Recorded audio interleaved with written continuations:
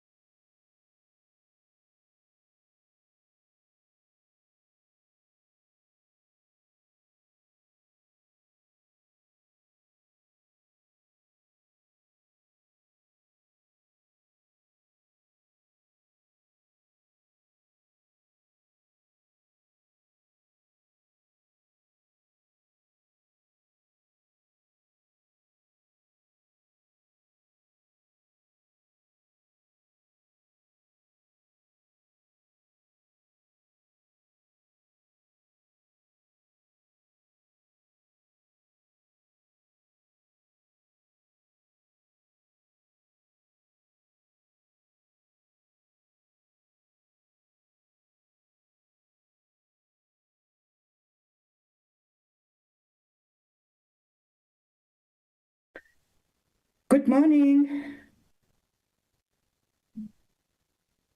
Good morning, Chairperson. Good morning to everybody. Good morning, everybody. Morning. Morning, Secretary. Morning, Chair. Morning, Chair. Morning, all members. Are we ready to start? Good morning, everybody. Good morning, Chair. Yes, Chair, we are ready. We can start. Okay. Good morning once more, honorable members. Good morning, Minister and Deputy Minister. Good morning, Chair. Good morning, honorable members. Good morning, Chair. Good morning. I can see from the Minister and Deputy Minister that we are approaching the festive season. And indeed, we are approaching the festive season. Let me officially open the meeting and welcome, like I've welcomed the Minister, the Deputy Minister. I've seen from the departmental delegation, I don't see the DG, but I see the DDG, Dumalisile, and your delegation. Welcome. I know that we'll have a delegation from provinces. I think when the department presents, the They will then advise us as to who is in from which province. Let's flight the agenda.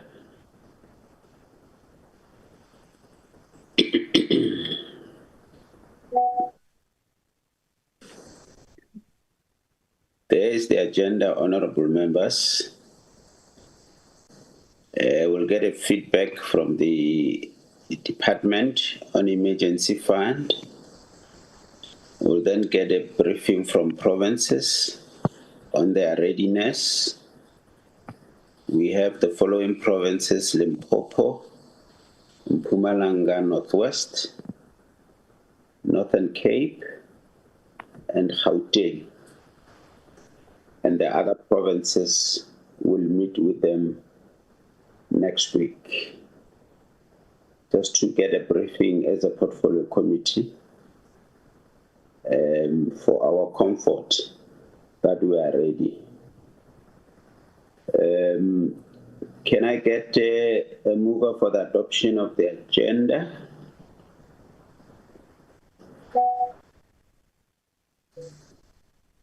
Honorable Duterte. Good morning to Chair, Minister, Deputy Minister, colleagues, our officials and support staff. I hereby move for the formal adoption of the agenda as it stands. Thank you. Thank you very much. Honorable Kakakilo. Thank you, Chair, and good morning, everybody. Chair, I second the adoption of the agenda. Thank you. Thank you very much. Any alternative view? Nothing. This is the agenda that will guide us. Our meeting is scheduled from 9 to 13 hours. So in our presentations and deliberations, if we can be aware of that, so that we're able to deal with all the agenda items as they stand. We're on item 3, apologies. Good morning, Chairperson, and good morning to everybody in the platform. Chair, I received an apology from the Minister and the DM. They are requesting to leave early so that they can attend the Cabinet Committee meetings today. And also MEC Mulapisi from Northwest is not going to join us due to prior arrangements, Chairperson. Thank you. Okay, thank you very much. I take, unless there's opposition from those registered apologies, I take we accept them. There's a hand from Ms. Kihakilo. Legacy one, sorry. I see hand. Okay.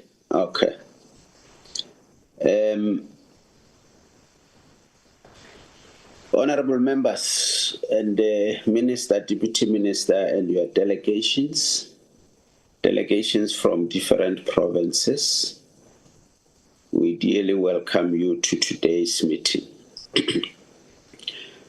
We requested this meeting with provinces today and next week, Wednesday, Minister, just for the portfolio committee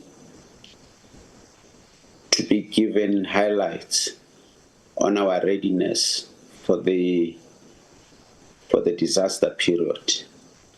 Already in a number of provinces, I saw in Limpopo, around Skukuni, in Northwest, and in Gauteng, we are already starting to see signs of disaster. And if we are not careful, it may escalate.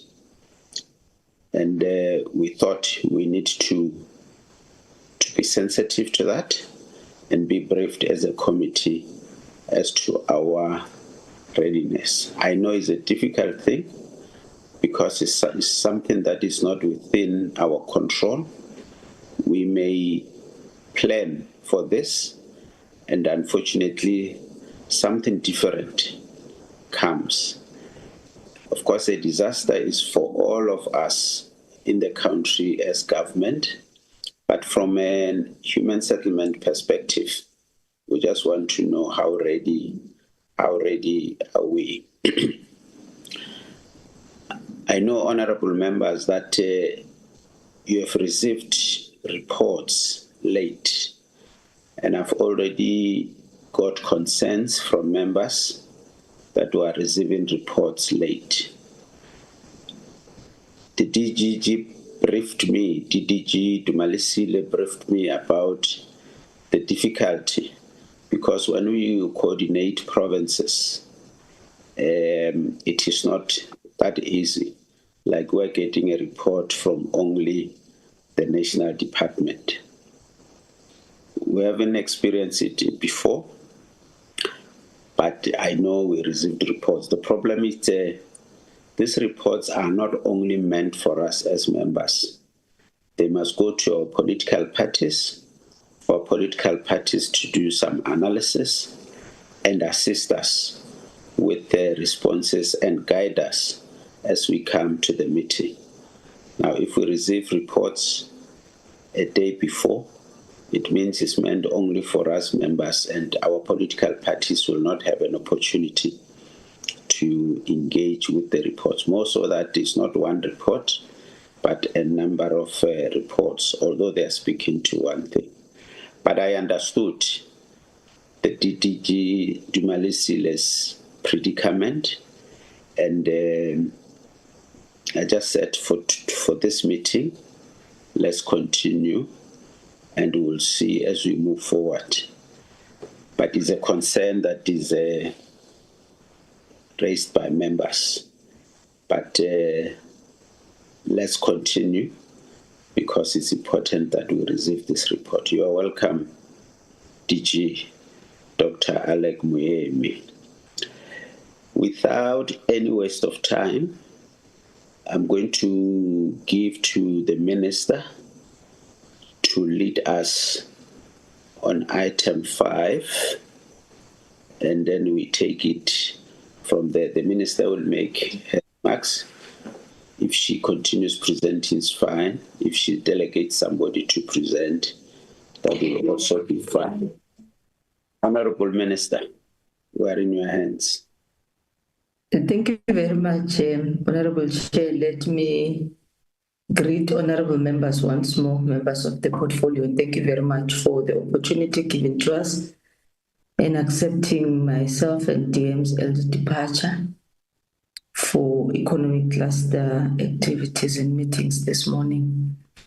Chair, I'm not going to take much time. Suffice to say, to give DG an ample time, because it is a relatively a presentation that he's going to be taking us through. But I just wanted to emphasize some key pointers which honorable members were made preview of previously, but I think they are of importance to underscore the presentation that will be made by the DG. Members will recall that we made a commitment that will firstly, even before arriving at this, go around, look into the status in provinces in terms of how did they fare in the disasters, which some had made even an inclusion of those stranded families into a list of blocked projects or families who have not been attended to after they've experienced any form of disaster. We successfully undertook that exercise led by the DG from executive management point of view, and were able to get good cooperation from provinces and review. And we were able to make strides, really. Honorable members will recall we had huge challenges in the Northwest and in the Free State in particular. And I'm sure, Chair, you have started to realize even on the activities and action that is taking place in those two provinces. Honorable Mulapisi is not here, Honorable Mkwena is not here, but I'd also want to officially mention to the team that I appreciate the commitment and the understanding they had after the concerns that were raised by members of the portfolio in us reviewing their business plan jointly to categorize key of the projects that were blocked, some which were including disaster beneficiaries of the STS.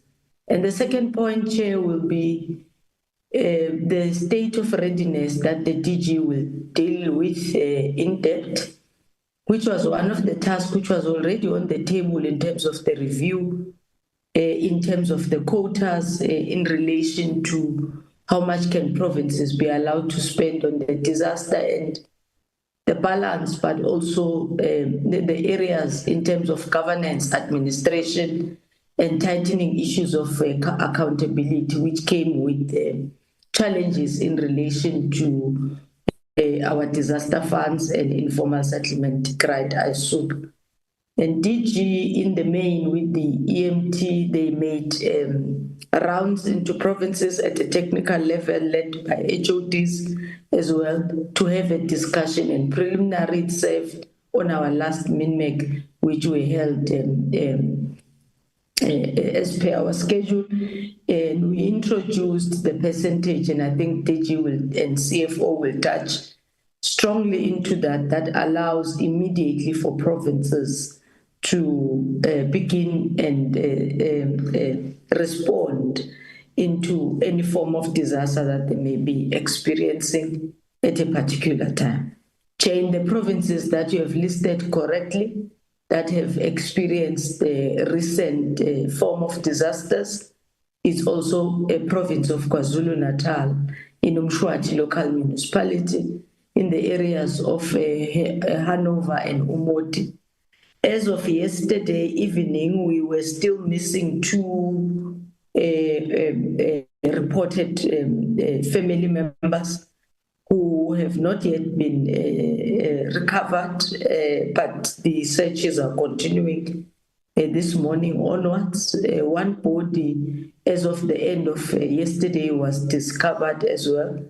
And the processes of assisting both our national team and provincial team are on site in all the provinces to ensure that we give assistance as a national. Chair, I think let me end it there, and with your permission, request the DG and the DDG to take the presentation to the portfolio committee through. Honorable Chair, thank you very much, and honorable members for the opportunity. Thank you very much, Minister. When do you want to leave? What time? Chair, the economic cluster is built to start at 10, but we do sometime hangover and start maybe 10:15 or 10:20. I will indicate to the chair when I request to leave, but I will leave as the meeting starts. All right. Thanks Thank very you, much. Chair. DG? Good morning, Honorable Chairperson, and good morning to the honorable members and to the Minister and the Deputy Minister and colleagues on the platform. DDG Dumalisile will make the presentation on our behalf, Chair, and I could add on into the issues as and when necessary. Thank you very much. Thank you. DDG? Good morning, Chairperson. Good morning to the honorable members, the honorable Minister, honorable Deputy Minister, DG, and HODs from provinces and colleagues. Chair, I will be taking the members through. I'm going to request Secretariat to assist and flag the presentation.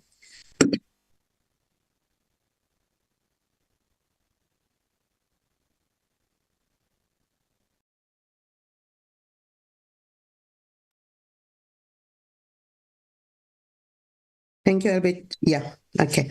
Thank you. I think let's go straight into the background. Chair, I took note of what you have raised in terms of time. And I'm alive to the fact that we are sharing the time slot with the 5 provinces. So I'm going to try and keep it short as possible, but also be able to elevate the critical issues in terms of what we want to bring to the attention of the members.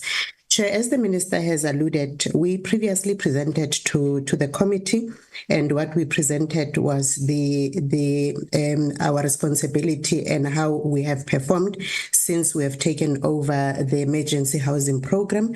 And there's quite a number of elements that we elevated during that meeting, which also forms part of this presentation, Chairperson. So there's going to be a repetition of information, which is basically in terms of how we have crafted the presentation.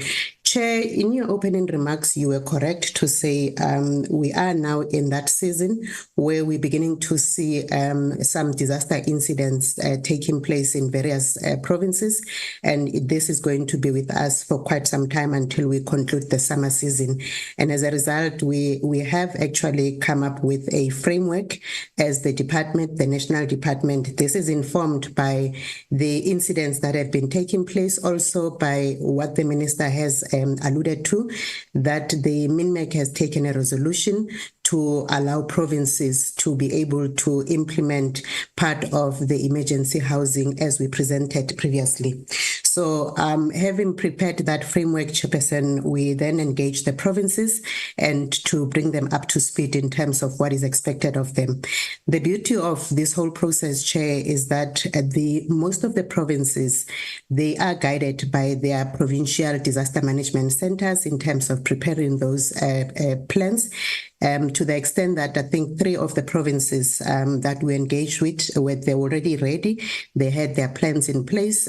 Eastern Cape had already done a dry run in terms of the preparedness for the summer season. Limpopo had their plan in place.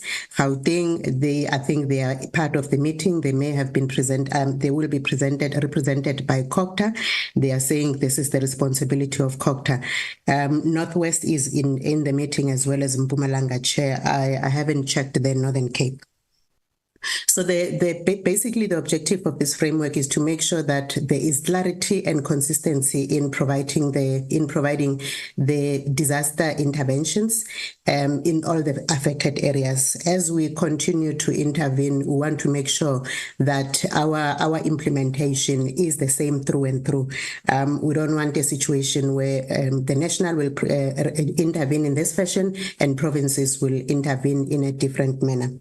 Chair, we also want to make sure that we assist provinces to intervene timeously and effectively, but also be aligned to the existing prescripts that are governing the disaster management in terms of the act that exists. As I indicated, we have already consulted the provinces, but we can then move to the next slide. The members will be familiar with the next slide where we are showing the existing legislative frameworks that are guiding the work that we are doing. And this is what will also be guiding the provinces as they continue to implement part of what is expected to them. On the next one, Chairperson, we're showing the institutional arrangements in terms of the framework that we have put in place. This is aligned to what is in existence in terms of the National Disaster Management Center. So you have a disaster management center. We are part of that as Human Settlements. There is an IMC. Our minister is also part of the IMC. The DG is part of the technical IMC. Now, at provincial level, when disasters are happening, provinces would they would receive the disaster incident, and they will then transmit it to the National Disaster Management Center. We will also be receiving reports in terms of those disaster incidents, and we will respond accordingly. This is how the structure will flow all the way up to the municipal level. Chairperson, on the province by province hazard profiles, the provincial plans will give details in terms of the specific areas, but we have also profiled some of the disaster hotspots that we have been actually been able to respond to throughout since we have taken over, and there are areas that are becoming they are becoming regulars in terms of what is happening there. So this information of the provincial hazard profile is not conclusive, Chair. The specific information will be coming from the provinces just to make sure that we save time. But when we go to the Eastern Cape, which is the next slide, what we have actually elevated here is the fact that this is a province that is mixed rural and urban, and we have a lot of informal settlements, and the fact that some of them are along the coastal line, and also the fact that they are experiencing recurring heavy rains and flooding. You have your Mtatas, you have your Port St. John's, and you have the Nguza Hills that were severely affected previously. And the settlements that are vulnerable, it's your rural informal housing, as well as the aging services in townships and obviously the informal settlements. But also the formal structures do get affected by the floods and the heavy rains, which is what we normally respond to. We also have a challenge with regards to houses that are constructed near the rivers. Whenever there are heavy rains, Chairperson, and those rivers are full, then we start having a serious challenge in terms of the floods. Now, on the side of the preparedness, provinces were expected to do a pre-season identification of potential hazards in their areas, all the way up to the lowest level, and also map high-risk informal settlement zones so that we can then prepare properly. Going forward, they will continue to conduct public awareness campaigns and make sure that they are ready, because immediately after the summer season, even the winter season does have its own challenges. Provinces are expected to register for early warning system with the South African Weather Services and be able to have teams that are on standby to be able to respond timeously. Now, as part of their response plan, Chairperson, they are also will be expected to deal with the beneficiary management when they are on the ground, the relocation where families are displaced. We have requested provinces to identify the temporary emergency accommodations, particularly in areas that they have profiled as the potential hazard areas and where you have been having continuous challenges, so that when it shouldn't be a challenge when we're supposed to actually resettle the families. We have experienced challenges in Mthatha where we had to, there was a challenge in terms of transporting the members from one point to the tiers, and it became a challenge. But because the planning will be an integrated planning, it is expected that every department will then be able to play their role. But provinces should be able to identify those tiers and make it easy in making sure that they are able to resettle the families as soon as possible.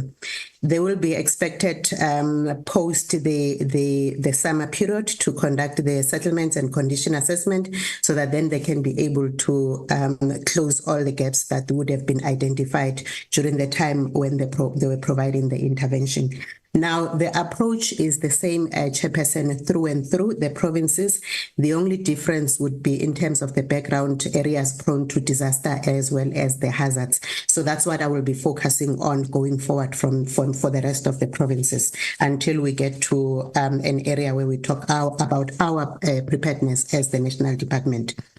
When you look at the Free State Province, Chair, this is largely an inland province, as we all know.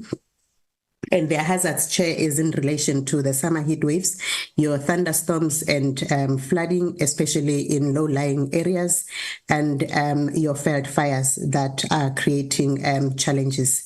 Most of the settlements that are vulnerable, it's your rural as well as your informal settlements, and some of the old townships where the infrastructure is actually old, and it does create a challenge. Some of them, they do give in when there are heavy rains. The formal and informal settlements are exposed to flooding, as I indicated earlier on, and I will leave it at that point for Free State Chairperson, as I indicated. The rest is a repetition. For Gauteng Chairperson, we have a high-density urban population with quite a number of informal settlements. They have a footprint throughout the entire province. Oh, okay. No, sorry, Chairperson, there's a message that popped up. I got distracted by that message from Secretariat. It's a high-density urban population with quite a number of informal settlements, and the summer hazards there, it's your intense thunderstorm with hail. We have seen a lot of that. You have your flash flooding due to drainage overload in some of the areas. We also have some of those properties, especially the informal settlements that are actually around or near the rivers. We have a challenge with the settlements around the Jackskay River. It's a continuous challenge that is happening in that area, and some of the informal settlements in the province that are actually prone to disaster. And the expectation is that the province, through COCTA, as they indicated, would have profiled the high-risk informal settlement zone, so that then they are able to plan accordingly in as far as their area is concerned. On the next one, Chairperson, excuse me. On the KZN one, the minister has actually spoken to the recent incidents that we had from Sunday, and we already have our colleagues who were actually there from Monday. Now, we all know that this is a coastal area, and there is a risk of tropical clones, your heavy summer rainfalls, as well as your storm surges. But also you have some of those settlements that are along the river. This one where the incident happened on Sunday is also along the river, which has created challenges because of the heavy rains, and the river was full. So the overflow became a challenge for those settlements, both formal and informal settlements in that area. Now, the settlements that are vulnerable in this province is your informal dwellings. We have seen quite a number of fires around the informal settlements in that province, and we have a number of areas that we have profiled as the National Department that we have responded to not once, not twice, several times. We can go to the next one, which is Limpopo. For Limpopo, Chair, we all know that this is a predominantly rural area, but we also have your peri-urban settlements that are also experiencing challenges in as far as your summer rains are concerned. They also do experience flooding along the rivers, and we also have informal settlements. This is not a big challenge in the province in terms of your fires in the informal settlements, but yes, they do experience that. And the settlements that are vulnerable to disaster incidents in Limpopo is your informal rural settlements and areas where the bulk infrastructure is aging, which is also creating a challenge, and some of the communities that are situated along the low-lying areas with poor drainage system, they are exposed to potential floods, Chairperson. On the next one, we have, which is your Mpumalanga. Your Mpumalanga is more of a mixed urban rural province. They also do experience thunderstorms and hails. Chair, in terms of the felt fires, some of the structures that are around the forest areas, they actually are exposed to potential disaster incidents, particularly fires. And this is one of the areas that we expect the province to pay attention to. But in as far as the settlements that are vulnerable in that province, it's your informal settlements and some of the settlements around the mining areas. We have not as yet started profiling. We're doing a separate exercise, Chair, in terms of your mining areas, particularly in terms of the sinkholes. That's a matter for another day.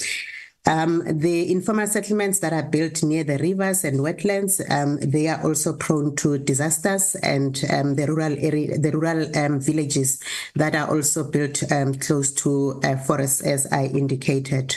It is expected that the plan for Mpumalanga would then give a detailed information in terms of these areas that are prone to disaster with clear specifications. On the northwest one, Chairperson, we have a semi-rural and peri-urban environment in terms of that province, and they do experience summer thunderstorms and flash floods, and they also do experience informal settlements fires. They also have a challenge in terms of the settlements that are vulnerable, which is more of your informal settlements, as well as the mining areas in terms of the challenges in those areas.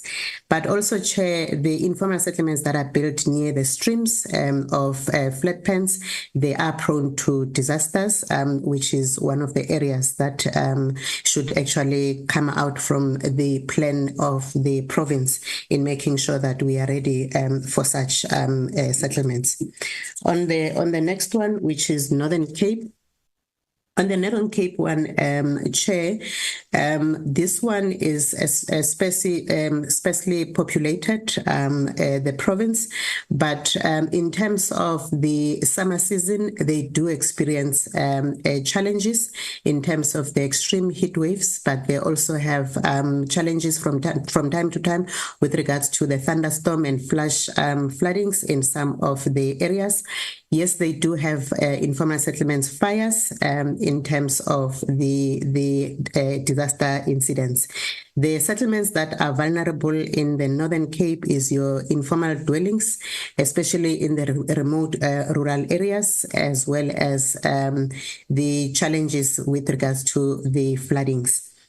On the next one, which is the last province, the Western Cape, which is a coastal province, they do experience summer wildfires in quite a number of areas. We have seen that already it has started. And they also have chronic informal settlement fires. The members will see on the list that we have as our national hotspot areas that in actual fact, the Western Cape province is actually leading. They also have disaster incidents with regards to the floods that we have experienced from time to time. This is in terms of particularly the informal settlements. And houses that are near the forests, like I said, they are prone to disasters, and those that are settled around the low-lying areas, they are also prone to disasters. Chair, on the next slide, we are showing the disaster national hotspots that we have identified, and these are as a result of the continued patterns and high incidents in the provinces that we have been responding to. Like I said earlier on, we have not responded to them once or twice. It's been several times. In the Eastern Cape, you have your BCM area, Buffalo City Metro, and in that area, you have your Duncan Village and Mpumalanga informal settlements. We have been having a lot of challenges in those areas. You also have areas around OR Tambo district, not OR Tambo district. Umtata members have requested us to account the last time we were in the portfolio committee. They were hard hit sometime, I think it was around June. Port St. John's, we always have challenges in that area that we have been responding to. And even before we actually centralize the emergency housing, there has always been challenges in Port St. John's. Also in Muzahil, we do have challenges. We also saw a number of incidents that were reported around the Bizana area, particularly in the Winnie-Madikizela Mandela municipal area. KwaZulu-Natal, you have your Kennedy Road. We have responded there several times under eThekwini Metro as well as Umlazi. We also have an area where we have responded more than once, which is around the Reyingonyeni area, which is called Masinenge.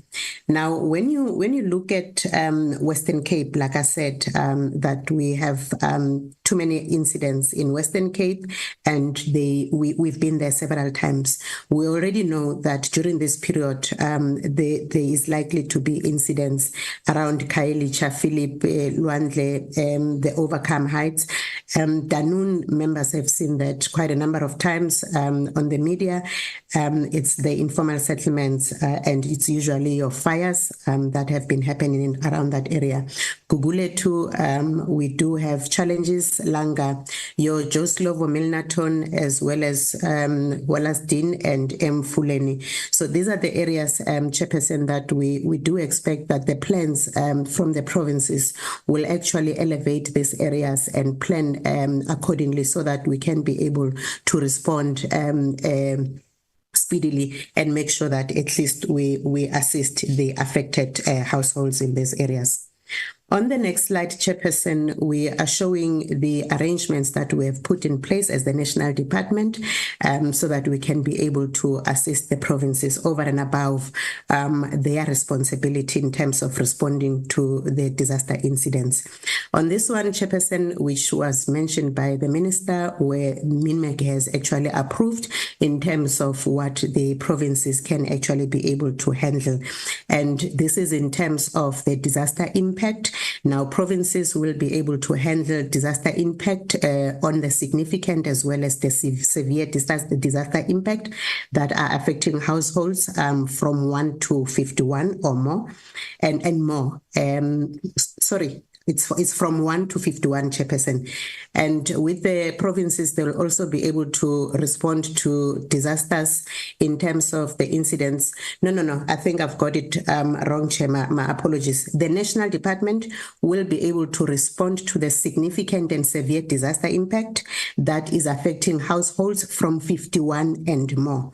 So anything that has more than 51 households, whether the impact is significant, whether the impact is severe, the National Department will then be responsible for that and respond and provide the necessary intervention. Now, when it comes to provinces, the provinces will be responding whether the impact is minimal or minor. There will be, and households that are between 1 and 50, provinces will then be able to respond to that. The department has, we are beginning to receive the early warning from the South African Weather Services. Chair, we have put in place additional staff as the department. We have volunteers who have actually availed themselves. They've decided to forego their festive period or festive holidays. They are available. They'll be on standby. It's 48 of them over and above the existing community liaison officers that we already have. So they will be operating as community liaison officers.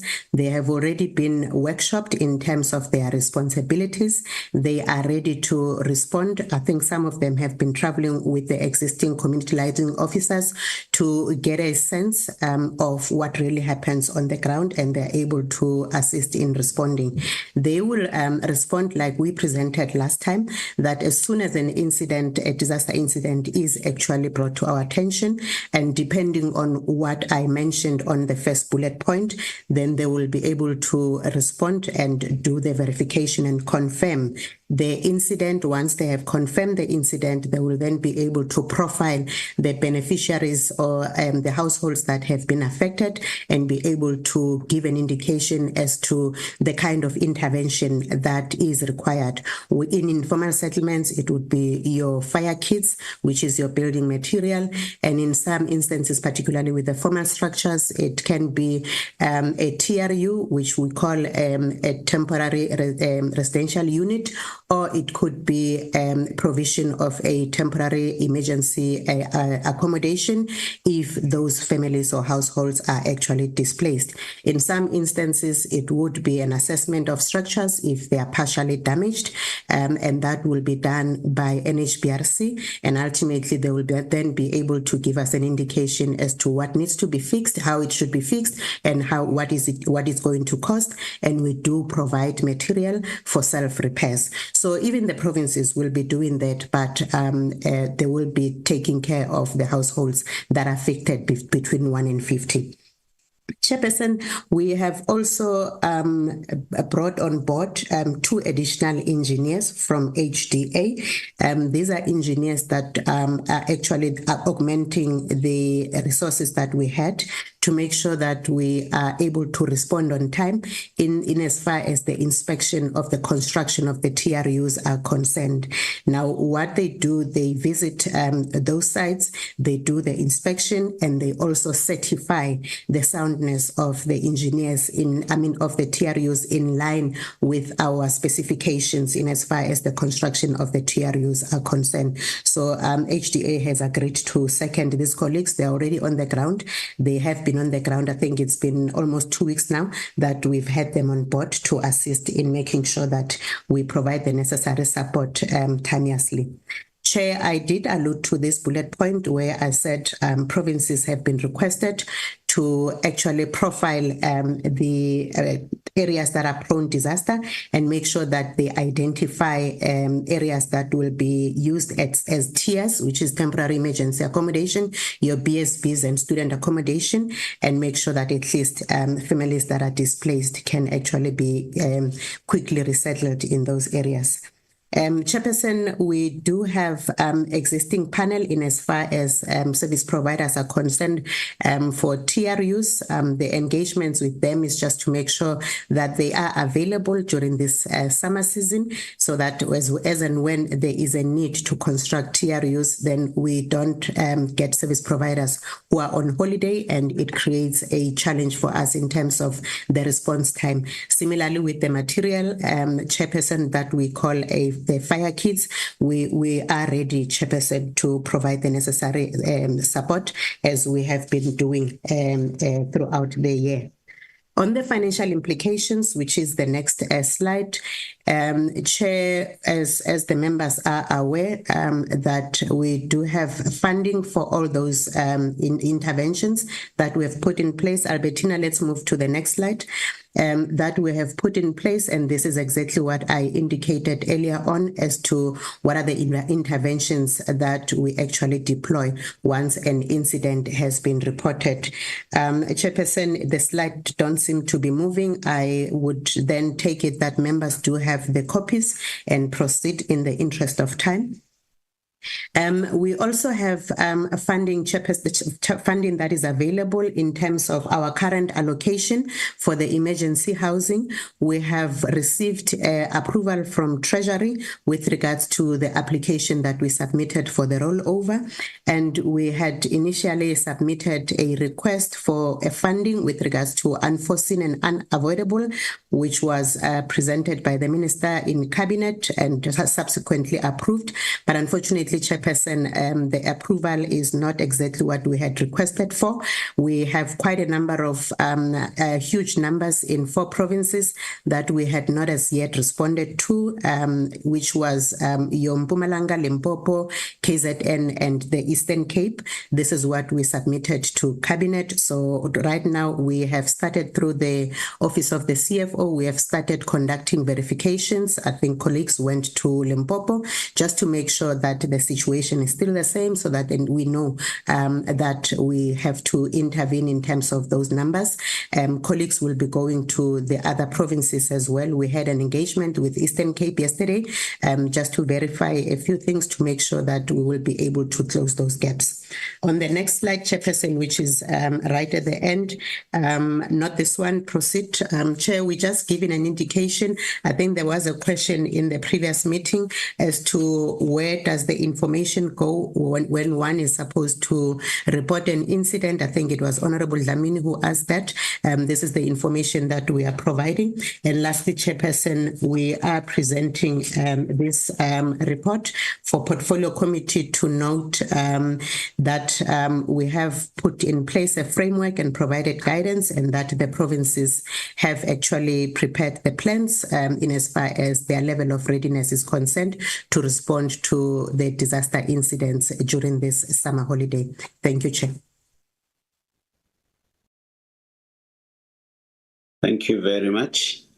Have you covered the 2 reports? Did you?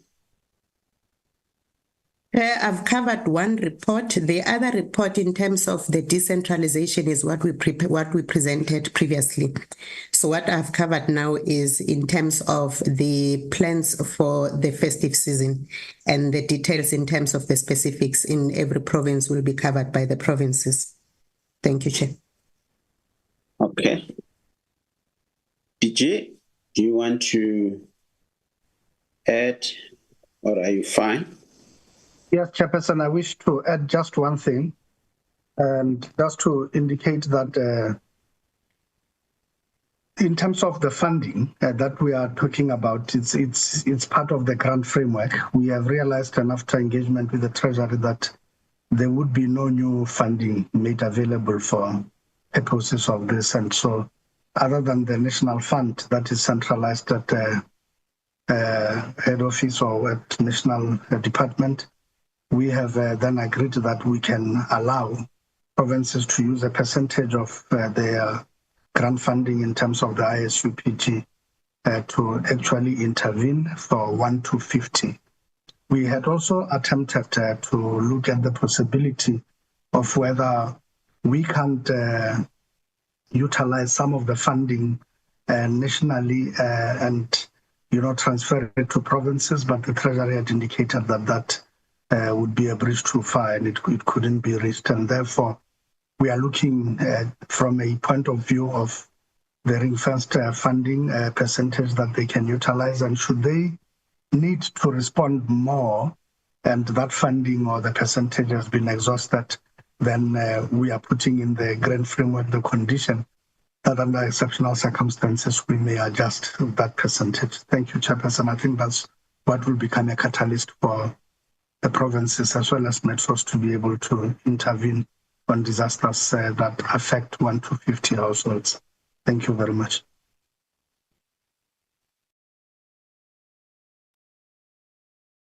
Thank you very much.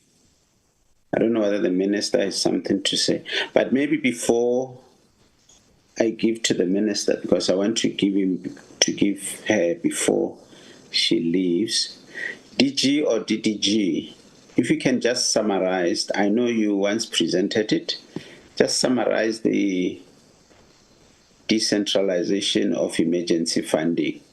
What is your resolution? Is it still at national level? Are you decentralizing to provinces or to municipalities? Just in summary. Okay, Chairperson, thank you very much. I had thought that that's what I was just addressing right now, to say that the MINMEC has taken a resolution that the funding will remain centralized, meaning that the National Disaster Housing Emergency Response Fund will still be held by national. And we had then agreed on a mechanism that should allow provinces and also metros to be able to respond to minor disasters. And that mechanism is the one that I'm communicating to say that we have agreed on a ring fencing of a percentage of the ISUPG grant to allow metros as well as provinces to utilize that portion to respond to disasters of 1 to 15. That way, we're decentralizing the responsibility and allowing that small disasters, provinces and metros that are at the coalface of those disasters are able to intervene and to respond adequately. The question was always, which funding would they utilize? And the MINMEC has now agreed that that funding would be the funding that is contained as a percentage of the ISUPG. I have also indicated, Chair, that there was a pursuit on our part to see whether we can share the money we have in the National Fund, which obviously responds to disasters now of 50 households and above, being major disasters and so on. And that funding, we were advised that because it's not placed in transfers in terms of the budget and in terms of the appropriation, it cannot be transferred to provinces or metros. It has to be utilized nationally in response to the major disasters. And we have thus then said that what then happens in the event the ring-fenced funding for 1 to 50 in the ISUPG, that percentage gets exhausted. And the agreement now is that we would put a special condition in the grant framework that would allow for the transferring officer to consider an increase in that percentage on an as and when required basis, considering how many disasters would have taken place in that specific metro, and also what that percentage mean, because the budget of the ISUPG across provinces is not the same. So given those considerations, we think that we have now gone further. The members of the MINMEC were unanimous in their acceptance that that be the first port of call, and that the system be allowed to be implemented, and that it could be reviewed in times to come. So I think that that's the current status. So it is decentralized to provinces and metros for disasters 1 to 50. Thank you, Chair.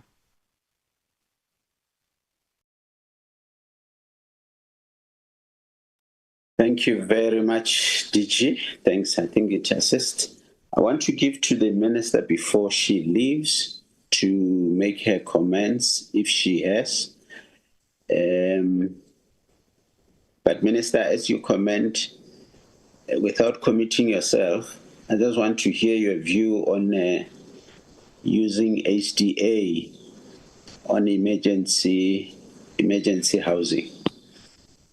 Minister? Thank you very much, Chair, and thank you to DDG and DG for the presentation. Chair, let me start with the last one that you have.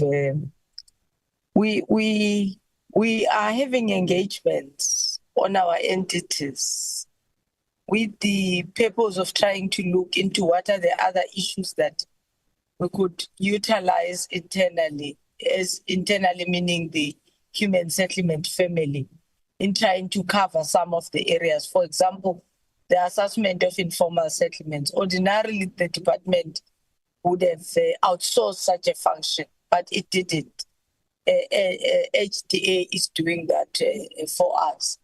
And we're encouraging provinces as well to be able to utilize beyond what we have normally been utilizing our entities for, to cover for the work that we all can be able to build human settlements jointly and together. We have not yet looked of utilization of HDA in disasters. Suffice to say that some provinces have been utilizing HDA in the mud eradication program in provinces in asbestos, which is relatively not necessarily if done correctly. For example, the mud is eradication. It shouldn't be emanating from disasters, but most of them as provinces get to respond to such because there would have been a disaster that would have happened. I think it's a view we could harness and look into, because ours is to build strength from internal, right, in HDA, but also to ensure that our provinces ultimately can be able to have someone who's responsible in their capacity building. But I must also indicate that as provinces grow stronger in their capacity, they tend to reduce the scope, which is in the BNG, and alternative programs like this one's on disaster, asbestos, and many other ways HDA could be utilized. I think one may have to look into it closer, Chair, but it's not yet on the table. But it's not something that one is averse to personally, but obviously we'll have to look into it very closely and put processes and systems in making sure that it works. The DG has covered, Chair, the area which I know honorable members were worried about in relation to the fund, and also the framework on how disaster could be delegated or provinces be allowed to manage it. And the framework, one point I would want to emphasize, comes with the area where AG had found us wanting previously, particularly at municipalities, where the funds, mainly for the grant informal settlement was not used appropriately in terms of eradication of informal settlements, but rather for temporary services like your ablution and bathrooms and mobile toilets and all that. So we're trying to create such a measure as well, as DTG has indicated, that we need to find a way on making temporary residential unit not permanent on the scale of 1 to 50.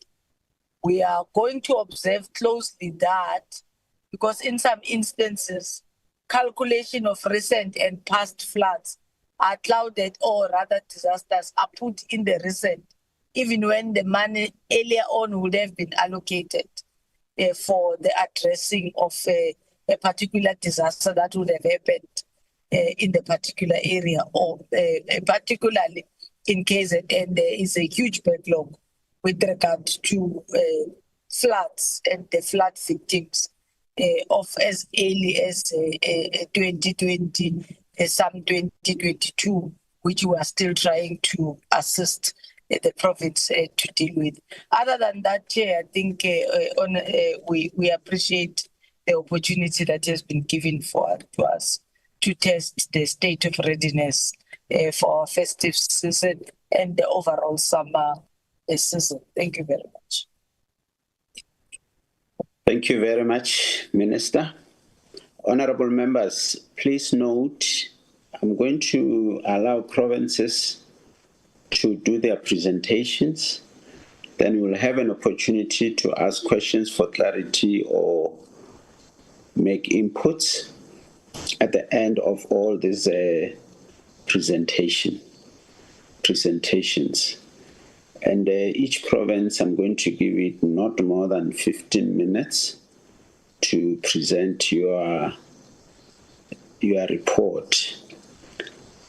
In terms of the agenda we have adopted, it will be Limpopo, Gauteng, if I still recall, Limpopo, Gauteng, Northwest, Mpumalanga, and Northern Cape.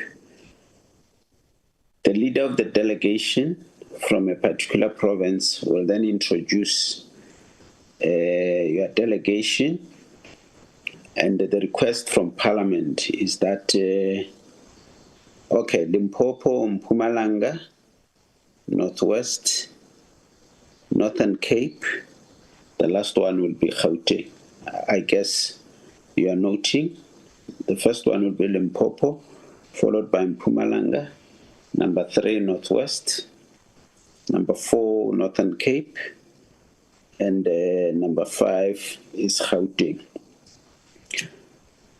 Of course, like the delegation of the National Department led by the Minister, the expectation is that the delegation from provinces will be led by MECs or HODs. We've already received one apology from MEC of Northwest, which we accepted. And Parliament requests you to show your face, meaning you must open your video, so that because everything we do is being recorded, so that Parliament is able to record who's reporting, who's in the meeting, even for our record purposes. So where possible, when you introduce your delegation, if we can just see their face and you continue presenting. Honorable members, take notes, and then we'll engage with all the reports at the end, because they are talking to one direction. I don't know who's the leader of the delegation from Limpopo. I don't see the MEC here. Limpopo?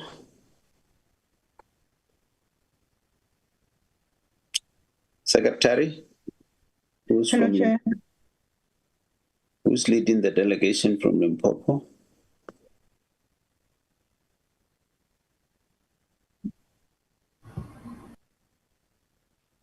Is there a delegation from Limpopo on the platform? Yes, Chair. Chair, okay. Who's leading? Good morning, Chair. The HOD, the MEC was also supposed to be in here. I'm not sure if maybe there are even some challenges, but the HOD is here together with the DDG for Human Settlements, Chair. Thank you. Thank you. HOD, can you continue? Thank you very much, and good morning, and to you and members of the... Show your face, please.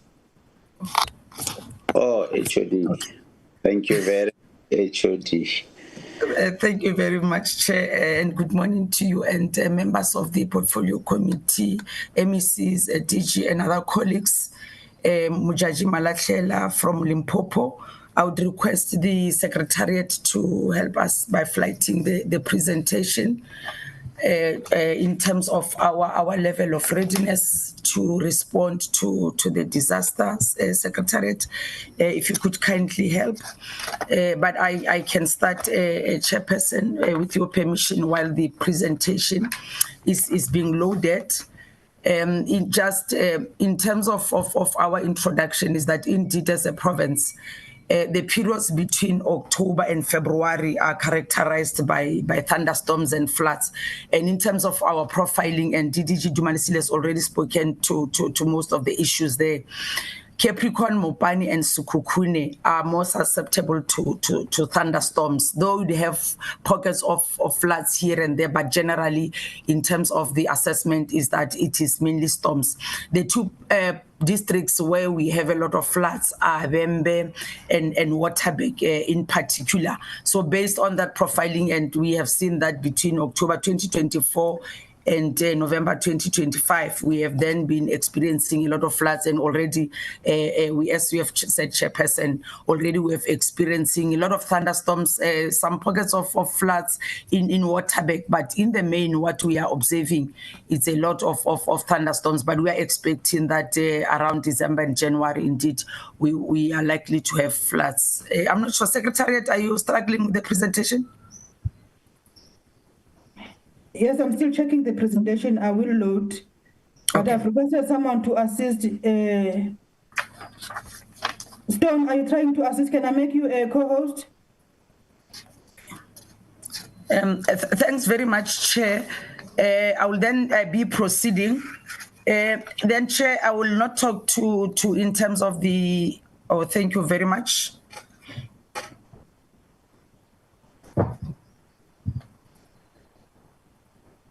Chair, I request that all the provinces send me the names of the people who's going to fly the presentation so that I can make them co-hosts. Thanks, Chair. Okay. Can we have it on a slideshow?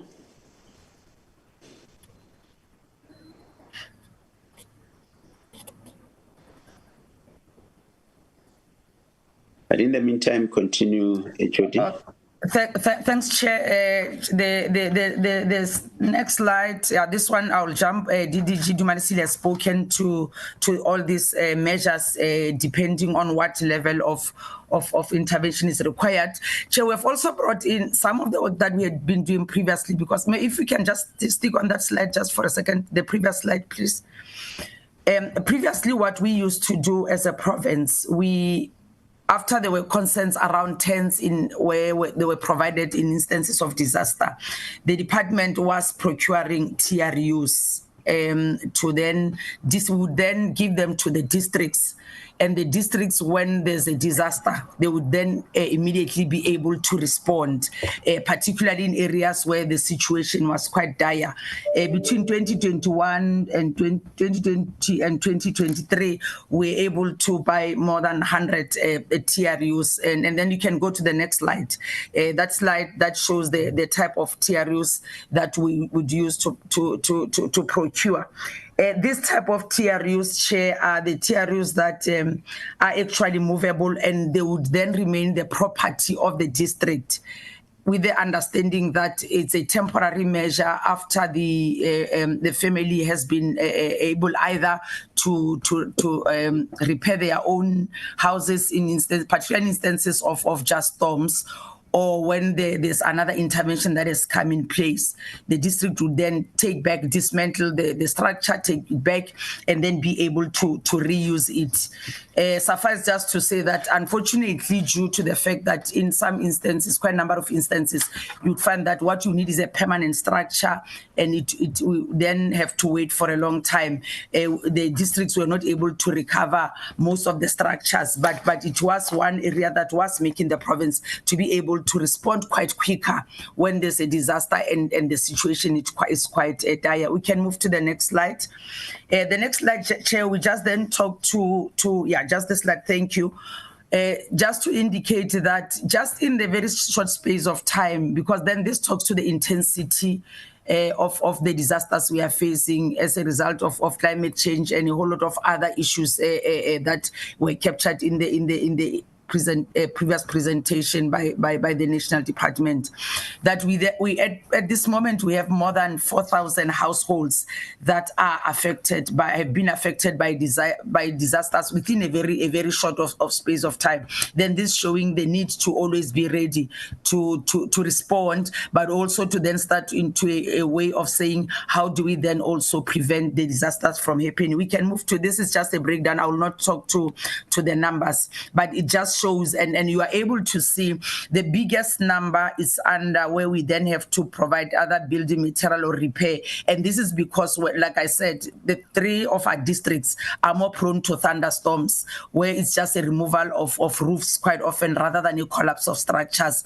And hence you then have to come and replace the roofs, or in instances, unless where the integrity assessment then says the structure needs to be demolished. And then we talk about the TRUs and those where you then have to provide a new low-income house. We can move to the next slide. These are just some of the recent disasters, floods in both apologies is Waterberg and Vembe. The one on the extreme right there is Vembe, but the first 2 are from Waterberg. Just that issue that I was talking about, that is more the storms, and it is only in Vembe and Waterberg that would get a lot of floods. We can move to the next slide. The next slide then talks to the responses. It's in terms of 2 phases. We can move to the next slide. The emergency relief response is what we then immediately coordinate, and we are ready to do that. And on the presentation that we have attached an annexure that shows the material and the stock that is available in all the district municipalities from their disaster centers to be able to respond. In terms of the emergency relief, would then provide we can go back just on that slide. In terms of your blankets, mattress, temporary shelters, both either by the PDMC. PDMC mainly it's more the blankets, but all the other relief material would come from the district and the local municipalities, but also SASSA also then comes in terms of food parcels after doing their own assessments. You can move then to the next slide. The next slide just shows the response now in terms of the areas that where we still have some bit of backlog, and DDG Malisile had spoken to that, but there we just show in terms of the figures and where we are in terms of the response that has been provided by National. We can move to the next slide. Here is where there is material that is provided to households for them to be able to repair. Also then in terms of the TRUs, but also then here we still have a backlog similar to the repairs as well. There's still a backlog, and even now on the TRUs, but basically because of the challenges just around getting the funds and so on that have been spoken to. But this becomes quite important in the sense that as we get into this season now, we are already in this rainy season now, for the families that have not as yet been supported, then they are becoming more at a vulnerable stage. We can move to the next slide. These are the TRUs that have been provided by National in Greater Letaba. We've just shown also the pictures that shows the response that already is happening in some of the areas. The next slide just also shows the work that has been done in terms of the structural integrity assessments that has been completed also, and on the basis of the findings, then the interventions mechanisms will then be finalized by the national department so that we can then be able to respond, and this will then help us to then clear the backlog. Let's move to the next slide that then talks about our readiness. Chair, already in September, we have approved our contingency plan as a province for the summer season based on our analysis and knowing that that is the period where we then have to deal with the storms and the floods. And in our contingency plan, we have a multidisciplinary team where we then also then outline in terms of the various roles and the responsibilities, with the understanding that to be able to respond quicker, we need to have a very clearly articulated multi-sectoral approach and institutional arrangements insofar as the roles of various stakeholders are concerned. Now, we did not attach the entire contingency plan, but the contingency plan, Chair, talks to our coordination mechanisms on how, once a disaster happens at a local level, on how that information gets communicated from the community development worker to the ward councillor to the municipality until it reaches the provincial disaster management center, and we can then forward that information depending on the type of the impact and also what is required. If it's a human settlements matter, then to the National Human Settlements Department, but if it's other infrastructure also, we then route it, also coordinate it in that manner. So we do have that well articulated, and that's what we are using. But also the issue around the rapid mobilization and deployment of various response agencies. We do know that, for example, if it is floods, we need to evacuate. That's when normally SANDF subs comes in very handy. So those mechanisms are already established and they are clearly articulated on how that that is managed. There's also the issue around the timely dissemination. Also, DDG Manisile spoke to it around early warnings. We are registered with South African Weather Service. We have a WhatsApp group of all head of centers, disaster centers.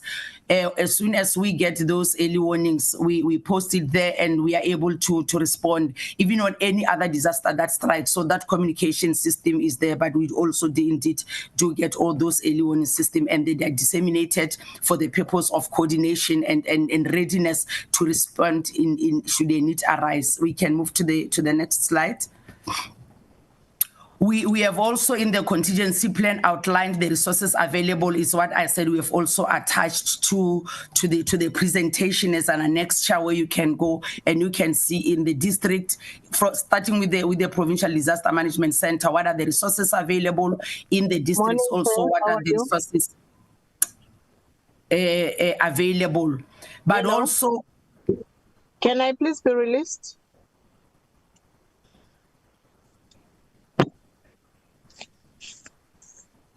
Thank you, Chair. Okay. Also that Chair, the PDMC and the district disaster management centers maintain a close monitoring, and we are always ready, either the district or a provincial level, to then activate the joint operation centers. Maybe also to talk to one issue that was also raised around the temporary emergency areas. All our districts have identified those; they are readily available. We have not had a situation where we have had to evacuate a number of households and put them in temporary emergency areas, but all our districts have identified those and they are well prepared should a need arise. But also, Chair, at a provincial level, We are also finalizing, the draft has already been finalized, a disaster management coordination framework. And that is really aimed at ensuring that there's a quicker response, but also to strengthen coordination between the various stakeholders. It is on the basis of the work that the province has been doing that the Provincial Executive Council has also approved and established a centralized provincial revenue disaster contingency fund to enable swifter response. It was on the basis of this disaster contingency fund that during the February floods, we were able to respond, though not in the human settlement sector, but in the road sector and health and education. From a provincial perspective, the provincial executive was able to release about 500 million where we're able to respond to infrastructure.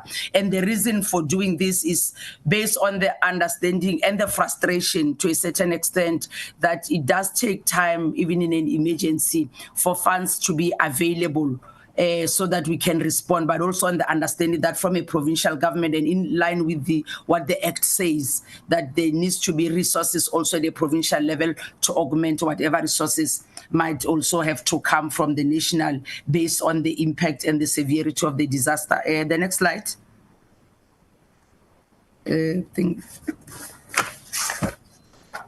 I think that we are moving to almost the last slide, Chair. Just as a slide that we have put there, I see the slide is not moving, on 19, on our concluding remarks, where we have provided the strategy. Thank you very much. The strategic challenges, and I think something that I spoke to, this slide, thank you very much.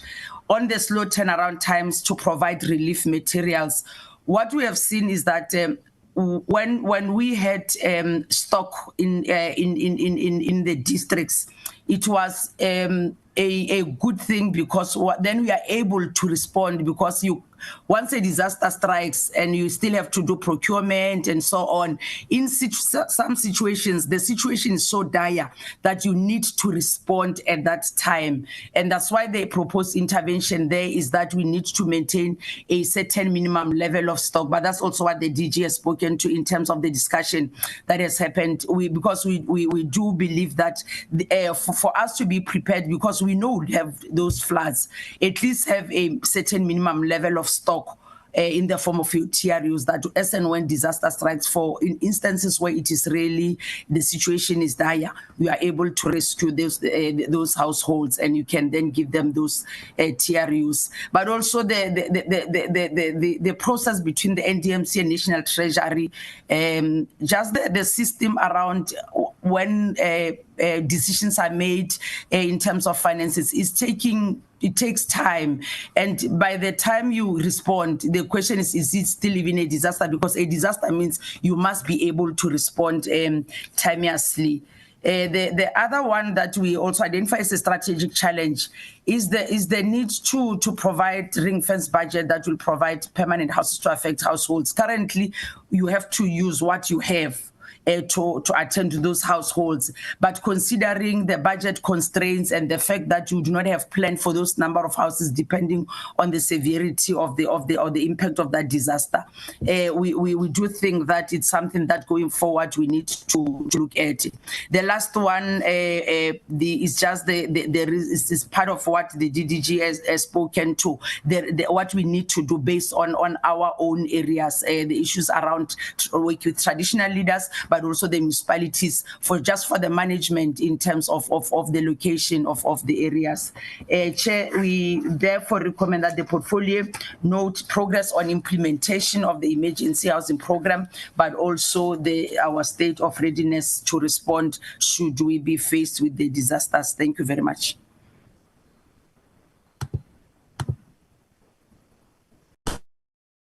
Thank you very much, HOD. So you are ready, ne?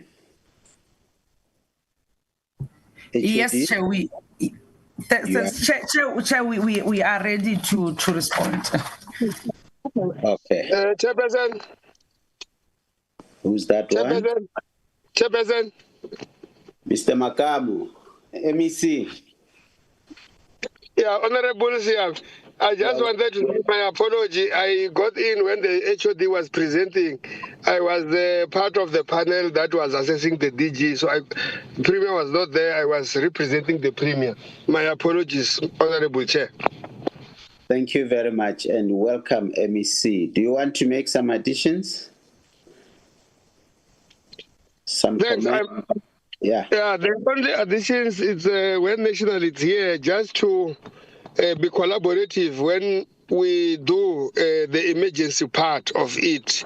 The political leadership should be aware on what is being done in the province, because normally when there's a disaster, you will know people will want to see the people they've elected coming to give some relief of some sort. We should be doing that together collaboratively, but I have raised it with the officials of the National Department of Human Settlement before, but I felt the portfolio committee should also emphasize on that part. I think I should greet the Deputy Minister. I have seen Honorable Mahamba Saleh. I don't know whether the Minister is here should greet, but that is the comment I can give. Thanks very much, Honorable Chair. Okay, thanks very much, MEC. The Minister was here. We released her to attend to a Cabinet Committee meeting. We've also released the Deputy Minister, but they were here. They made their presentations to the Portfolio Committee. But thanks very much for joining and for your comments. We have decided that we're going to receive all the reports from 5 provinces, and then thereafter we'll be able to engage. But we are happy that you say you are ready for the disaster should it happen this season. Let's get Mpumalanga. Good morning, Chairperson. This is Bongani Ntiwane from the Mpumalanga province, Chairperson. I will try to show the video so that the members can see myself. Unfortunately, my office there's too much light. I note that my video may not be visible. In this meeting, Chairperson, I am with Mr. Okon, who is also a Chief Director in the department responsible for program and project management. I am the acting head of the Provincial Disaster Management Center, and I will be leading this presentation. I will indeed, Chairperson, try to align to the direction you have given in terms of the time that is allocated per province. We will try to make sure we abide by that direction. Where's the MEC and HOD? The MEC, I had thought, Chairperson, that they had submitted the formal apology. The HOD is attending a cabinet, this cabinet this morning, so he's leading reports for the department. The MEC, I think he has traveled to Durban for a SALGA meeting. There's some SALGA meetings that are happening there. I was of the view that the apology was formally rendered. Apology on that. But the meeting is virtual. Okay. Otherwise, you want to answer. Continue. Thank you, Chairperson, for your indulgence. Chair, we will look into our state of readiness as the main item which you have requested. We'll also be highlighting our preventative measures, the issues of interventions on human settlements in particular, and also raise some challenges that we have and what we are recommending. When you look at our introduction, what we are saying is that as a province, we are one of the provinces that is prone to disasters, whether it's winter or summer season, we always experience such disasters. And we can assure the House that we as a province, we have adopted a summer season contingency plan that reflects the state of readiness across the sectors and mostly where we normally have challenges. We are also highlighting that since the start of the summer season, we have recorded the incidents. At the time of submitting this report, it was only Chief Albert Lutuli where we had recorded 28 houses, but now they are sitting at 35 houses. We also recently, as of yesterday, Dr. J.S. Moroka was affected where 87 houses were affected, 20 people were displaced. They are currently in Marapiani Community Hall. In total, we are talking about 127 houses since the start of the rainy season. But we also highlight that we remain with a number of houses that were damaged in previous disasters, which remains unrehabilitated or unrepaired. We are also highlighting that working with the National Disaster Management Center, the province with the municipality is utilizing the disaster management grant on response and recovery to rehabilitate roads and bridges across the municipality. And this has assisted since the start of the season. So we've noted that the impact has reduced. That means the work that is being done is assisting. We are also highlighting that the MEC has already convened the Provincial Intergovernmental Committee on Disaster Management to deal with the issues of readiness.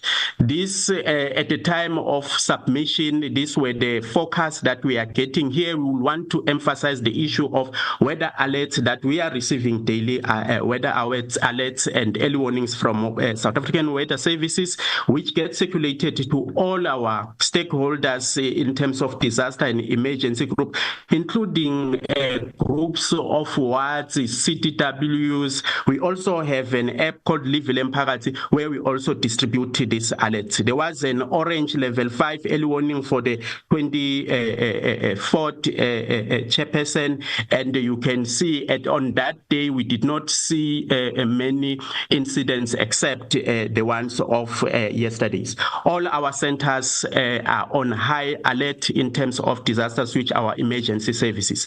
In terms of disaster institutional arrangement, as of the 16th of November, because the first incidents we recorded was on the 15th of November, we activated all the joint operation committees which convenes weekly to report on incidents and responses that are being provided, including interventions required. Hence, we are able to account for the current situations. In terms of humanitarian relief, as a province, what we normally do, we will replenish our disaster management center and distribute reliefs to our municipalities through the district disaster management center, where we are sitting now. You can see the stock levels that we are working towards to make sure that we have in our centers, but we can assure you that all our district disaster management centers, they have stock levels, and with what you see here is what we are currently finalizing the procurement. We should be receiving delivery by next week. But you will note here that we have not integrated the TRUs because we depend mostly on the national department in terms of the emergency support. When it comes to awareness, we have started with the awareness. You can see on the side, even our press release. From time to time, we update our public on what is happening and the issue of being cautious during this rainy season, the issue of updating them about the dam levels that are also rising. We are also using our community development workers to share information and to also report incidences. And these communications that we do it before, during, and even after the disasters. As part of the risk reduction, Chair, the MEC has requested through the Intergovernmental Committee all the sectors to make sure that they start with the unclogging of the storm water drainage systems. And we got commitments in terms of this work from Public Works, from Sanral, and including our municipalities. This work is being done, including using also the CWP and the EPWP workers to augment the maintenance team of these sectors. On rehabilitation, we are applying applying the building back better principle to ensure resilience. Where there's a gravel, we're putting a paving. Where a bridge was low, we elevating them, Chairperson. We also adopted a provincial flood management strategy, which was approved by Cabinet, which has assisted us to identify the very high flood risk areas. So you can see on the far east, the red areas, it shows you that our problem is within the Ehlanzeni district.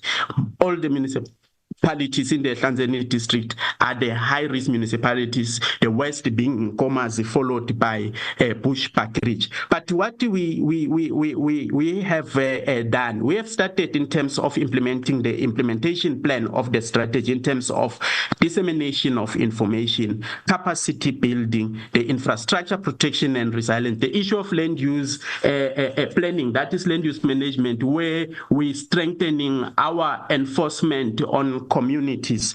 The issue of also clarifying roles, because we noted that sometimes what causes problem is that sectors do not know what they are supposed to do at the time of disasters. We are coordinating well with all our emergency services. When it comes to human settlement interventions in particular, as I've reflected earlier, that we also depend the most on the emergency housing response funds.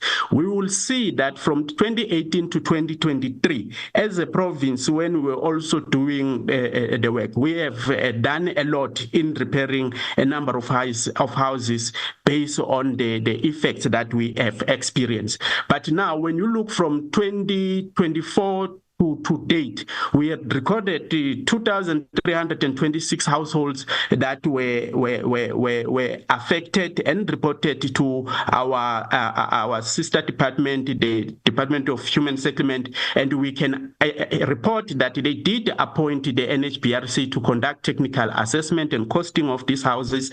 They appointed service providers to provide a TRU. You will note that there is work that has been done in terms of the TRUs and the assessment, but we are also highlighting, Chairperson, that in terms of the technical assessment, we are still awaiting a report on the 1,629 on damaged houses. And you can imagine that if we are still at the technical assessment, we have not done the work, and we have already started the new summer season. Already we have current 127 houses damaged, and as the rain continues, we're going to have more, and this is an area where we need to see an intervention. And you will see this one of the TRU that was installed. You can see one of the tarpaulins that we normally buy, the roof covers, when there are these incidences. This is one area where there's a service provider which was appointed for TRU. They constructed a slab and left it there, and the households remain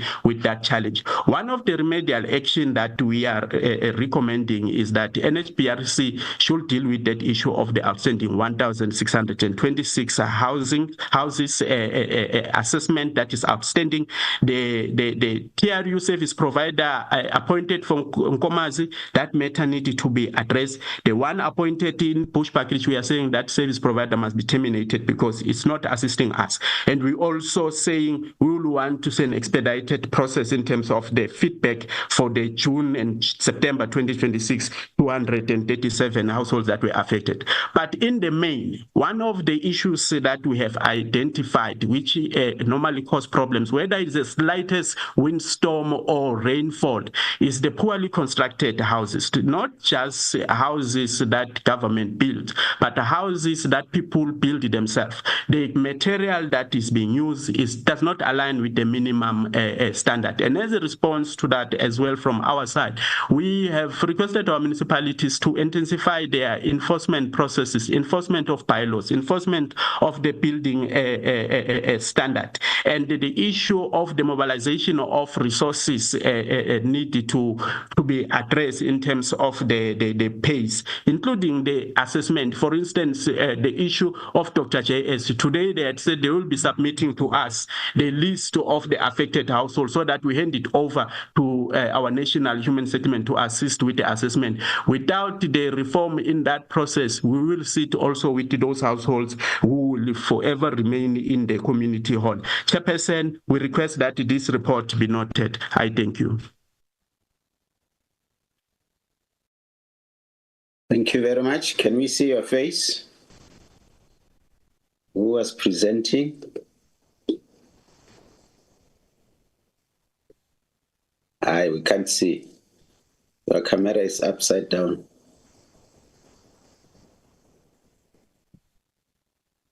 Chair, can I request to be excused? This is Minister Simelane. My time is up.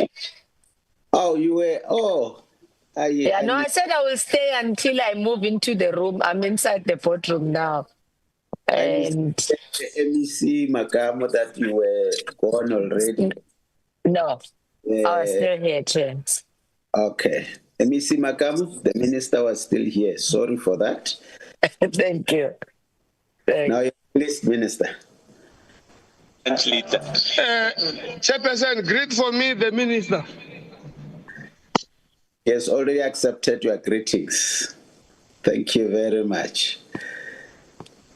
Right, let's go to Northwest.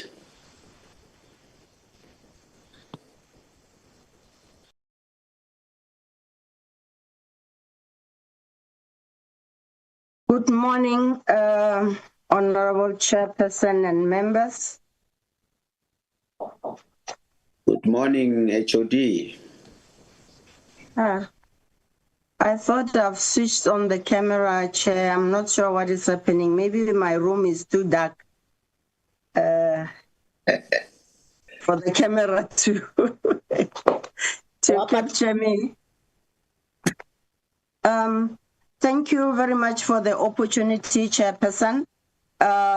With me online, I have 4 regional directors for each region. Neo Mukuma for RSM, Cheryl Khabutlwe for Ngaka Mudire Mulema, Macmillan Kebuneilwe for Dr. KK, and Muzima Shabani for Bujanala. I also have the Chief Director, Vos BD, who's the Chief Director for Implementation, and the CFO, Sylvia Mokadi, in attendance. I'm waiting for my IT guy to put up the presentation. But Chairperson, a lot of what we have in our presentation has already been presented by DDG Ngaka, and some of the issues came through in the other 2 presentations that have passed. If you allow me, Chairperson, while they are loading, to start in the interest of time, because we had shared the document.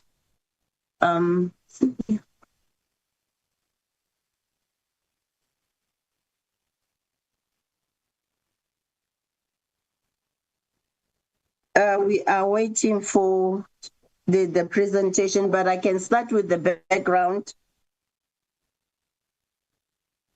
Continue, HOD.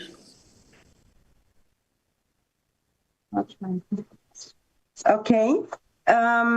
Giving the background, we are basing our approach and our intervention on the Disaster Management Act 57 of 2002, which requires each sphere of government to establish and implement, as well as maintain effective disaster management systems and structures that focus on disaster prevention, mitigation, and preparedness. So the Department of Human Settlement in the Northwest is mandated by this legislation to develop and implement disaster management plans for hazard falling within the constitutional and legislative mandate, in particular Section 38 of the Disaster Management Plan.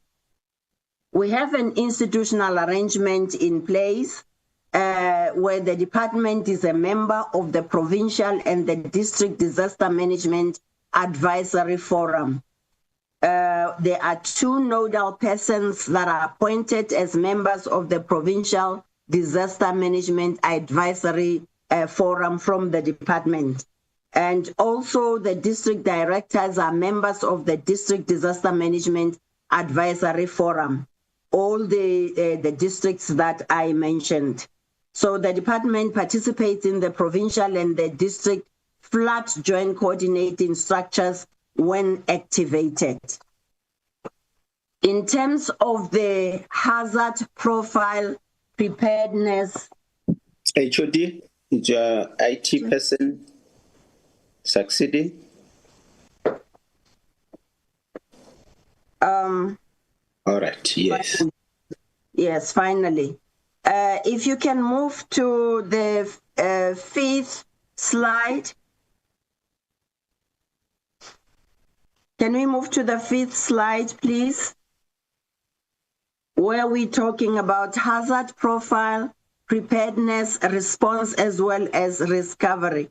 Under hazards, Chairperson, we are reiterating the fact that we are a semi-rural and semi-peri-urban environment.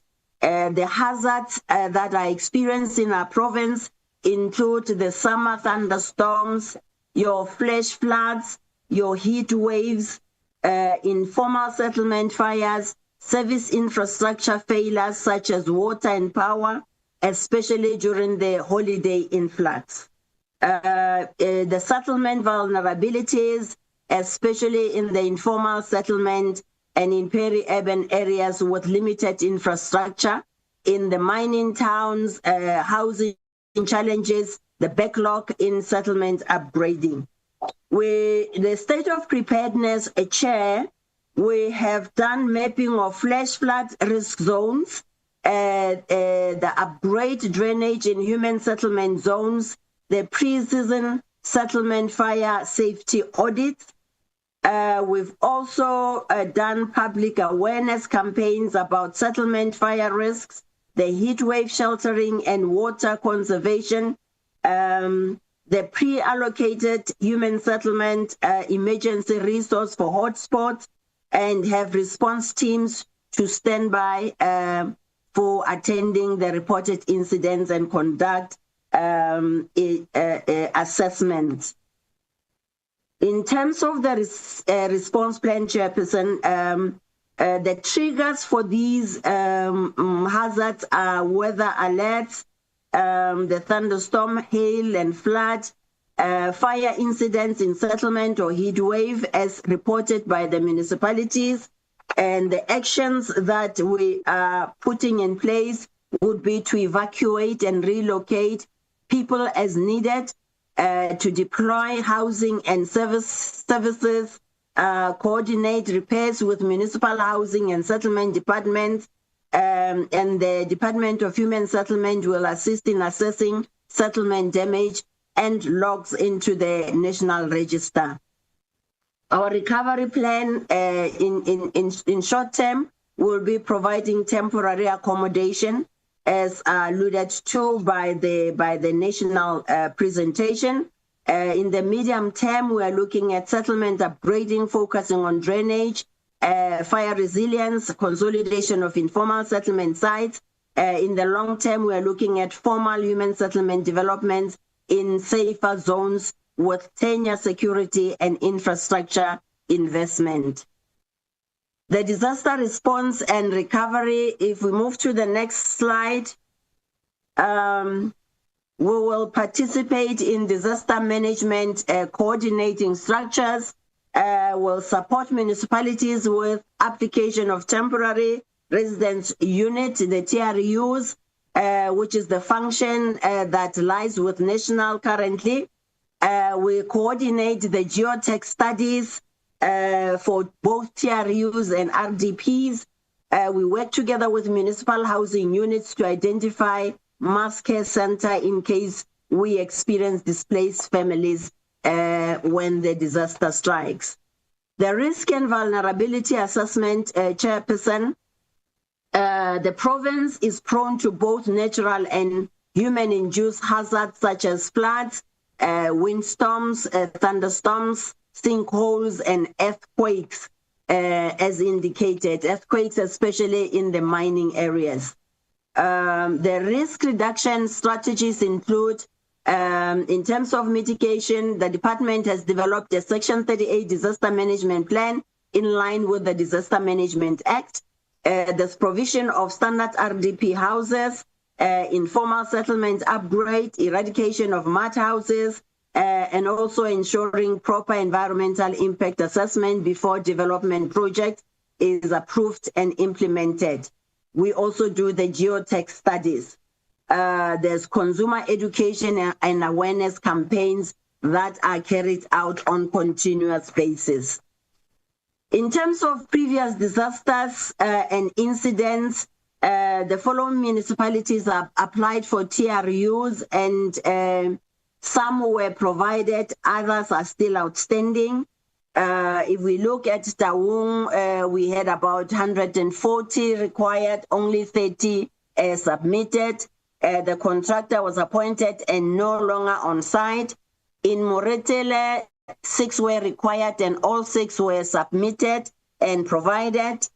And in Ditsobotla, we required 17 and only 6 were provided. In Mahikeng, we required 76, only 41 were provided. In Ramotsere Muilwa, we required 19 and only 16 were provided. In terms of Ditsobotla, Mahikeng, and Ramotsere, there was one contractor appointed, and the contractor is no longer on site. Moving on to the next slide, looking at the challenges, Chairperson. We have challenges that are similar to other provinces. For example, inadequate equipment for disaster response across all spheres of government. There's inadequate maintenance of infrastructure. For example, stormwater drainage system is not adequately maintained in the municipalities. We have unfunded and under-resourced disaster management plan or disaster management centers. There's also lack of maintenance of public and municipal infrastructure, such as clearing debris of culverts before the and post-disaster incidents. There's lack of integrated development planning in terms of our participation, various sector participation in DDM and IDPs. There's delays in costing of damaged public infrastructure.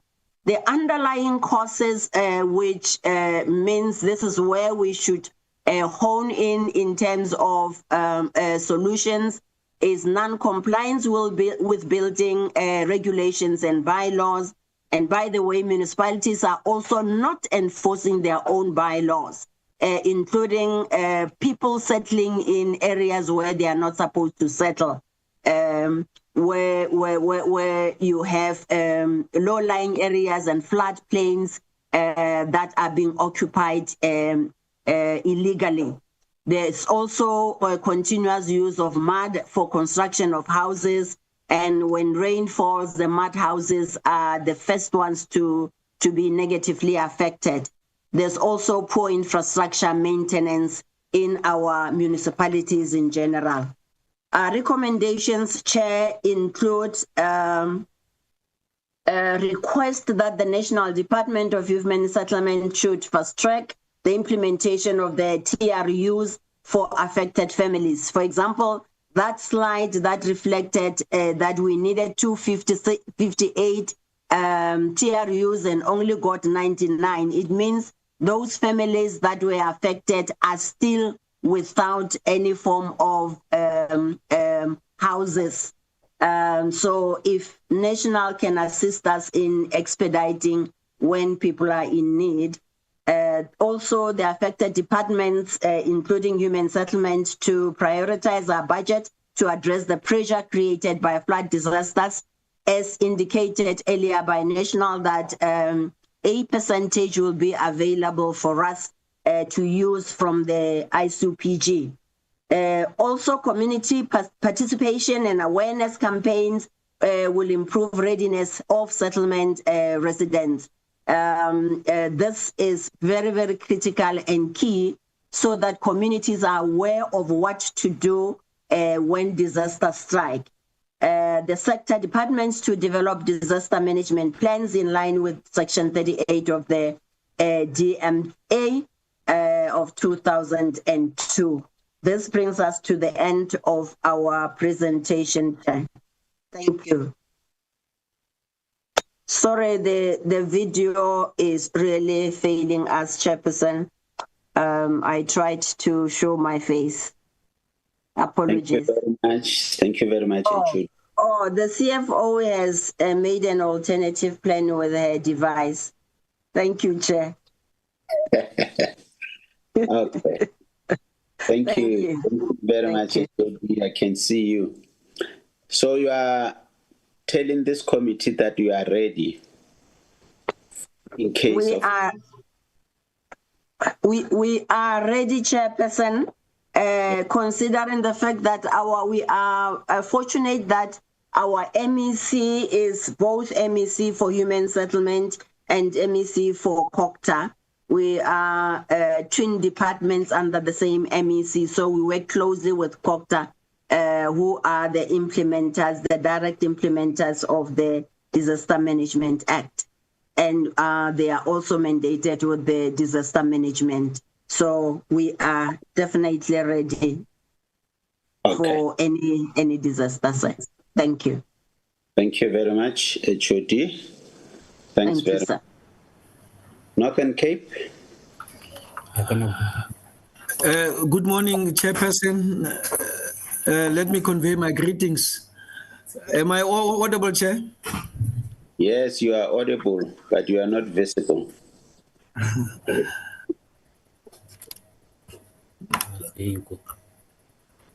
Okay. HOD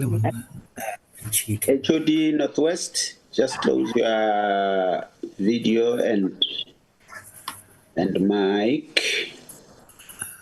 Yeah, thanks. Good morning, Chairperson. Morning, I can see you now. Yeah, I'm Bafedile Lingwe, the accounting officer for COCTA in the Northern Cape. MEC is just on engagement, but I'm sure he will link when the presentation is on, Chairperson. But let me convey my greetings to the Honorable Minister, yourself, Chairperson, the Honorable members of the Portfolio Committee, the DG and his entourage, together with the colleagues at large. Greetings to all, to the protocol that has been established. I'm Bafedile Lingwe, the accounting officer. We are just going to load Ms. Pasia, with your permission, that side. Chairperson, there is one or two slides that we had to make changes before we got this platform, but it was just an erratum. But I will talk to that. We are loading the side, Chair.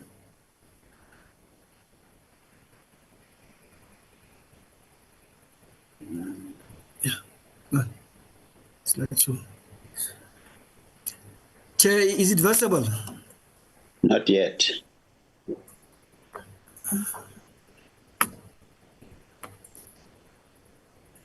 This side, I've got it. Move like this. Arrows. Side to side. Is it fine, Chair?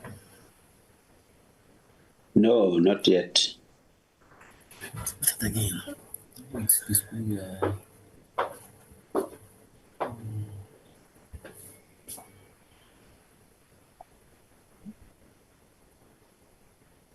Ebo. Yes.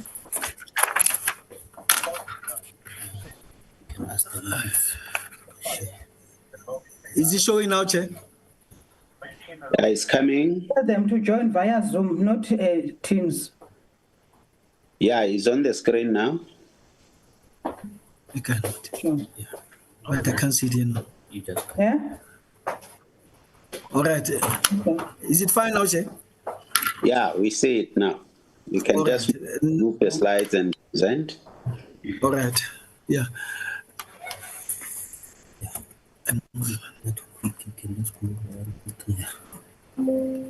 Sharp. And then you move All right, Chair, the presentation outlined there, my focus will be at the background, legislative mandate, the provincial hazard profile per district, the provincial joint committee made up of different departments and role players, disaster management structures, the impact of floods 2023-24 financial year, preparedness plan for the summer season, contingency plan also, the roles of the PDMC, the provincial disaster management in the district and the local one, the roles of communication and the donation that we have received also from the Department of Forestry and Fisheries and Environment. And then what the contact details and the recommendation. Yeah, you must join via Zoom, ne? So in terms of the background, Chairperson, a lot of information has been given by DDG Ngaka there. I will not repeat what she has said, but obviously as a province, we are a dry province with few wide range of weather hazards, for example, drought, floods, fell fires, severe storms that can trigger widespread hardships and devastation also. But also the vast topography, areas who are aware that now with Northern Cape, with the landmass, we are very much advantaged, but with distance between one town to the other, proximity challenges in terms of rendering those services, the province is very much vast with a total landmass that is bigger than even Gauteng. The province consists of 5 districts, Francis Bart, the John Taulagateo, Pikfika Seme, ZF Mkau, Namakwa. We've got 26 local municipalities and 31. All in all is 31 municipalities, including the 5. In terms of the legislation, I will not repeat what my colleagues have said, it is the same. But also we've got what is known as the Provincial Disaster Management Framework of the province. This one, the Chairperson, there will be a duplication from one, it will vary from one district to the other. For example, the fire hazards, formal and informal settlements that have been affected in urban areas also. Infestation of plant infestation, intruder plants. We've got the infrastructure failure, source delivery failure, for example, in terms of water here and there. Hydrometeorological hazards, floods, the river in urban plus dam failure sometimes. The fire hazards, fell forest fires, environmental degradation, loss of biodiversity, hydrometeorological drought, infrastructure failure, as I've said, in terms of sanitation that collapses, hazardous material, fire explosions, storage and transportation sometimes causes the challenge there, disease and health and disease plants. So without repeating that, Chairperson, and to save our time, without going to the other areas, you've got difference in terms of civil unrest, here and there, public demonstrations. And then from there, you go to Pixley Kaseme. We've got the same analogy that has been given in the previous slide. We've got Namakwa district also with its own, approach in terms of the hazards that we have in that in terms of environmental degradation. Then we've got the Provincial Joint Flood Coordinating Committee that has been led by our Provincial Disaster Manager. It is made up of all those role players, starting from the Office of the Premier. We've got all those departments that are there because whenever there's a disaster, we activate all the departments, all the role players. And it's not only about funding, it's about activation of the resources so that we can bring to this thing to a common table and have a common approach on how we can assist. So that is the list that is not endless because we do have others like Gift of the Givers. And then Ali Imdat is one of those that have also recently joined us now in terms of giving support to the different communities. We've got disaster management structures, as I've said, we've got the district one, we've got the provincial one. The third quarter meeting was held on the 26th of November, which is today as I'm talking. That is why the provincial manager is not here. I'm just joined now by the IT guy together with the program manager for human settlement. It comprises of the sector departments, as I've said. The third quarter meeting in terms of the provincial one will be held tomorrow. All quarterly meetings are chaired by the head of Provincial Disaster Management Center. So that is an existing structure that has been institutionalized, that is also reporting to the different clusters, also making sure that now we are able to raise awareness there in terms of the risk mitigation plans. So the Vaal River, the Chairperson, the Vaal River flooding, in terms of the current rainfall that we have experienced, the sluice gate has been opened from the Vaal Dam. Obviously, that will put pressure on the Bloem of Dam. So downstream, the orange, downstream, we are having that challenge. When the Vaal Dam is full, then it releases into the bloom of dam. So that is the experience that we are having there in terms of the flooding of the Riverton Resort. As you can see there, normally like festive season, that those tall trees there, it's dry, people can rest under those trees. But now, as you can see there, 2024 we had that challenge where even the chalets were flooded. So this is the experience whenever the Val Dam sluice gates are getting opened, and then from there it ends up now having to have that challenge in terms of the downstream from around the Orange River. So this is now 355 Buffalo's River Road. The bridge collapsed in 2023, the Namakwa floods. For the past 5 years, we never experienced this, but ultimately due to this change in terms of the weather patterns, we ultimately had that experience in the Namakwa. Namakwa normally is one of the driest regions, Namakwa and Pixley, in terms of the hydrological reports from the 60s. It will tell you that now those two areas, those two districts are normally dry. That's why they depend mainly on the boreholes for them to have water being accessed by the different communities. So this is just one of the pictures also that the devastation that was caused by those floods in 2023-2024, Chairperson. In terms of our preparedness plan, Chairperson, for the summer season, the Northern Cape Provincial Disaster has submitted summer season contingency plan to the National Disaster Management Center. Fortunately, I'm wearing 3 caps, Chairperson. I'm in charge of the human settlements. I'm in charge of the cooperative governance, which is local government. I'm also in charge of the traditional leaders. So I'm wearing these 3 caps, and I can attest to say, indeed, we did submit to the National Disaster Management Center. But the PDMC also, in terms of rainy season, we normally activate that contingency plan for better coordination and making sure that now we mobilize those resources. In the previous financial years, just for your noting, we did report through to DDG Ngaka that now in the previous rainfalls or disasters that we have experienced, there is a need of 196 units or TRUs that must come in to assist the communities that have been affected. From, for example, Kaima Municipality, Karreeberg, Renosterberg, Haskhonyana, and all those municipalities. But the report is with the colleagues at national level. So we are hoping that now we'll get a positive response, Chairperson. Roles and responsibilities of the PDMC, obviously, is to coordinate and mobilize resources. It's not only about money, because you'll find that now some have got, for example, the Lucerne Agriculture will come with their response plan. The PDMC is just there to activate all the resources to make sure that now we respond.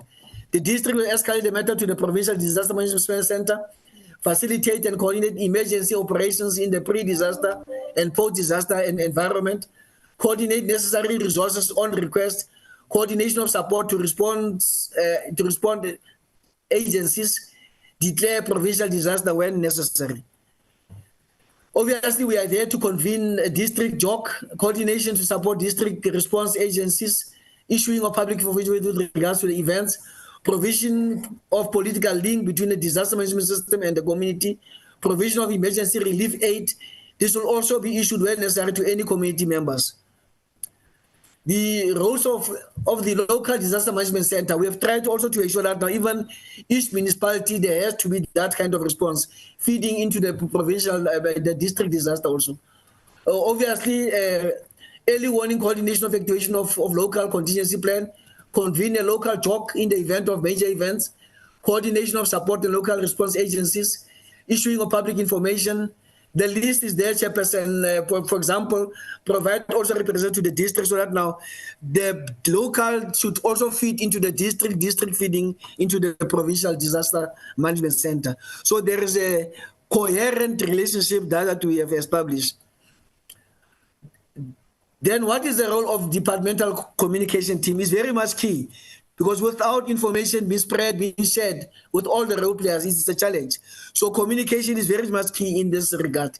The provincial assessments have collaborated with the Department of Communication section to ensure timely distribution of information, provide information to the media platform on the role of government to mitigate the impact, provide public awareness also across, for example, for communities that are in the islands, like in the ZFM area, you'll find that now people like now, the way the flood river now, the Val River is flooded due to those sluice gates opened at the Val. Obviously, there will be people residing in the islands. So we need to ensure that now we link up with those communities that are being separated from the mainland. Provide public awareness to communities not to cross rivers, motorists also not to cross overflowing bridges, but also to allow to subsidize before, to allow people water to subside before crossing. So work closely with the South African Weather Service also in terms of dissemination of information. It's a long list that I think my colleagues have said it. Even Naka, DDG, they have also said the same in terms of the role of communication is very much important, Chairperson. I'll not repeat what my colleagues have said. It's a lot. The community radio stations, we do go there, we conduct interviews, we inform the communities. The role of community development workers also, they are key in ensuring that now, what base also there's a presence there. We've got also the donations that we have received, Chairperson, from the Department of Forestry, Fisheries and Environment, where now the management center has donated firefighting vehicles for all 5 district municipalities. This donation will increase the capacity of dealing with the fell fires in the province. As you know, that in terms of heat, we are very much blessed with the extreme heat in the province. It's extremely cold, it's extremely hot. That's the advantage of the Northern Cape. In terms of the land mass also, we are very much advantaged. But it comes at a cost, because you do have those fell fires sometimes that have been caused by the natural effects on the dry grass and all that, causing devastation. Honorable MEC, including the Department of Agriculture, will hand over this donation to municipalities in the 4th quarter, Chairperson. So these are some of the tracks that we have received through the intervention and humble request, because as you are aware, municipalities don't have the financial mass in the Northern Cape here. Cash revenue is very much low. So any kind of donation that comes into our province here, we really appreciate. So these tracks here definitely will be handed over in due course, and we appreciate the role that the DFFE department has played in ensuring that now the Namakwa region, for example, will be receiving those tracks.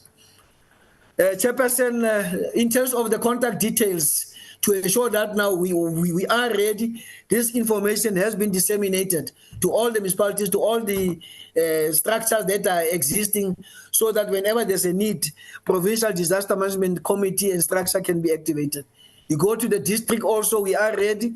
Those are the contact details of the colleagues in the district disaster management offices or centers.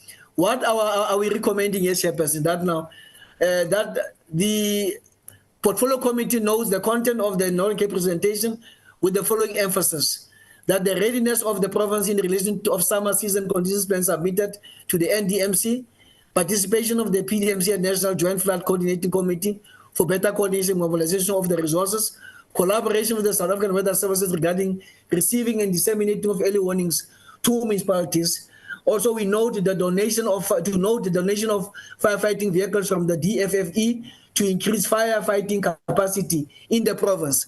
On top of that, also, the department also went an extra mile by purchasing trailers for the firefighting, so that now, whilst you are waiting for the bigger trucks to come, each and every municipality in the province has been given, allocated a trailer that came out of the coffers of the provincial department of Koksta. So that's what we have done in terms of strengthening. So we are not just waiting with the begging bowl from national to do something, but at least as a province, with our limited resources at our disposal, we have tried to be creative on that note. Chairperson, on that note, let me put my anchor there, Chairperson, and thanks for this opportunity. On behalf of MEC FAS and Premier Dr. Saul, God bless the Portfolio Committee in Koksta. Thank you very much, HOD. So you can confirm that you are ready for any eventuality. No, the Chairperson, based on what we have done thus far, we are combat ready for any eventuality. But the MEC also, I can see my MEC is also on the platform. He has managed to connect. From our side, we are ready, but with your permission, we can just give my MEC an opportunity just to make an input. He has been struggling to link, Chairperson. Thanks, sir. Thank you very much. Welcome, MEC Vas. Thank you very much, Honorable Chairperson, and let me first of all apologize for the technical glitch, but I'm back on the line. And if you allow me just to make a few reflections, Honorable Chair. Continue, MEC. Thank you very much. Let me also greet all the members of the Portfolio Committee, other MECs from provinces, heads of departments, and also our executive and senior managers, accept our warm greetings from the Northern Cape Province. Chairperson, let me appreciate the opportunity to provide brief remarks. It is indeed an honor to appear before this crucial oversight body to present the Northern Cape's readiness for floods and disasters ahead of a rainy season to this honorable committee. The Northern Cape Portfolio of Corporate Governance, Human Settlements and Traditional Affairs sits at the intersection of governance, human dignity, and the most immediate needs of our people. The core of our work is to ensure sustainable, integrated human settlements, a mission fundamentally threatened by increasing frequency and severity of climate-related disasters. Honorable Chairperson, the Northern Cape is often misunderstood. We are a land of chronic drought, yet this very arid landscape renders us intentionally vulnerable to sudden devastating flash floods. Our unique disaster profile is characterized by two primary threats. The one is intense localized flash floods, severe thunderstorms, especially in your Pixley and your JTG area, quickly overwhelms saturated or compacted soil, leading to rapid destruction and poorly constructed infrastructure and housing. The Orange and Vaal River system risk, as we saw in the previous years, the management of major upstream dams, particularly the Vaal Dam, necessitates a large-scale water release that drastically elevate river levels. And this directly impacts all 5 of our districts along the Orange River catchment, placing community settlements and cultural land in immediate danger. This committee focus on human settlements knows that disaster strikes hardest where vulnerability is highest. It is in our informal settlement, often located on food plants or unstable land due to historic spatial planning failures, where the human cost of these disasters is maximized. Therefore, our readiness plan is fundamentally a human settlements protection plan. Honorable members, our preparedness efforts are not merely reactive humanitarian exercises. They are an extension of our constitutional duty to provide dignified and secure housing. The Portfolio Committee should note that every temporary residential unit provided, every hectare of land identified for relocation, and every mitigation measure taken is a step toward realizing the right and adequate housing ensuring in Section 26 of our Constitution. We acknowledge the Portfolio Committee's previous oversight findings, particularly regarding the urgent need to integrate disaster risk reduction into our IDP and spatial development framework. The backbone of our readiness is the Provincial Disaster Management Center. While we recognize the historic capacity challenges, we have taken decisive steps to ensure that the Provincial Disaster Management Center is functional and proactive. The PDC, in collaboration with all 5 district centers, is on high alert status. Regular joint operation meetings, and HOD alluded to that in terms of the collaboration with other departments. And as we meet, there's a meeting currently chaired by our head of our PDC.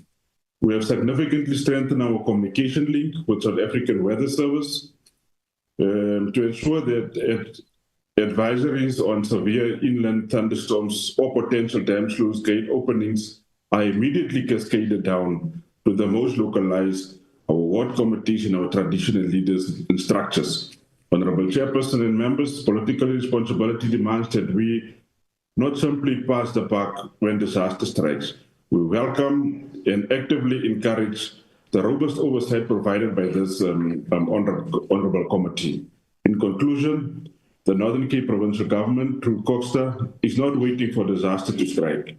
As we recently, together with the Department of Agriculture in the province, with other key stakeholders, embark on a proactive field fire campaign to create awareness of devastating impacts of field fires across our province. Honorable Chairperson, we really want to thank you for allowing us, and thanks for your support. I thank you. Thank you very much, MEC, for your kind words. We can be assured that Northern Cape is ready in terms of what you have presented. Thanks very much. We said, because you've joined late, we said we will receive all reports from provinces, then we'll be able to engage with the reports. Thanks very much. Let's now receive a report from Gauteng, the last report. Then we engage with the reports. Thanks. Gauteng.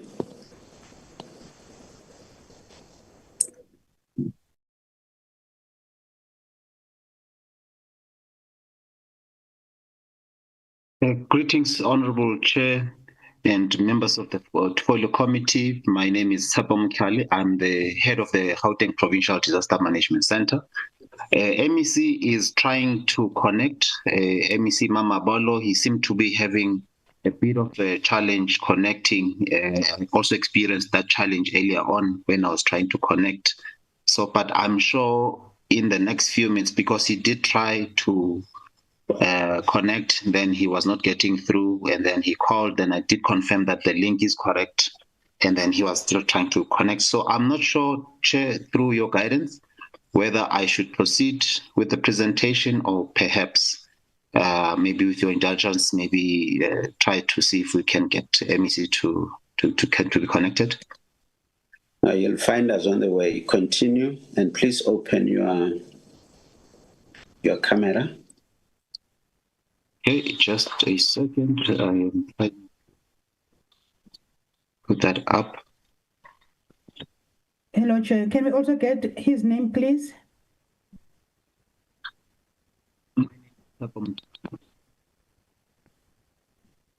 And your name for record purposes, because on the line it's a 31634342. In fact, I don't know why you were accepted with that number. Yeah, I think it's the maybe there's the credentials, because we normally use Teams, so it's possible that maybe because that's my personal number. So yeah, I will correct that as we proceed. Maybe if the MEC can advise him, maybe he's trying to join with Teams. We are using Zoom. Yeah, I noticed, because even on Teams, we have been on the lobby for some time. Then that's when I noticed that, okay, this is Zoom. I'm not sure if the presentation is visible. I've tried to share. It is visible. You can continue. Chairperson. Yes, Honorable Gamede. No, I'm sorry. We did not get the name. I understand that he's going to fix the gadget, but in the meantime, for record purposes, just so that we don't forget, just the name. Okay. My name is Tshepo Mkhali. I am the head of Center of Gauteng Province. Am I visible, Chair? I've switched on the camera. Not sure if I can switch off now. Yes, you are visible. You can continue. Thank you. All right. So on my end, the presentation is still not showing, but I'm trying to find an alternative now. On our side is showing. Yeah, I'm just trying to get so that as I change the slides, then we can move along together. Sure.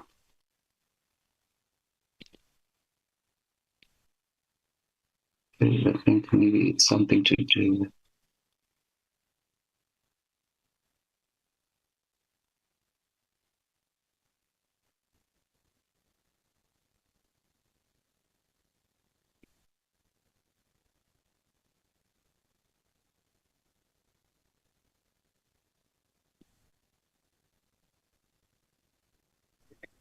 Can I assist, Chair? Please assist, because we don't have that of time. Yes, I think now it's visible. Yeah, on my side, then I'm good to go. I'll be just providing this presentation, Chair, just to provide an outline on our state of readiness, looking at the current seasonal forecast that has been issued. We have been receiving a number of warnings for the past few weeks, but in the last 7 days, that's when we then started to experience some escalations of the levels from the South African Weather Services, which were ranging between a level 4 up to a level 9. Now, a level 9 being a highly destructive rainfall, we had to ensure that we also assess our contingency measures that are in place, and also to ensure that we activate necessary structures in this regard. So this presentation outlines all those areas that we are putting in place from disaster preparedness planning point of view, look at early dissemination, early warning systems, and also our disaster response and coordination. So I'll be giving this brief based on those aspects. And part of our legislative mandate as the Gauteng Provincial Disaster Management Center is for coordination and management of disasters in the province in support of the executives. And it also serves as a primary functional unit for disaster management in the province and provides support to the National Disaster Management Center and the municipalities at large. So as the Gauteng Provincial Disaster Management Center, we are responsible for two functions. One, which is on the disaster management function in terms of Schedule 4A, and also on fire services in terms of Schedule 4B of the Constitution. So coming to our governance structure and how we have then ensured that this legislative mandate are then implemented robustly in all spheres of government. We are responsible for coordination of the function at a local government level in terms of Section 44 of the Act, which deals with specialization on issues concerning disasters and disaster management in municipal areas. And in terms of our provincial mandate, which is more of a secondary response function, we are responsible for the support that needs to be provided to municipalities in terms of Section 35. Then the escalation further is for the National Disaster Management Center.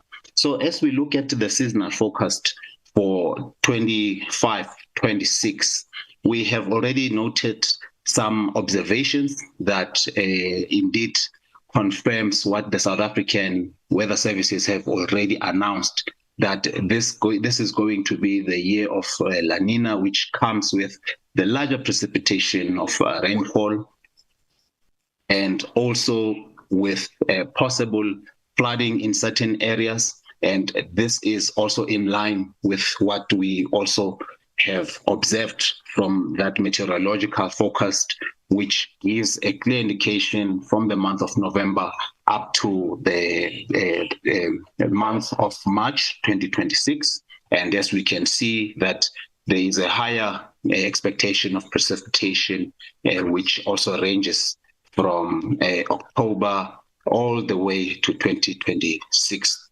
We had to also, as we're developing our summer season contingency plans, which we have submitted to the National Disaster Management Center and shared with all the stakeholders that form part of our governance structures, we made observation of all these levels as they range. We have also seen that there is some impact to some extent.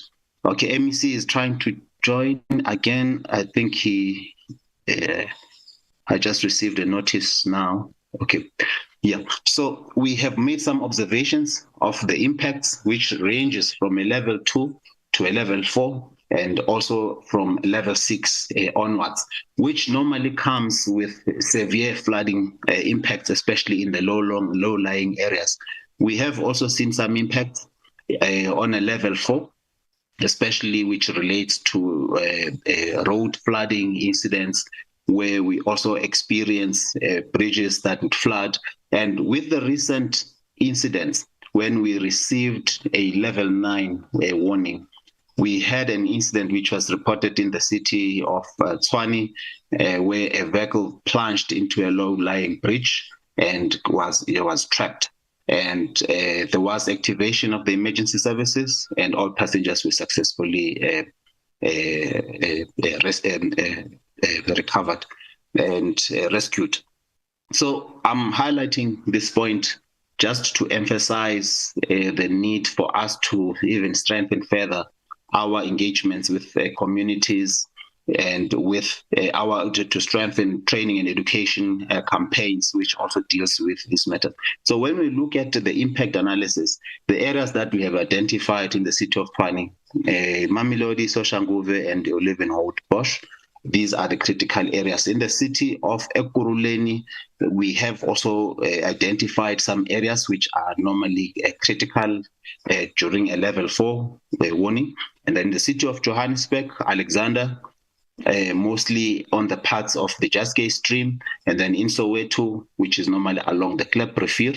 That's where we normally encounter problems. And then in the West Rand, in the West Rand district, we have a local municipality known as Merafong local municipality, where we have a problem with sinkholes. And as it is even right now, there is a state of disaster classification that is already that is currently that has already been gazetted. So we have also experienced challenges in this community where as it rains, then some of the sinkholes then expand. So these are the problems that we are experiencing. In terms of impact assessment, we also have taken note of infrastructure damages. We had a state of disaster, which was then also classified in 2022. But we also ensuring that we also gear up our plans so that we can be able to deal with infrastructure damages. So we also have the Department of Infrastructure Development within the province that is also active in providing that support in this regard. So City of Johannesburg were amongst the areas that were affected previously. And when we also do our impact analysis, these are the critical areas that we normally monitor closely, especially bridges that have already been listed as critical, which still require some maintenance and all that. Looking at our state of preparedness, we want to highlight that in our preparedness planning, as we were consulting municipalities in all the regions and also developing flood contingency plans, there was also further engagements to look at how can we best ensure that there is also adequate resourcing that must be done in order to respond swiftly to all forms of emergencies. And in that regard, we have also been able to ensure that we capacitate municipalities by resourcing specialized rescue functions, such as the swift water rescue, which have been established in mostly the metros. But we also have that intermunicipal along with the districts, so that there is also a process to activate if there is a need. So for the Mid-Vaal municipalities, as an example, in the previous financial year, we handed over a speedboat, which is for water rescue purposes. And there is also a collaboration with the SA Rescue team, which also is based within the Vaal area. So in the event that there is any need to activate that, those are the structures that are also there, that are in place. And also including capacitation of the fire services and rescue function for adequate resources in terms of equipment, communication equipment, and all the rescue equipment. So this is the part of the role that as COGTA in Gauteng, we are playing to provide support to municipalities and to strengthen the capacity of the municipalities. I must also confirm, Chairperson, that all municipalities have disaster management plans, and we also conduct time-to-time functionality assessment to assess the state of disaster preparedness in those municipalities by assessing their municipal disaster management centers. It's only one district, that has not yet established a municipal disaster management center, but we are looking at a business case that needs to be finalized in order to see how from the next financial year we can further provide support in that regard going forward. So all these contingency plans promote an integrated and uniform approach towards disaster preparedness planning and also for response purposes as well.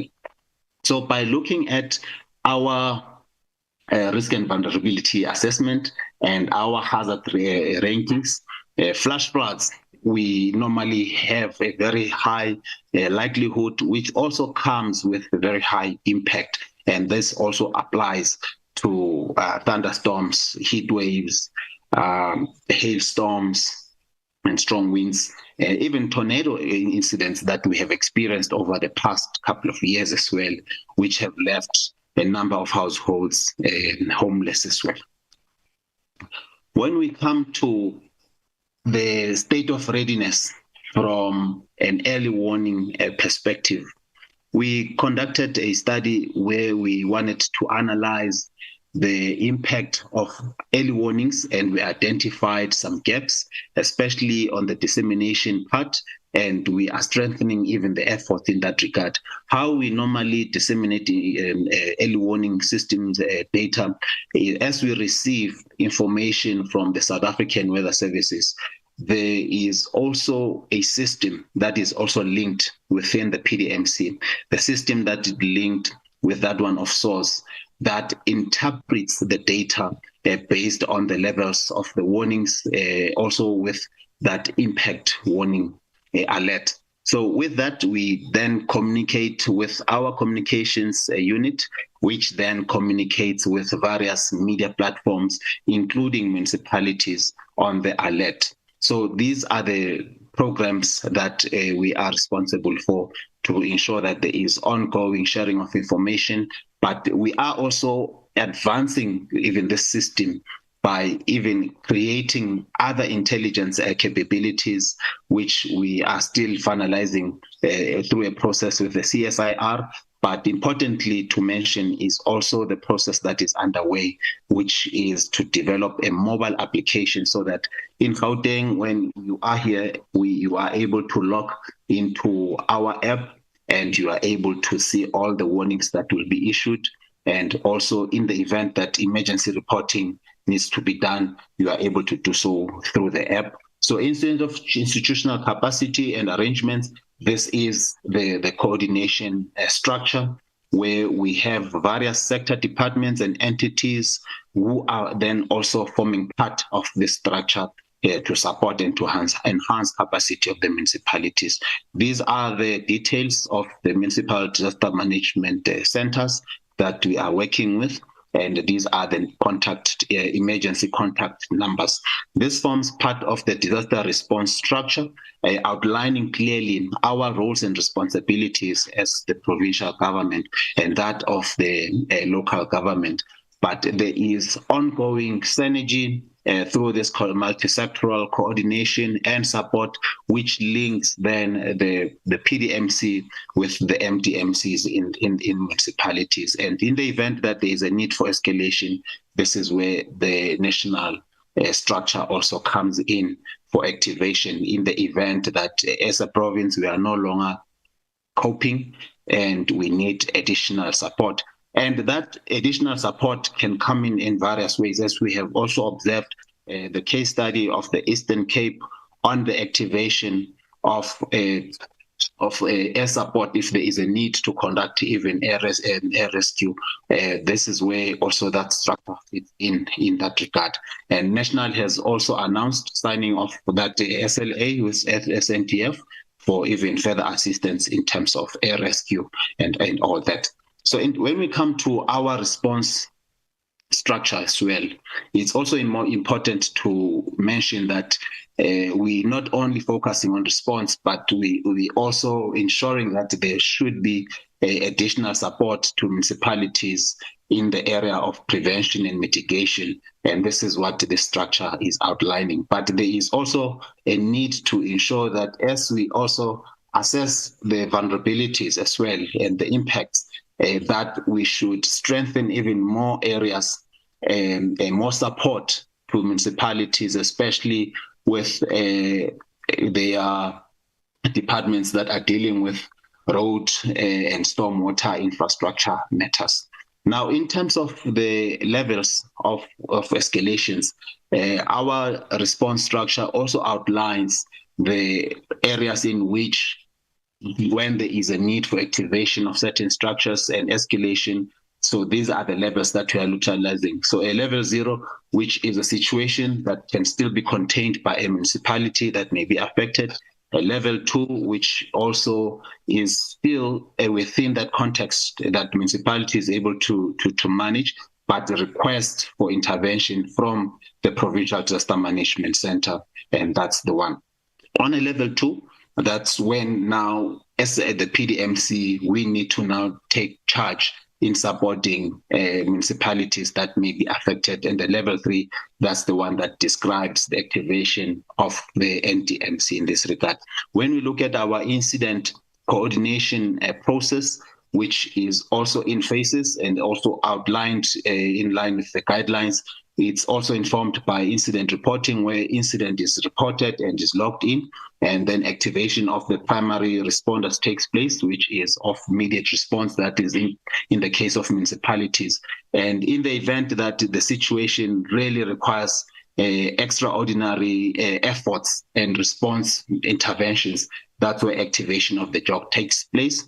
And we also follow a process which is then, as soon as it is cleared, we are then conducting rapid assessments to analyze, plan, and design our implementation measures. And this is also done in consistent with affected municipalities and also with the NDMC. And this is where decisions are also taken in the job on resource mobilization and deployment and all that.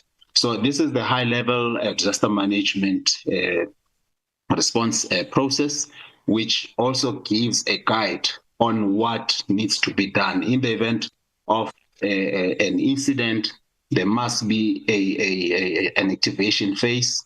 And then in the event that it is established that this is totally out of control, it requires extra effort. That's when activation of the NDMC is then done. And then in the event that it's even worse than what is anticipated and what a municipality can handle, that's where we can then request for a state of disaster classification or declaration to then take place, which will then be followed by a process that involves a disaster reconstruction rehabilitation phase, which also comes with additional responsibilities if in the event that there's a need to apply for a disaster grant, and then we embark on that process. So this is the overall structure that also guides that process as to how and when is the state of disaster that requires the intervention based on these pillars: early warning and dissemination, and the disaster assessment, response and recovery, relief measures, and rehabilitation and reconstruction. So all this is in place, Chair and members of the Portfolio Committee. We are also strengthening the relief measures and support in this area. But I'm going to highlight also briefly on the areas that requires further interventions. So these are the roles and responsibilities of each sector. The PDMC being responsible for the overall coordination, and then COCTA communication for central communication of all communications and through various platforms, engagement with the municipalities, coordination of disasters and related incidents, and for response. So this is a function, a primary function that is performed by municipalities. On the part of South African Weather Services, on provision of weather updates, forecasts, alerts and warnings. So this is also an ongoing process. And then in terms of the role that DWS plays on the provision of the updates on the dam levels and the river streams, we are in that process through the NDMC to collaborate so that we can also retrieve data of the dam levels on a real-time basis. So that's the current engagement that we are currently facilitating. Then we also have disaster management volunteers who are also very active in most municipalities. We recently concluded a training program for the volunteers and also for the wardens that have also been capacitated on disaster management and humanitarian response measures. So these are the soldiers on the ground. In the event that we need additional capacity to conduct damage assessments, these are the teams that are on standby for activation. We also have quite a good relationship with South African Police Services, with their water wing unit, which is also dealing with water safety related emergencies. And we also have an NGO structure that is also a structure responsible for humanitarian support and relief assistance in municipalities. Then we have the internal sector departments like DID, health, education, roads and transport, social development, who then provide services in terms of their specific functional areas. And this is just an outline of our communication plan, from activation of the joint operation structures, the venue operation structures, and to the nerve points in the event that there is a major incident and requires even further communication. As I prepare to conclude, Chair, we also want to outline certain areas of concerns, which maybe we may bring to the attention of the portfolio committee to also request further intervention. And we also have made observations that one of the key critical areas is also on infrastructure. Most of the municipalities are still struggling to finalize their stormwater master plans. And also, as a result, that also tends to affect even the rollout process for resilient infrastructure planning.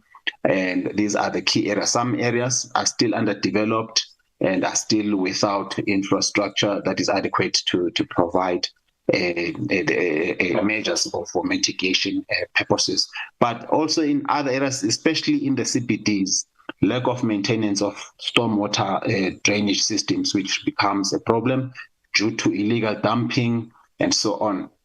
But in our advisory forum structure, we have also received presentations from municipalities also indicating work that is underway to clear the culverts and all that.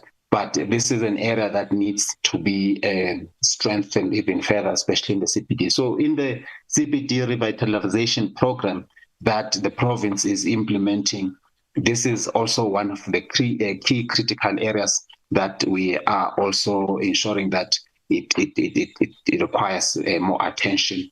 So we also have taken note of areas that have previously been affected by a state of disasters, where infrastructure has already been done, or rehabilitation, reconstruction has already been done.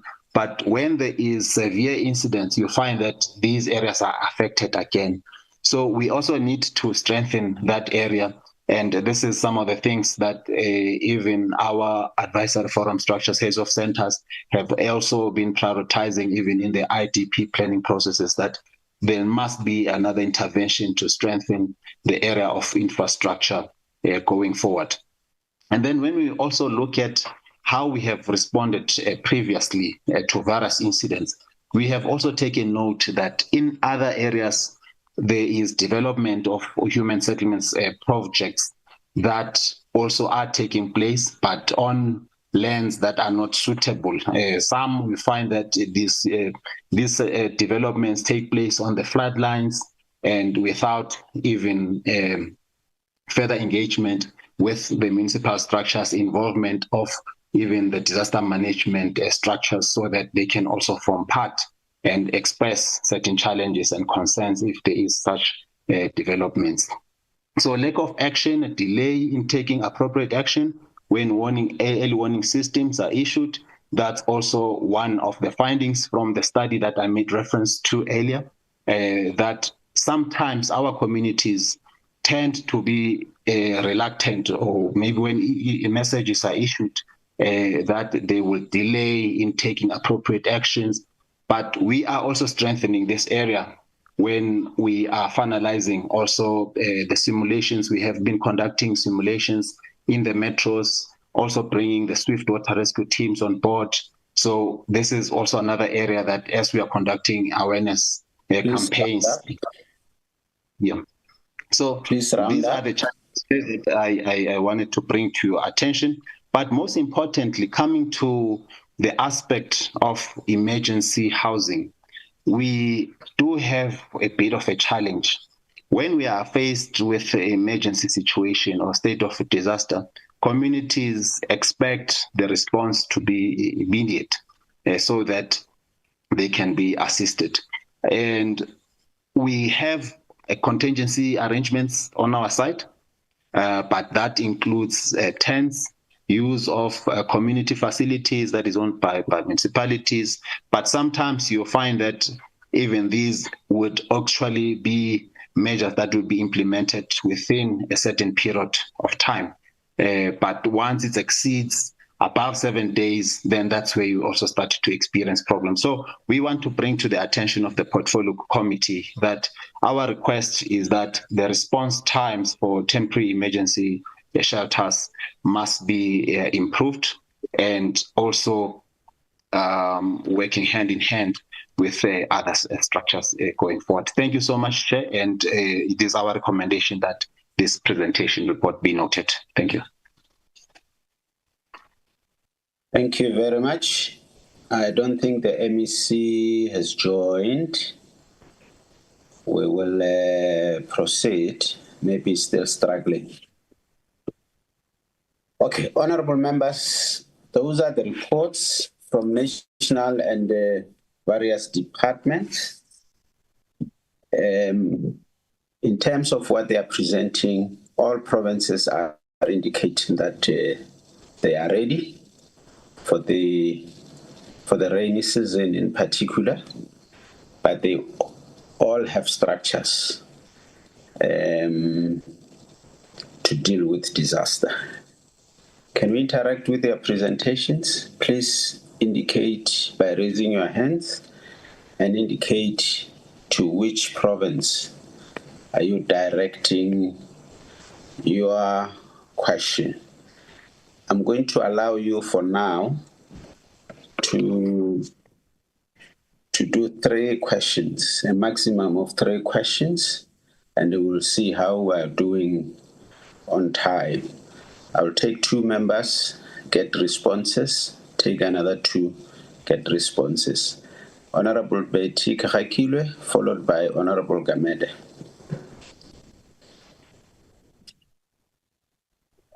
Thank you, Chairperson, and good morning, DG and the team, MECs and the HODs and the delegations from the provinces. Honorable members, good morning. Chairperson, let me welcome all the presentations.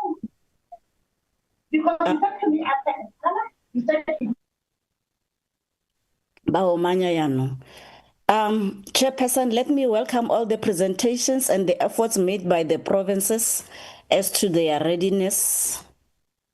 All of my questions for now, they are directed to the National Department Chair. The first one is with regard to decentralization of disaster management. Chair, there is the min-make decision. And there is this thing that we had presentation on the decentralization of the disaster management. So I'll focus mostly on those issues. Chairperson, since the national have all the budget for the disaster, I thought when the department say they are going to decentralize, it will come with some funds. I do understand the response from Treasury and the frustration that the department is experiencing. But the use of 1% of ISUPG grant, it does not address the issue of the decentralization. I still repeat, Chair, I thought this decentralization will come with funds. Chairperson, this is not going to work. The department must continue with disaster management as they have all the budget. Decentralization presentation, I also appeal that it must be done again to us, because I don't recall what was the committee's resolution. Like I'm saying, I thought it will come with the funds. Chairperson, the MINMEC decision to agree to centralize without additional funds is not a good decision. It is really not a good decision. Looking at what is happening in my province, Betty, from Northwest, we visited Northwest. We saw their challenges. We are aware that they still need additional money.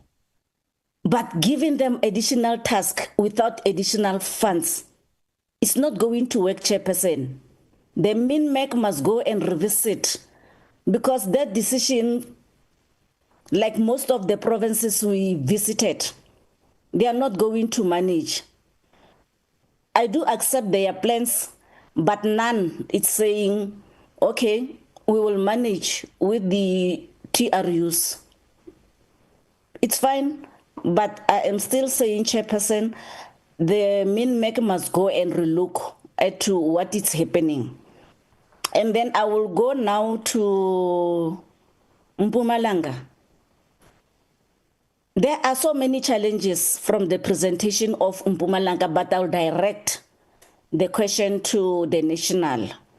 Looking at the challenges, the presentation indicated that there's a slow response and mobilization of resources.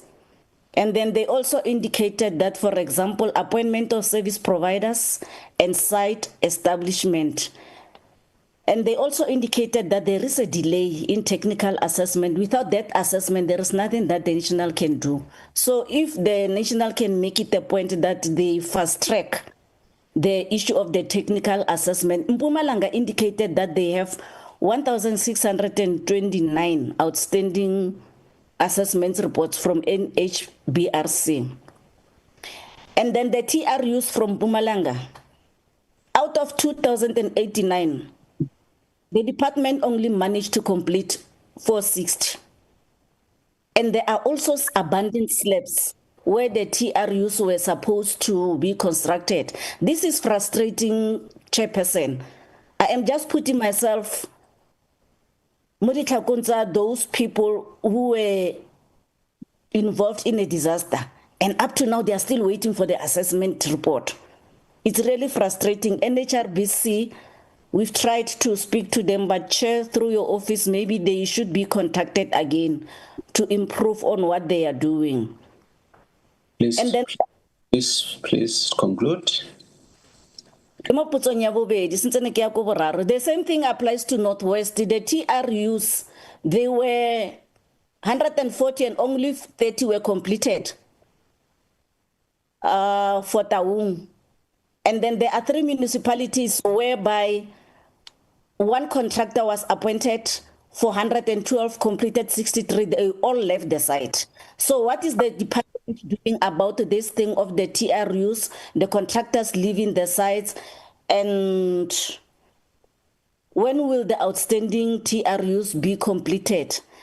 Chairperson, the last one is with regard to during the emergencies, the issue of the B&B and the school accommodation. I just want to be clarified, because it was from the departmental presentation.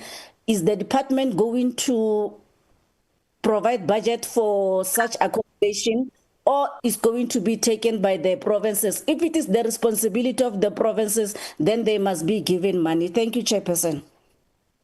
Thank you very much. Honorable Gamete. Thank you very much, Chairperson. Am I audible, Chairperson? Yes, you are. Okay. No, thank you, Chairperson. See you. No.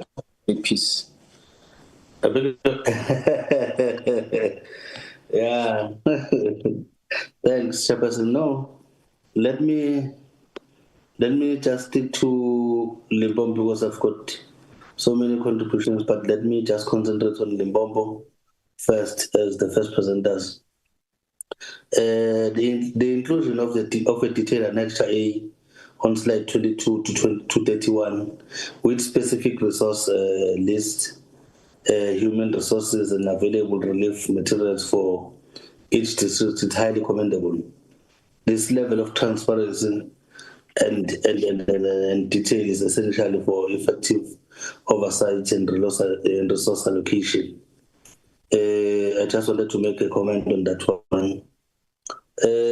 Considering the decentralization of emergency housing program at the national level, like looking at slide 7 and slide 19, and the reported abandonment of TRU construction sites by a contractor on, if you look at slide 14, what specific measurable steps are being taken to decentralize procurement or enforce contractor accountability to prevent future delays and backlogs?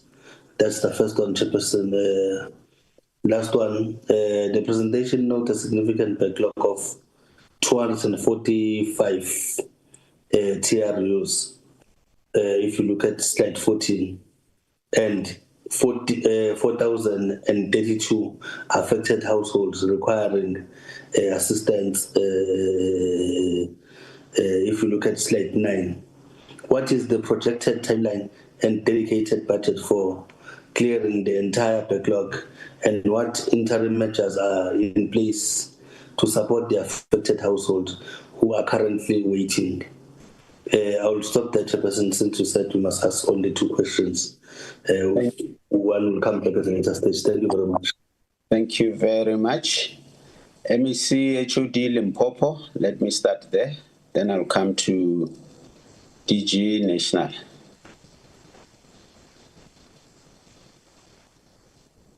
I'm not sure whether the MEC is still there. If he's no longer there, the HOD, you can take over. Thanks very much, Chair.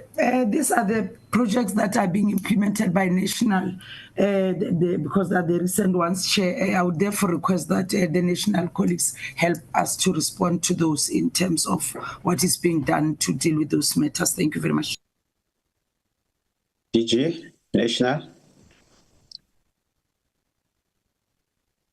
Or your delegate? Thank you very much, Chairperson. Chair, I would ask DDG Malisile to respond first. I will then come in to also indicate what other additional steps we're taking. DDG? Thank you, Chairperson, and thank you to the honorable members. Excuse me. Chair, we note the comments or inputs from Member Hakilwe in terms of the decentralization, but safe to indicate that what we have in terms of the budget is a fund and not a conditional grant, which is what the DG was trying to explain earlier on, that these are funds that we cannot transfer. It's an engagement that we had with Treasury, and unfortunately we cannot transfer. That's the reason why provinces were actually allowed to utilize the grants that they already have. Yes, I think the MECs are in the meeting. They also noted the inputs, given the fact that this was a MINMEC discussion that was held previously and concluded recently. So, Chairperson, I think I would want to leave that one in particular at that point. Then I would actually want to respond to Mpumalanga and Limpopo as one, Chair. I did indicate, and I think the DG also did add to the inputs I made earlier on. I did indicate, Chairperson, in my presentation that as a department, we approach the provinces where we knew that there's still quite a large number of areas where we have not actually covered in terms of the interventions, and particularly with regards to the TRUs. We were given the figures that the colleagues actually mentioned. We were given the figures from Limpopo, from Mpumalanga, from KZN, as well as Eastern Cape. This is the information that we then subsequently submitted to Cabinet, requesting for additional funding for the unforeseen and unavoidable situations, which are situations that were never planned for. I also indicated when I was presenting, Chair, that we have since received an approval.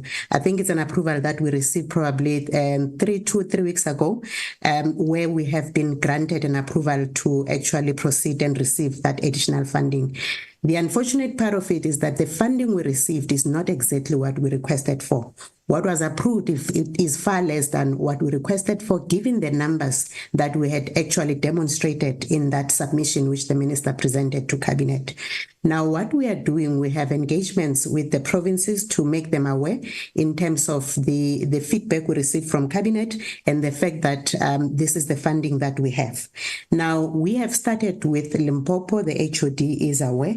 There has been a team that went to Limpopo to do verification in terms of the numbers that we have received, just to confirm that these are the numbers that we are supposed to be servicing. This is part of the work that we normally do, even on an ordinary day when there is a disaster incident in any other area. We still have to conduct that verification. I also indicated, Chair, in the presentation that we had an engagement with Eastern Cape yesterday to do the same assignment. The intention is to procure for those outstanding numbers post the verification and be able to close the gaps where we have not been able to actually provide the necessary services. And this is post the approval of additional funding that we have since received that was approved by Cabinet Chairperson. This will also take care of what has been raised by both Member Kihakilwe and Member Gamede on the projects that have not been concluded or were left incomplete.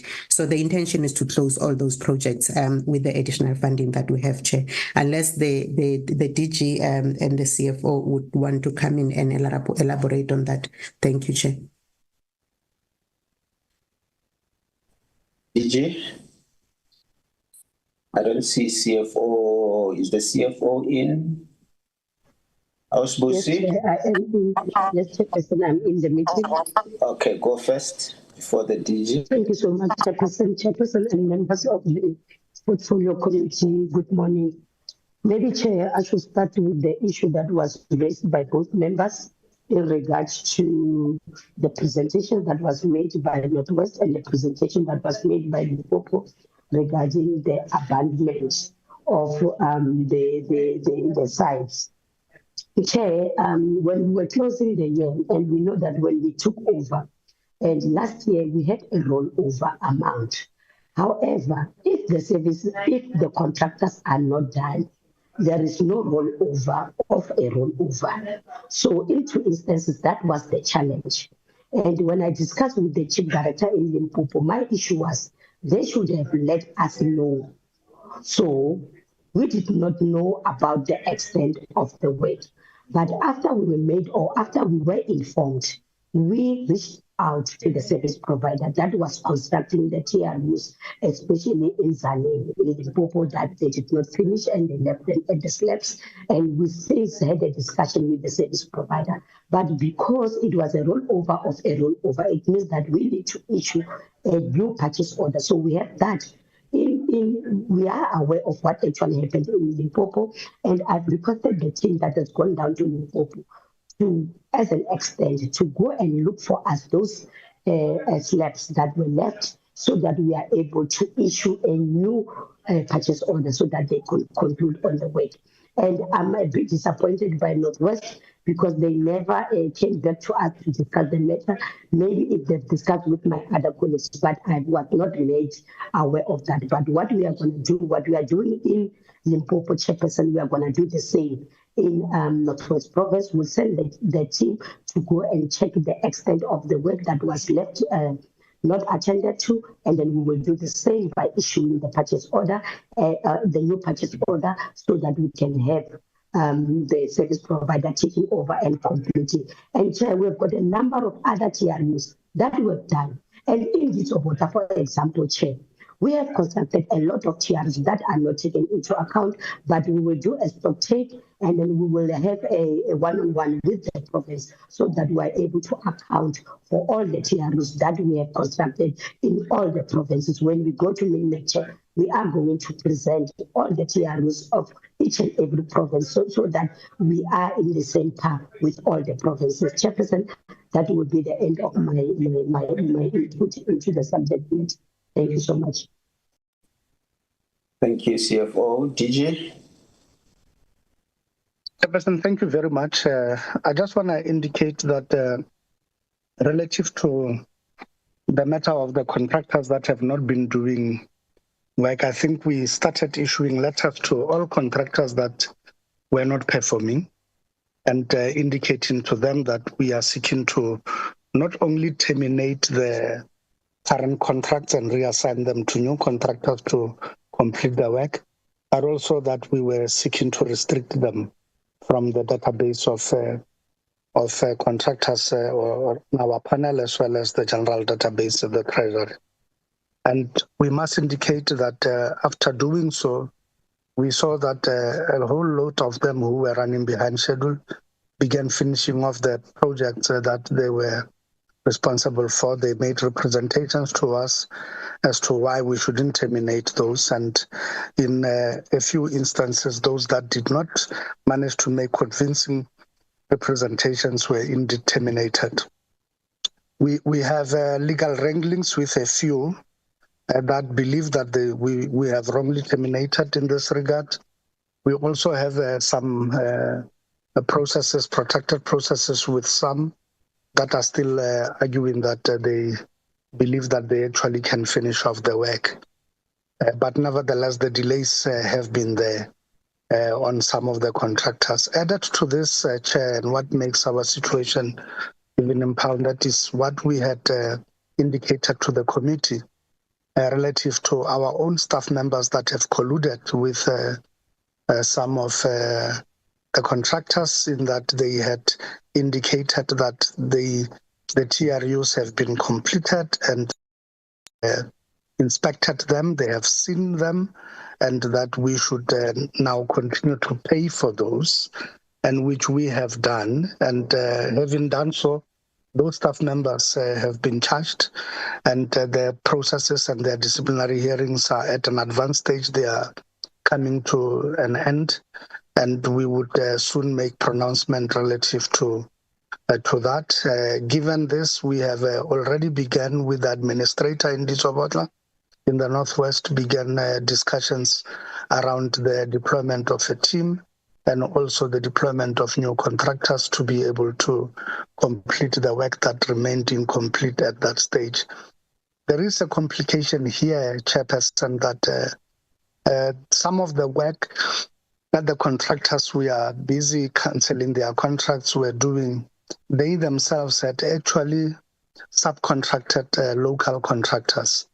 And the reality of the matter is that from a legal standpoint of view, we have no relationship with these subcontractors, but the subcontractors are owed money, and they need their money to be paid. And in many instances, the subcontractors themselves indicate that had they been paid by the main contractor, they would have been able to complete their work.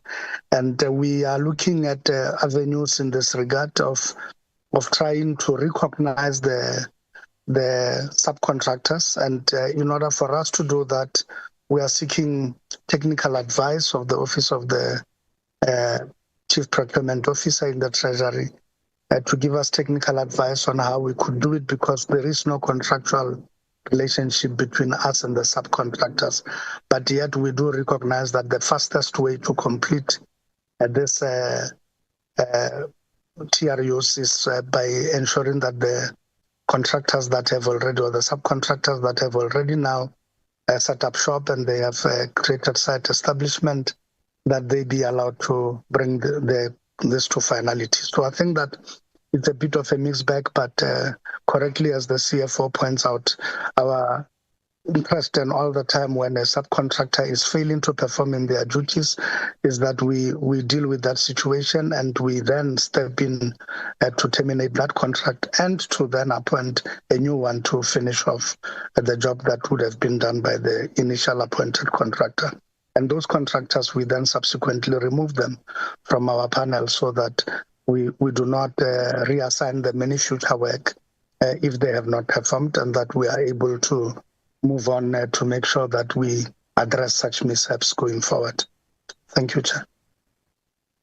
Thank you very much. Honorable Dlamini, followed by Honorable Poole.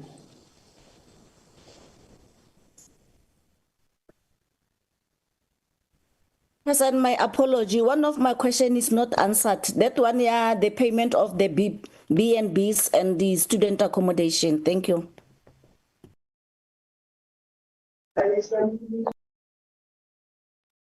Can we note it when we answer the questions from the two honorables? Also include that one. Honorable Dlamini. Thank you so much, Chair. Greetings to the meeting at large. We firstly like to appreciate the presentations that have been given. I just want to say, as a resident of Mpumalanga myself, the frustration that Honorable Betty had highlighted, we are receiving it ourselves.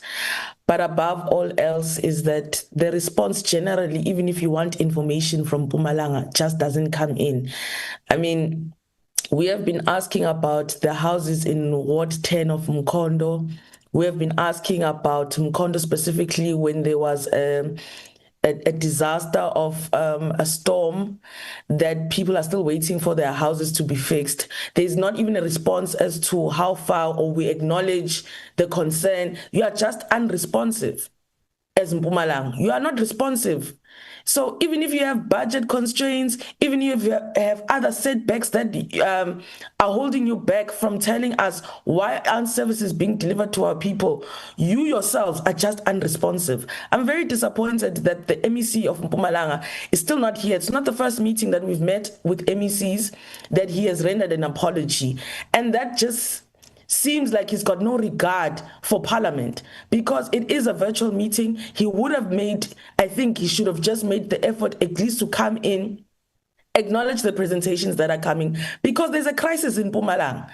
There's really a crisis. Even through the portfolio committee, we've been trying to say that let us go and have an oversight in Mpumalanga, because it is a crisis that is crippling our people.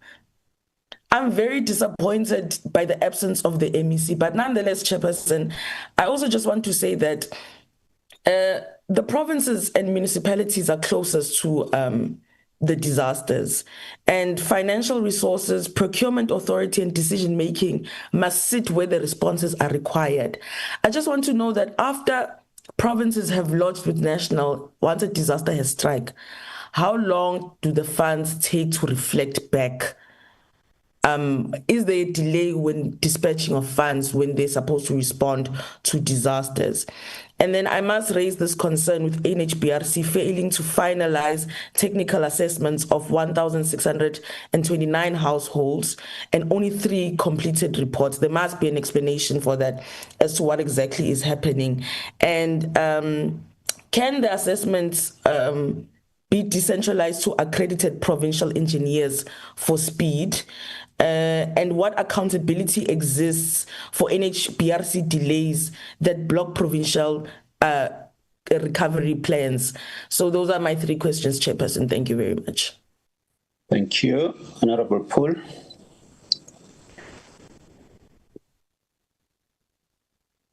Thank you, Chair.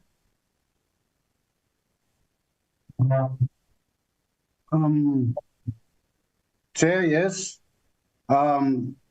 Let me welcome the presentation of the department and the provinces, but allow me just to make a few comments. Chairperson, I believe each and every year we get a festive readiness disaster plan from all provinces as a department as well. But I will frame myself to remind us that this plan's been introduced to this committee each year, but despite with readiness plans in place, it comes with complications when it comes to the implementing of these plans. The victims struck by a disaster often have much after pains and struggles to be assisted by government. As today, many victims still longing to help from previous disasters. My question is, although readiness plans in place, what new systems is installed to successfully render service to all involved in possible disaster this festive season on the ground? What is the department and provinces do to address past victims, and how will department and provinces ensure compliance to emergency accommodation criteria, avoiding these emergency housing become a permanent house? Every year we have fire and other disasters across provinces. It costs a lot of money, millions to the government. During winter, because of global warming and climate change, we have experienced flood disasters across provinces. Is there any reasons why the presentations not including aligned global warming and climate change plans to part of the readiness plans to deal with this matter and become more resilient against disasters? Lastly, in the presentation of Gauteng provinces on the key areas of concerns, I believe is exactly concerns in all provinces, and how will the department and provinces ensure value for money in this regard? Thank you, Chair.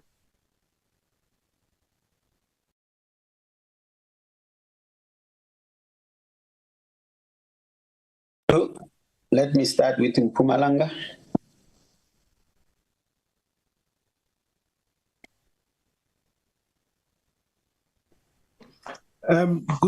Good day, Chairperson.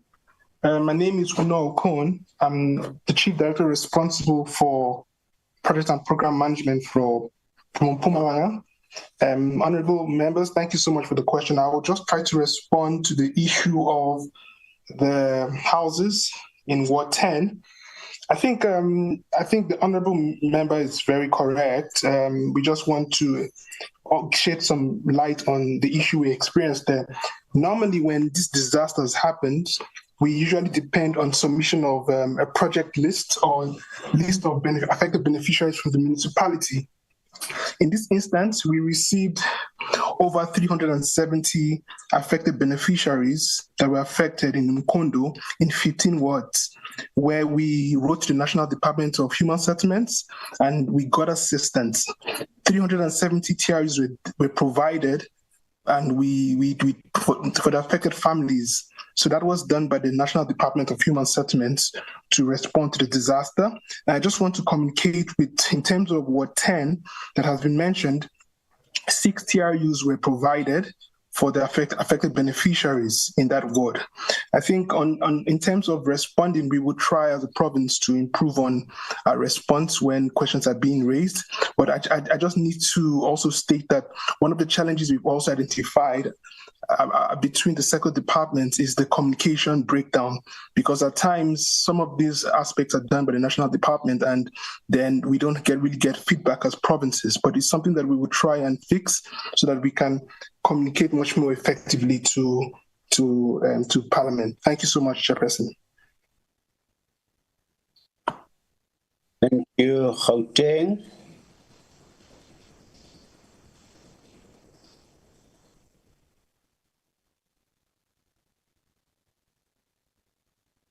Gauteng. I'm struggling with sound here. I am unable to hear the question. Okay. Honorable Paul, can you repeat that question for Gauteng?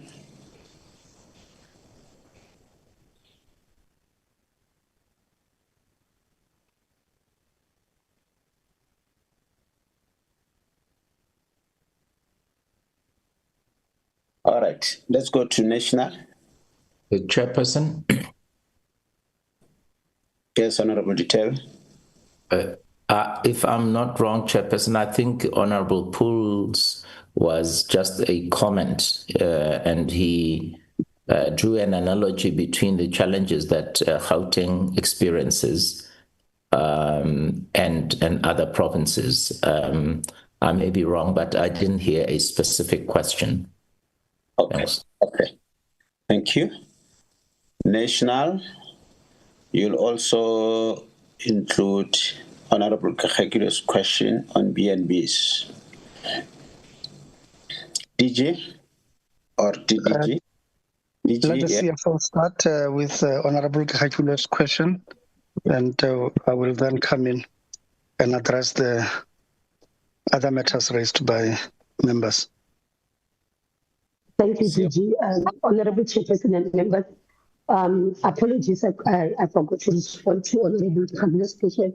Yes, Honorable Kagile, because the funding is sitting with us as national, we will be procuring the temporary emergency accommodation, and we won't be expecting the provinces to be paying for them. But however, Chair, it is important to know that we will be following a proper procurement process so that we are able to procure those. Hence, we said to the provinces and the municipalities, they need to identify and give us a list. And what we will be doing immediately when we need to relocate the households, we are going to request all those establishments to send us the quotations, and moreover, we'll be looking if all of them are registered on the CSD so that we don't get the audit findings after we have responded to disasters. But it's safe to say that we will be paying for them. However, we will be following the procurement process, because at the end of the day, we are audited by the Auditor General on all our finances, including the Emergency Housing Fund. Thank you, honorable members.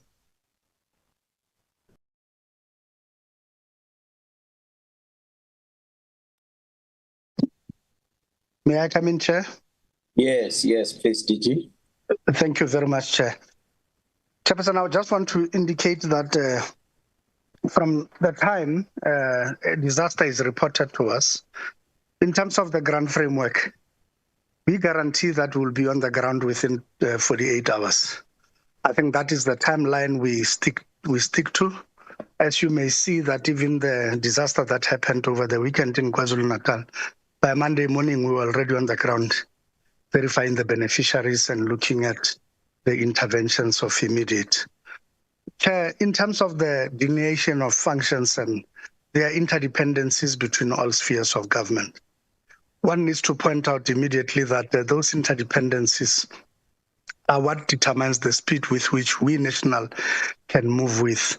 For instance, the verification of beneficiaries is a job done by municipalities. I think local councillors are the people who know best who is a resident there and who is not, so that we also deal with unscrupulous people who, upon disaster, when they see that TRUs are being allocated, they all of a sudden claim to be staying in the area, and they clog the lists of the people who are genuinely impacted by disasters, and they delay the process by which we actually can respond to that disaster.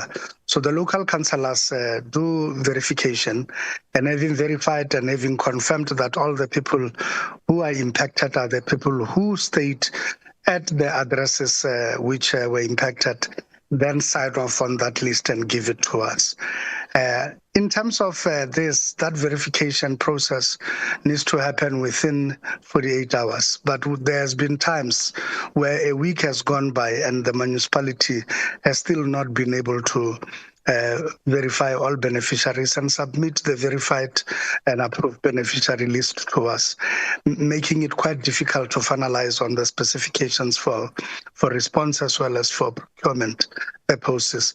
And we have also seen, even inordinately in other stages, where the type of intervention that is required in this regard, specifically speaking to TRUs, that the land has got to be provided on which these temporary residential units have got to be built. And you find that the municipality has no land to provide to us to be able to erect the TRUs.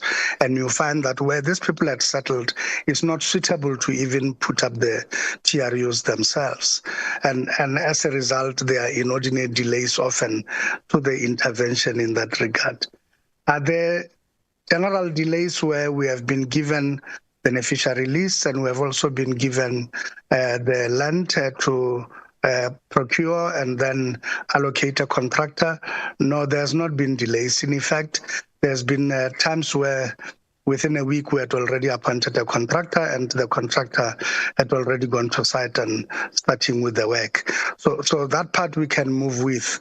But has there been delays where the contractor was appointed and the contractor had to deliver TRUs in full and end up not delivering? Indeed, that is the case, and that's when, as and when it does happen, we deal with it. But I think we have to look at the majority of the disasters that have happened, that have been recorded. We need to look at all of them in perspective.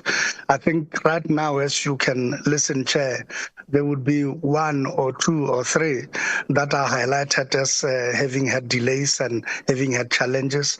But the general picture is that everywhere else where we have made appointments, the contractors are delivering and the TRUs are being built.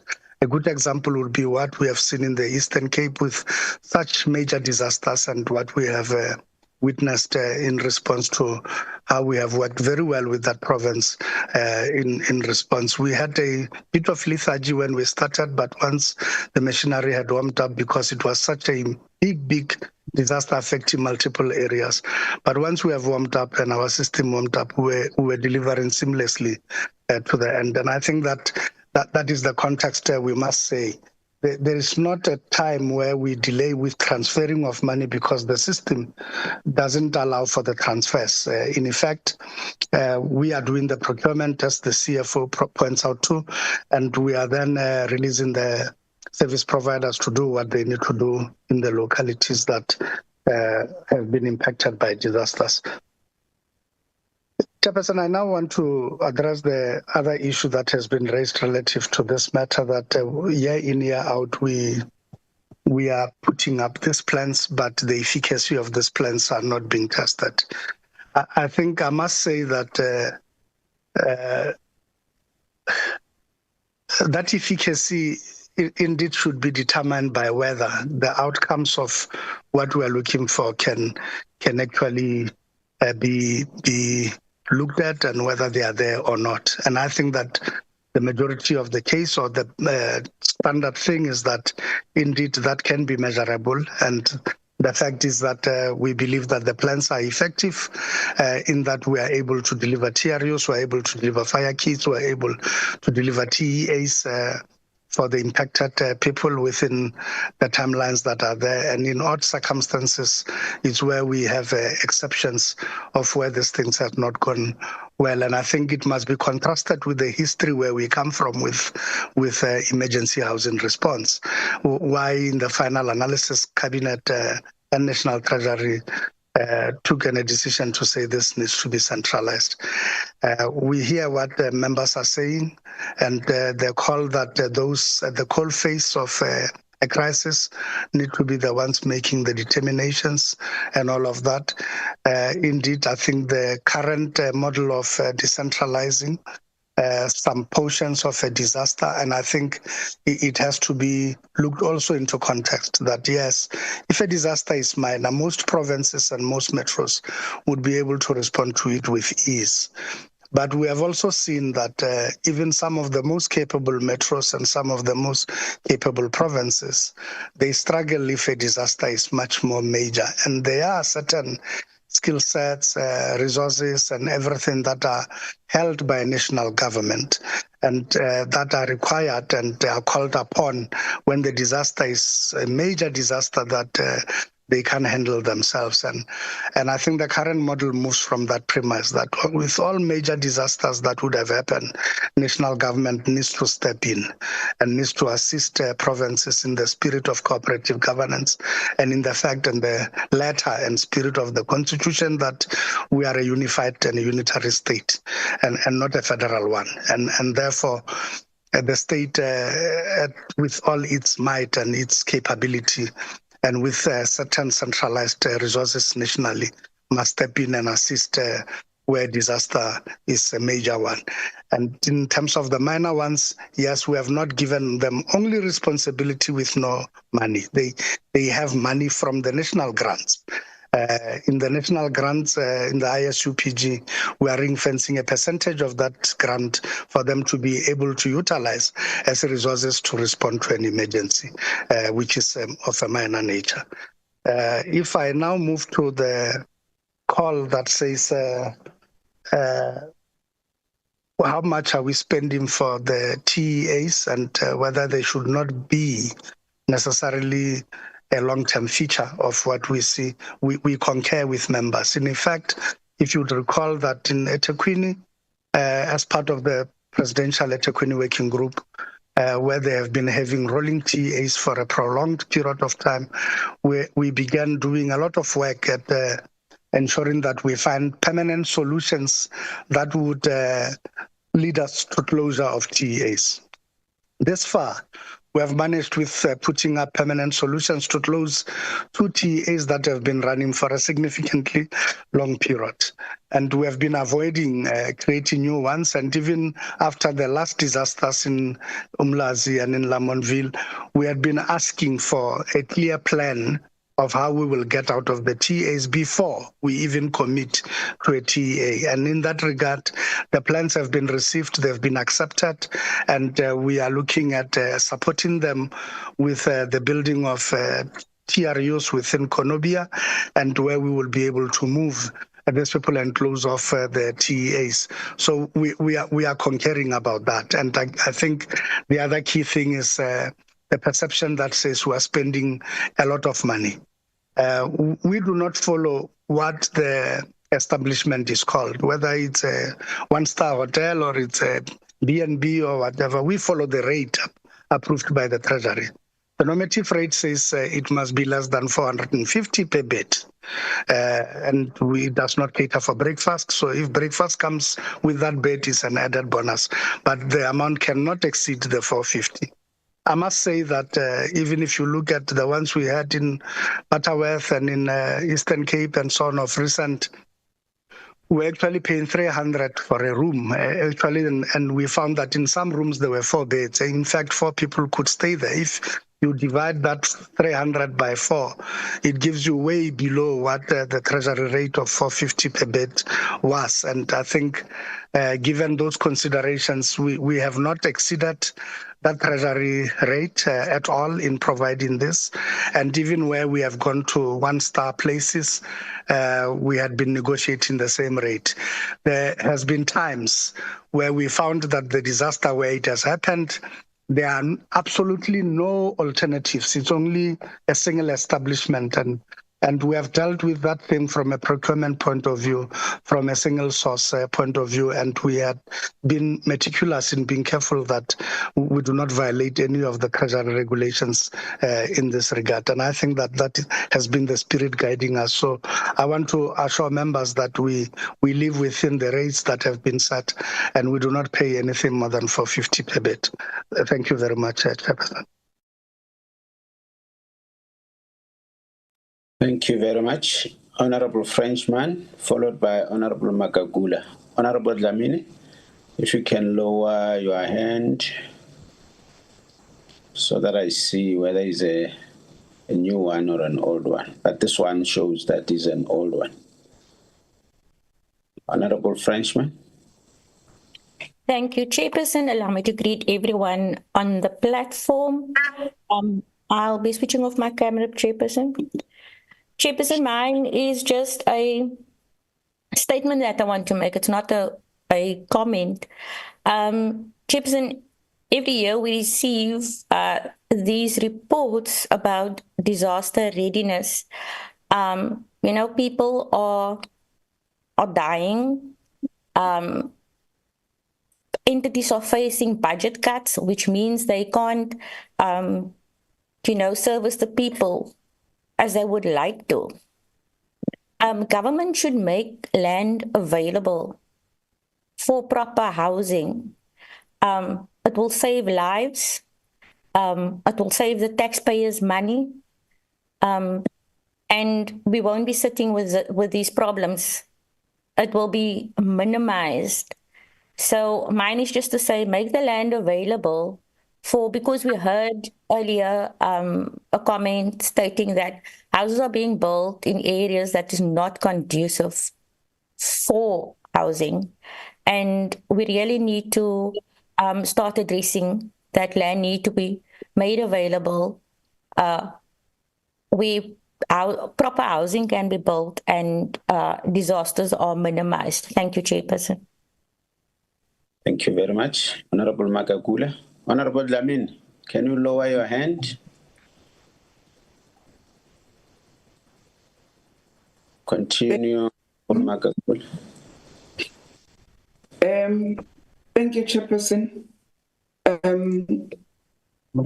Yeah, my question would be on national.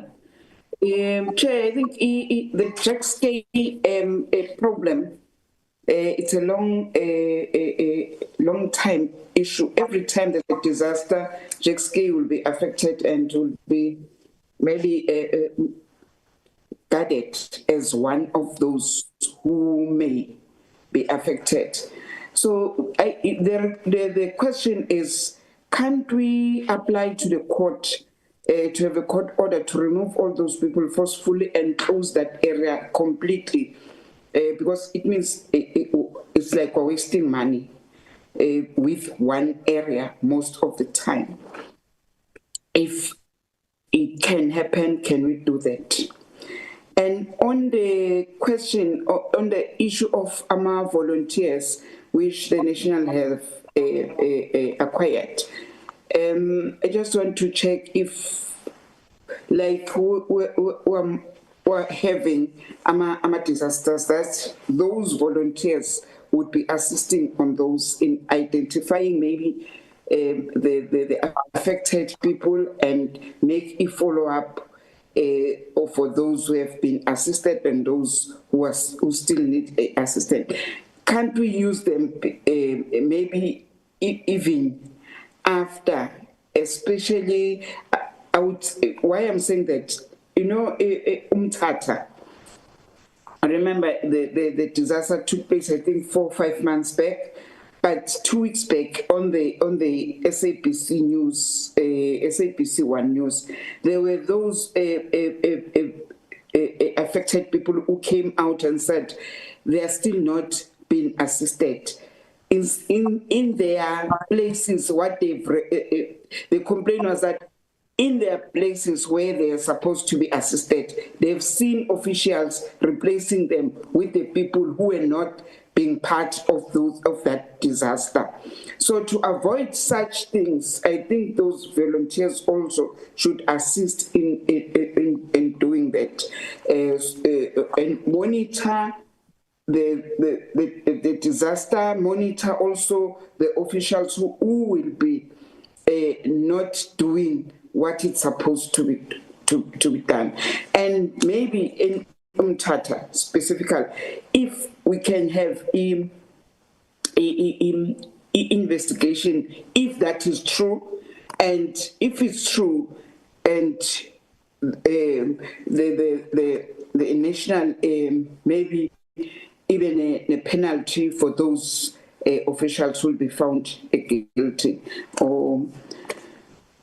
And in the last, it's not a question, Chair, but just from the Northwest, I think next week on Monday, it will be the 1st of December, and we promised that the house will be built by December. That the house will be in his house in December. So we're waiting for the invite so that you can be part of the opening of that house. Thank you. That is the task to the Northwest. Thank you, Chairperson. Thank you very much. Northwest.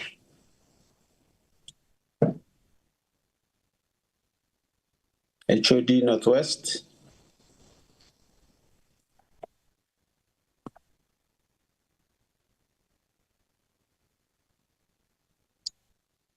Mema Trobo.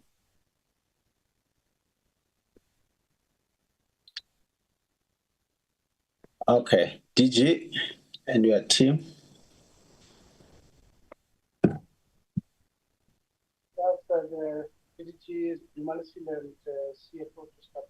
You are not audible, DG. Can I ask that DDG Dumalisile and CFO to start first, Chairperson? Okay. DDG? Thank you, Chairperson. Chair, With regards to the Jack's matter, Chair, we are aware that there is a plan on the side of City of Johannesburg, and I think the former minister did actually insist previously that this matter should actually be factored into their business plan. We will follow up with the City of Johannesburg just to get a sense of how far are they with this matter, because yes, Honourable Member is correct. This is happening year in, year out. So we will actually follow up with the City of Johannesburg. But maybe we can also bring it, unfortunately, Gauteng will not be in the next session, and human settlements is not part of the engagements today, Chair, but yeah, we'll follow up on that one. Chair, with regards to the volunteers, these volunteers are our permanent colleagues from different branches within the department, so they have their own responsibilities, but because this is the festive period and they were supposed to be going on leave, they have actually decided to make time to assist the department instead of going on leave. So they will be available up until end of December, or as and when we come back early January. Beyond that point, they are not available as volunteers. They go back to their responsible branches chairperson for their responsible duties. But the matter that is being raised in terms of the concern around the Umtata, we will then bring it to the attention of the colleagues in the Eastern Cape so that they can pay attention to the matter. I think those are the issues coming from Honorable Magagula. Thank you, Chair. Thank you. Maybe the Umtata. I'll take the yes. When we come. The Northwest issue. The Northwest issue, Chair, it's unfortunate the HOD is not here. I did follow up. They did send me pictures during the week. They have appointed the contractor. The contractor was on site on that particular day. He did establish site and he was supposed to start with the debushing. So I'm sure I'll request the HOD to submit a written confirmation to that effect, Chair. But yes, they did send a picture and information on the matter of Ndategas. Thank you. Thank you. CFO.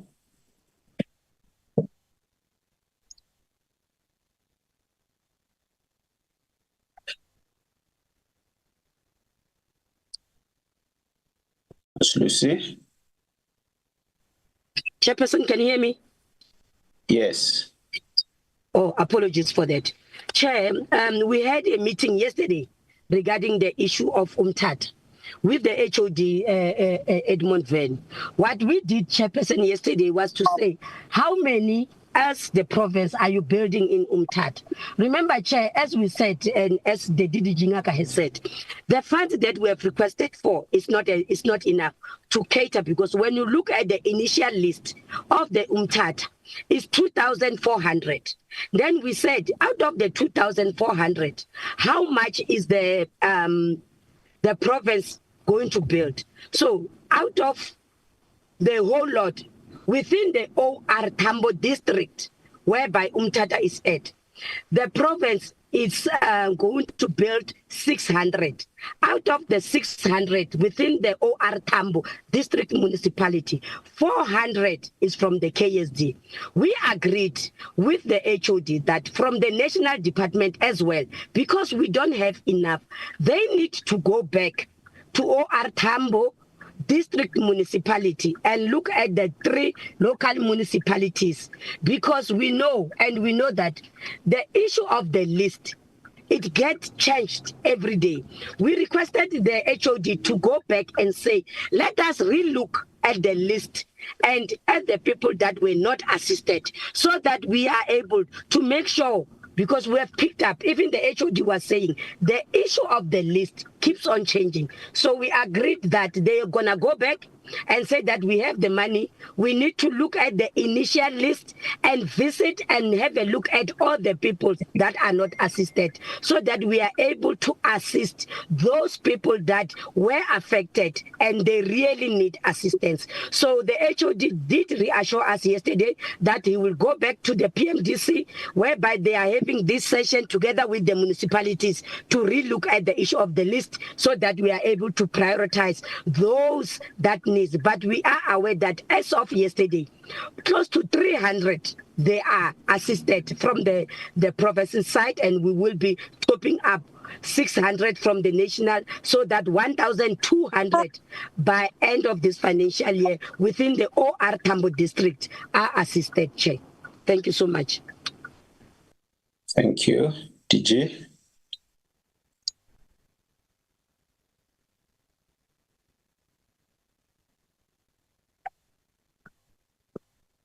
Thank you very much. I think the questions have been adequately responded to.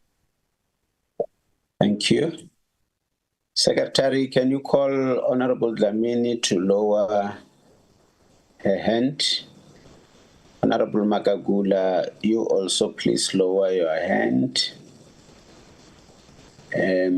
Honorable Abada, followed by Honorable Dutebe.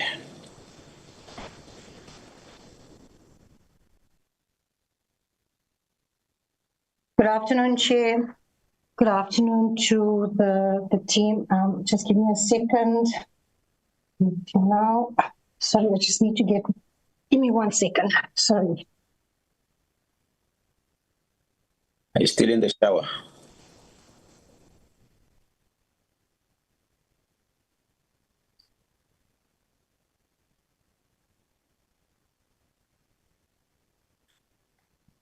Let's take Honorable restroom. Let's take Honorable Dutebe. You'll come back later. Honorable Dutebe. Okay, here I am. Oh, okay. Good morning, Chair. Good morning to the department and everybody on the platform, and not forgetting my support staff. Without you guys, we would not be here and we would not function. So thank you to all of you. Thank you for all the presentations. I'm not going to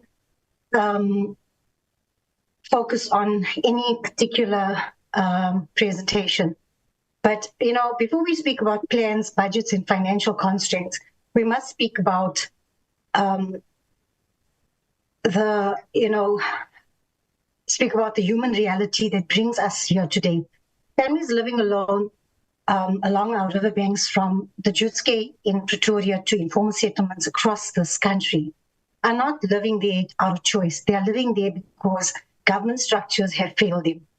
And every rainy seasons, their lives, their dignity, and their futures are placed at risk. Now, this is something that we have to go through every single year.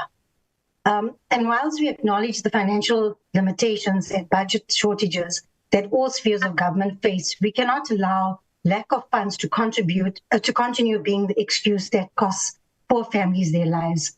The truth is painful, Chair. And we hear this year in and year out. Budget shortages did not stop us from responding after the disaster, but somehow they always stop us from preventing it. Now, this is the thing here. We always make available funds to assist the families after the disasters happened.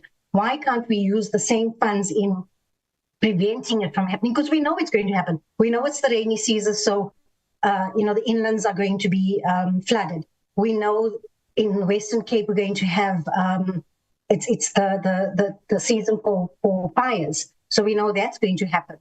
So I'm saying let's prevent. And I know that we've been trying, but we need to try a little bit harder. We have money for relief tents, emergency food parcels, body bags, and post-disaster cleanups, but not for the preventative planning that would save lives, protect children, and stop this annual cycle of trauma. And this is what it is. It's an annual cycle that we face every year. So today we're asking the department, and I'm not asking for an answer here, but this is the questions we should all be asking ourselves and the municipality to count. Why do communities remain in the same danger zones year after year? Why are high-risk riverbanks not formally declared red zones? Why are we able to compensate for disaster damage, yet unable to fund relocation and protection before disaster strikes? Why must the poor live with the highest risk while the state debates budget lines? Our people are not numbers in a spreadsheet. They are human beings who go to sleep every night listening to the river, wondering if it will rise and swallow their homes. We cannot continue allowing poverty to determine who lives safely and who drowns. Today we ask, no, we demand accountability, not excuses, not sympathy, and not budget challenges.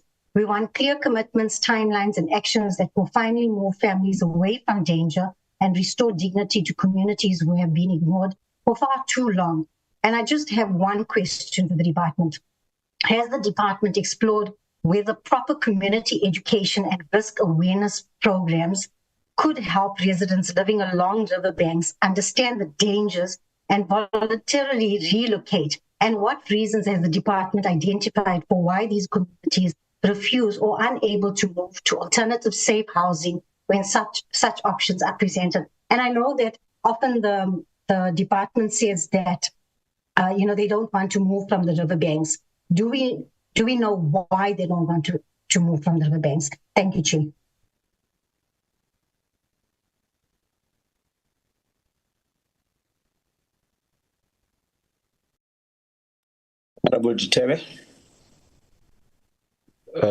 Thank you very much, Chairperson. Thank you, Chairperson. Chair, greetings to you, to the honorable members, Minister and Deputy Minister in absentia, DG, and the entire executive that he leads, our executives from our provinces, our support staff, honorable members, once again. Chairperson, thank you to the provinces for very comprehensive presentations, and indeed the department complementing all of those presentations. I'd like to know, Chairperson, and other members have already talked to some of the issues that I'd like to have answers on. Just with respect to the rapidity and agility of teams, Chairperson, right from national in accordance with the threshold, 1 up to 50, that being within the purview of provinces, and 51 upwards being within the purview of national, with the understanding that resources remain centralized, but then functionally, if one may use that phrase, functionally devolved in respect of the criterion of 1 to 50. I'd like to know, Chairperson, are there any best practices that national ensures that those are shared across provinces? While indeed our provinces have made very good presentations here, and within the limits of resources, human and material that are at their disposal, it is quite obvious that some provinces, and I'd like to mention the province of Gauteng, some provinces seem to be quite advanced in terms of deploying, for example, artificial intelligence. We know that decisions today are data-driven, and that numbers are very important for purposes of modeling in order to arrive at decisions, to simulate scenarios, etc. And if there is one challenge that requires that today more than ever before, that is intervention of artificial intelligence, all methods of technology, Chairperson, or all hues of technology, it is the anticipation and prevention of disasters, such as what we have heard today, be it in respect of floods, fires, etc., etc. Both acts of God and man-made.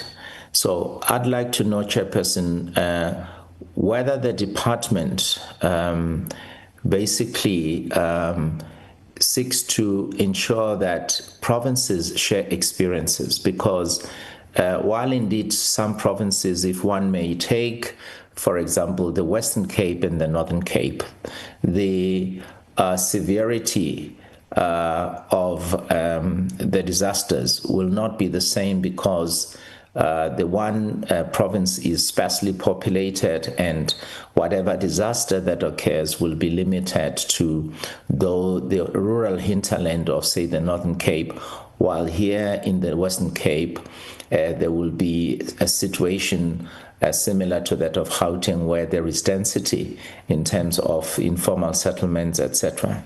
So what exactly is happening? I'm thinking here, DDG Dumalisile, for example, has said there are those members of staff in the department who volunteered to become, who have volunteered to assist during this festive season, to act as volunteers. Very commendable. But surely for purposes of institutional memory and capacity within, we've got to be looking at all those issues which I've characterized as rapidity and agility on the part of all the structures, your prof joints, etc., and your PDMCs, PMDCs, etc. So that's the first part, Chair. Chair, the other one relates to the flood lines, and I'm talking here about flood lines not along the lines of your Jexkay situation.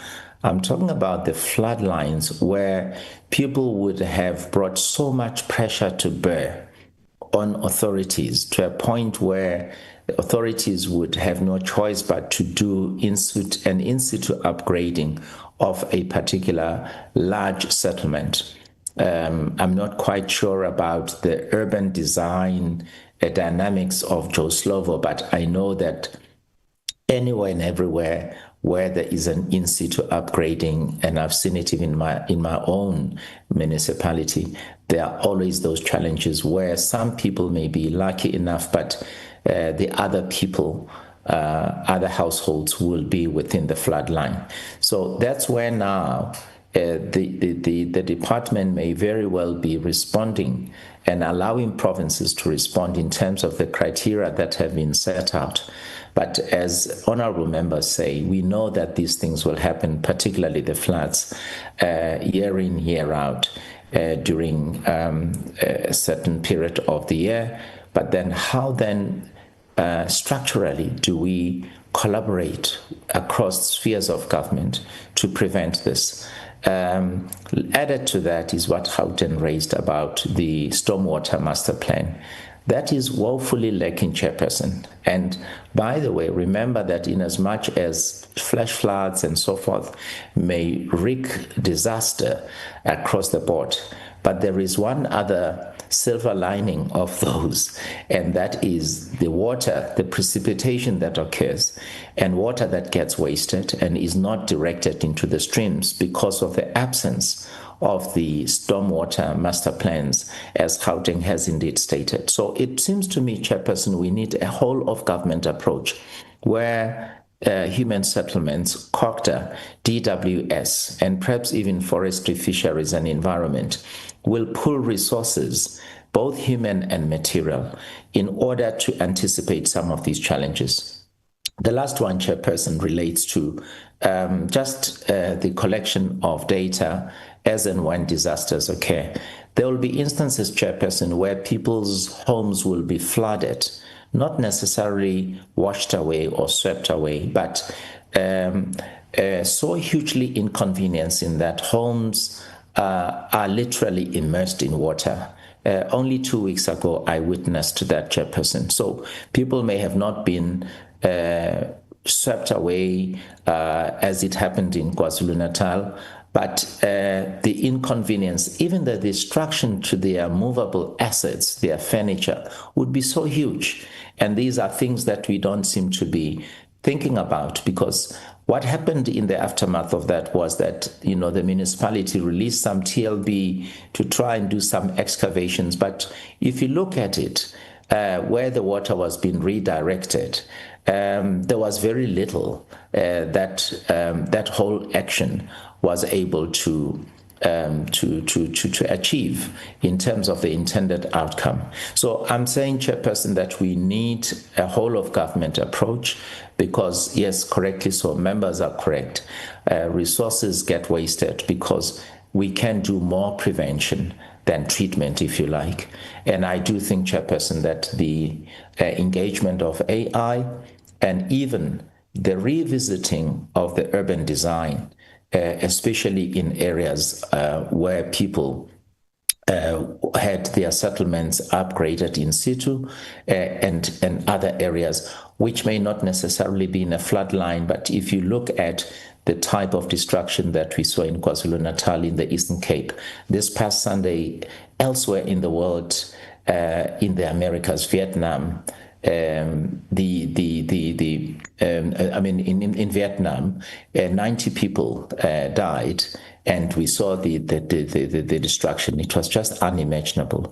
So those are the questions and comments, Chairperson. Perhaps if the department and provinces could respond to that. Maybe the last one, we have sometimes members of the ward committees, the CDWs, as and when it rains and it's very severe, being expected to go and do an inspection of the homes that are affected, but they will be ill-equipped because they will not be properly geared, they cannot walk, etc., because the area will be so flooded that they are unable to do that. So those are some of the things that I think other provinces that have made some huge progress can share those best practices with some of the provinces that are still lagging behind. Thank you, Chair. Thank you. In that order, DDG, CFO, and DG. Then I'll check with provinces.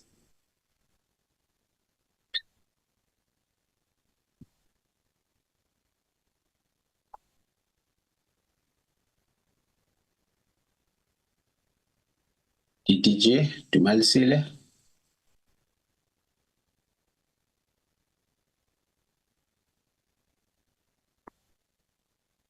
CFO. Recording in progress. CFO. Chair, oh, apologies for that.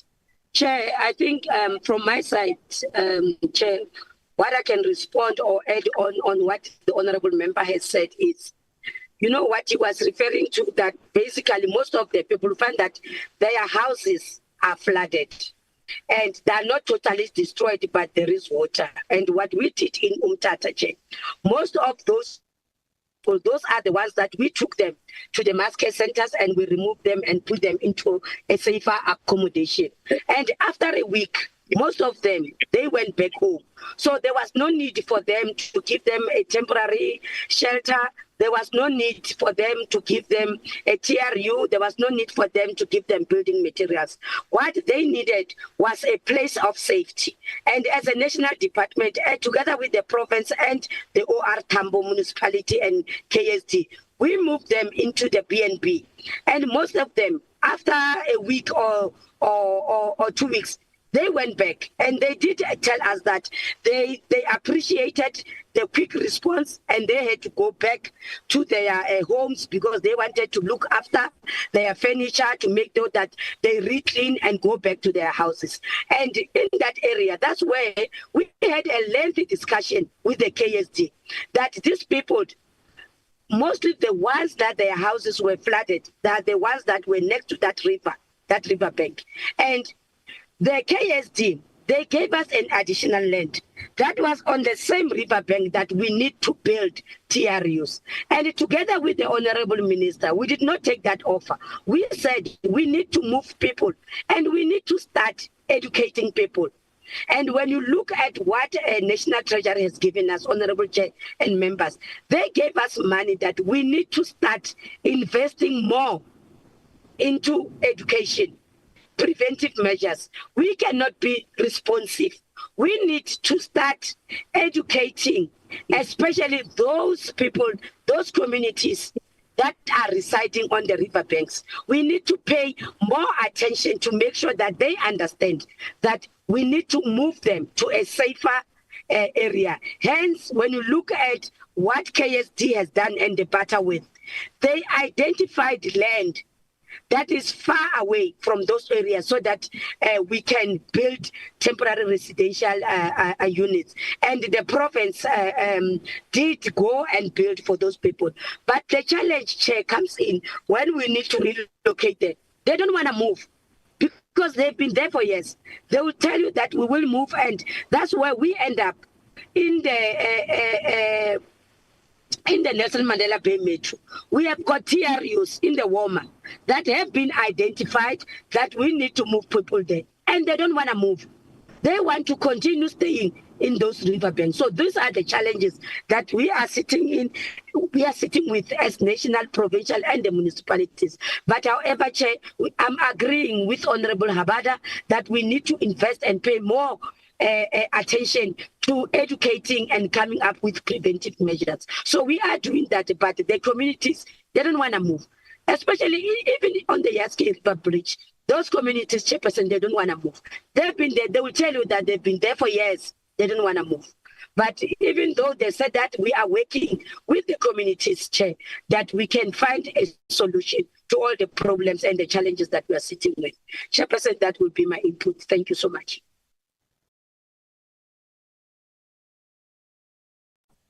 Thank you. DJ?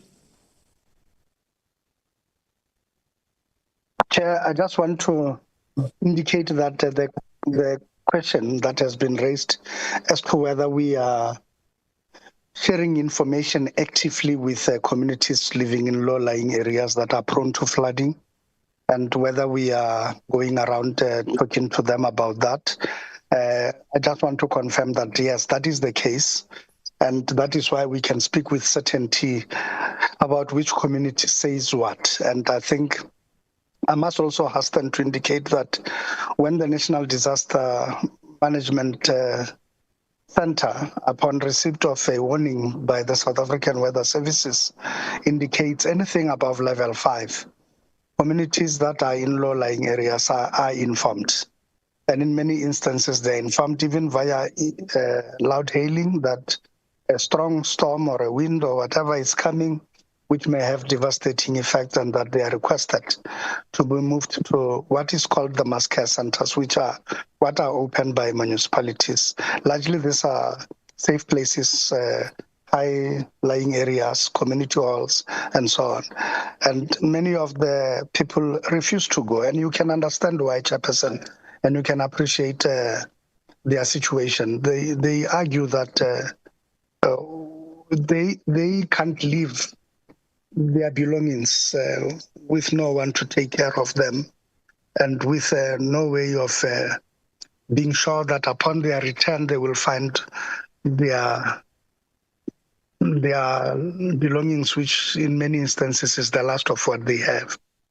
And unfortunately, that scenario is untenable because either way, when the floods do come, they lose those belongings anyway. So there has been an issue whether can we, with certainty and with boldness, say we will move these people out of that. I think Minister Kubai tried with the people of Yaks-Bay. We do recall that, if you can recall, Chairperson, Phase 11 of Luferem project was initiated purely to house the people of Yaks-Bay that will come out of those staying in those low-lying areas. And we do know that 70% of them did agree that they would move and that they would accept houses in Luferem. But we also know that there are those who are adamant that they would not move and that they would not agree at all because they think that Luferem is far away. Transport is a bit more expensive compared to where they stay. They are already staying next to the places of their work, and they are used to where they worship on a Sunday, where their kids are going to school, and so on. And there is general reluctance to move. Is there a calling for a political will to forcefully evict them? Well, we know the provisions of the law, including the PI Act we are reviewing. Its current provisions would be such that forceful removals are not possible except with a court order. And is there room to obtain a court order to do that? We believe yes, but that is in the hands of Johannesburg and its political leadership to make that determination. in as far as the issues then of educating these people, we are doing that, and we do report to the portfolio committee when we bring our quarterly APP performance report, because in one of our targets is exactly this matter of running an educational campaign in informal settlements, and particularly targeting communities that live in low-lying areas.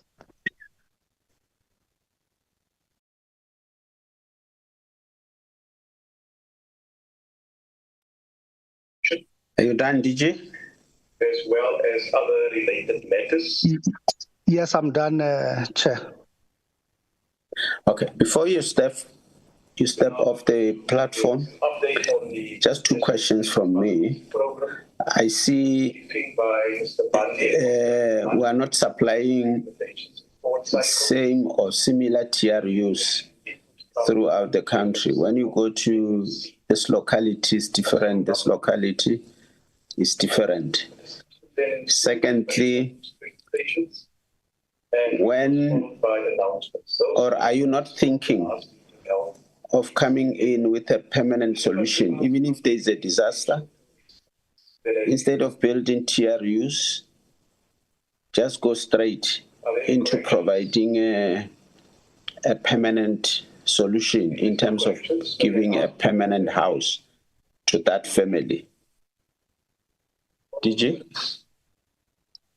Chair, thank you very much. On the first one about the designs, I think we offer one specification right across the country, but we have been requested by provinces and representations made that we do not straitjacket them too much, that we should provide the broad parameters of what a TRU should contain and what it should have.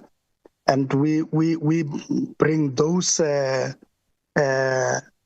parameters, and our specifications would indicate, for instance, the size, that it cannot be less than 30 square meters. Second, it would speak to alternative building technologies. It will speak to the tensile strength of a wall panel. It will speak to the casting of a foundation and how it must look like.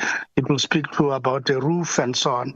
But of course, therein lies the flexibility which contractors and provinces can have in terms of that. What we have seen, though, is that some new contractors being given the first contract and so on, eager to prove themselves, sometimes go beyond the specification. They sometimes even build a 40 square for the price of a 30 square meter. They sometimes even put in aluminium windows onto the TRU, which is not what the specs say. But yet, when we look at the broad specification, the size of that aluminium window would still be the same, and we know it's more pricier than what we had asked for. And so they have gone beyond the specification under those circumstances. There has been even instances where contractors on the same site, 400 TRUs must be built, 2 contractors are appointed. There is site A and site B on the same land, parcel of land, and inside A is one contractor and inside B is the other. And they are building, and the 2 contractors start competing there and there as to who's doing a good job.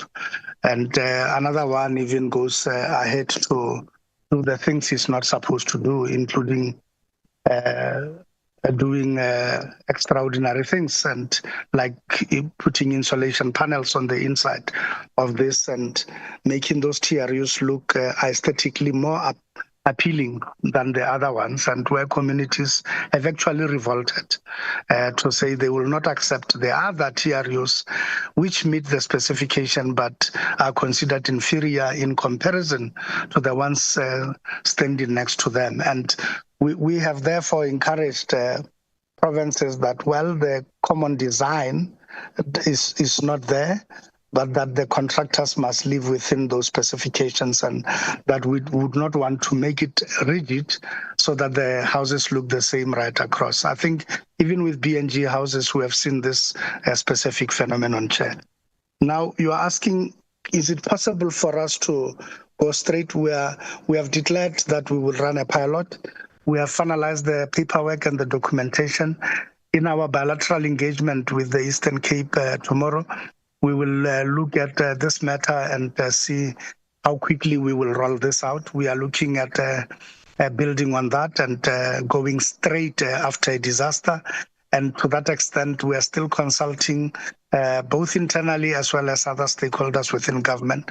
We're looking at a high-end panel that has fully accredited them just to respond to disasters and not for purposes of all other procurement processes, but just for response to disasters, that we go straight as a protected pilot and get high-end contractors that can actually deliver bricks and mortar or any other material that is of a permanent nature in response to a disaster than a TRU, and we go straight to a 40 square meter. To that extent, the Eastern Cape has agreed that we will utilize the funds in the Emergency Housing Response Fund, and we will use the amount equivalent to the TRU, and they will then top up the difference between the TRU and the 40 square meter subsidized house, and that difference will be covered from the HSDG grant. To that extent, we have then allowed the Eastern Cape to amend their business plan to factor this into account so that the pilot then can kickstart. We will discuss the mechanics of this. We are looking at starting in earnest, and given the opportunity, there may be a few houses we do this year in response to a disaster, and there will be much more that we can do beginning the next financial year. But yes, Chairperson, it's on our cards, and we are eager to roll out such a solution. We have also ventilated, same with the Treasury.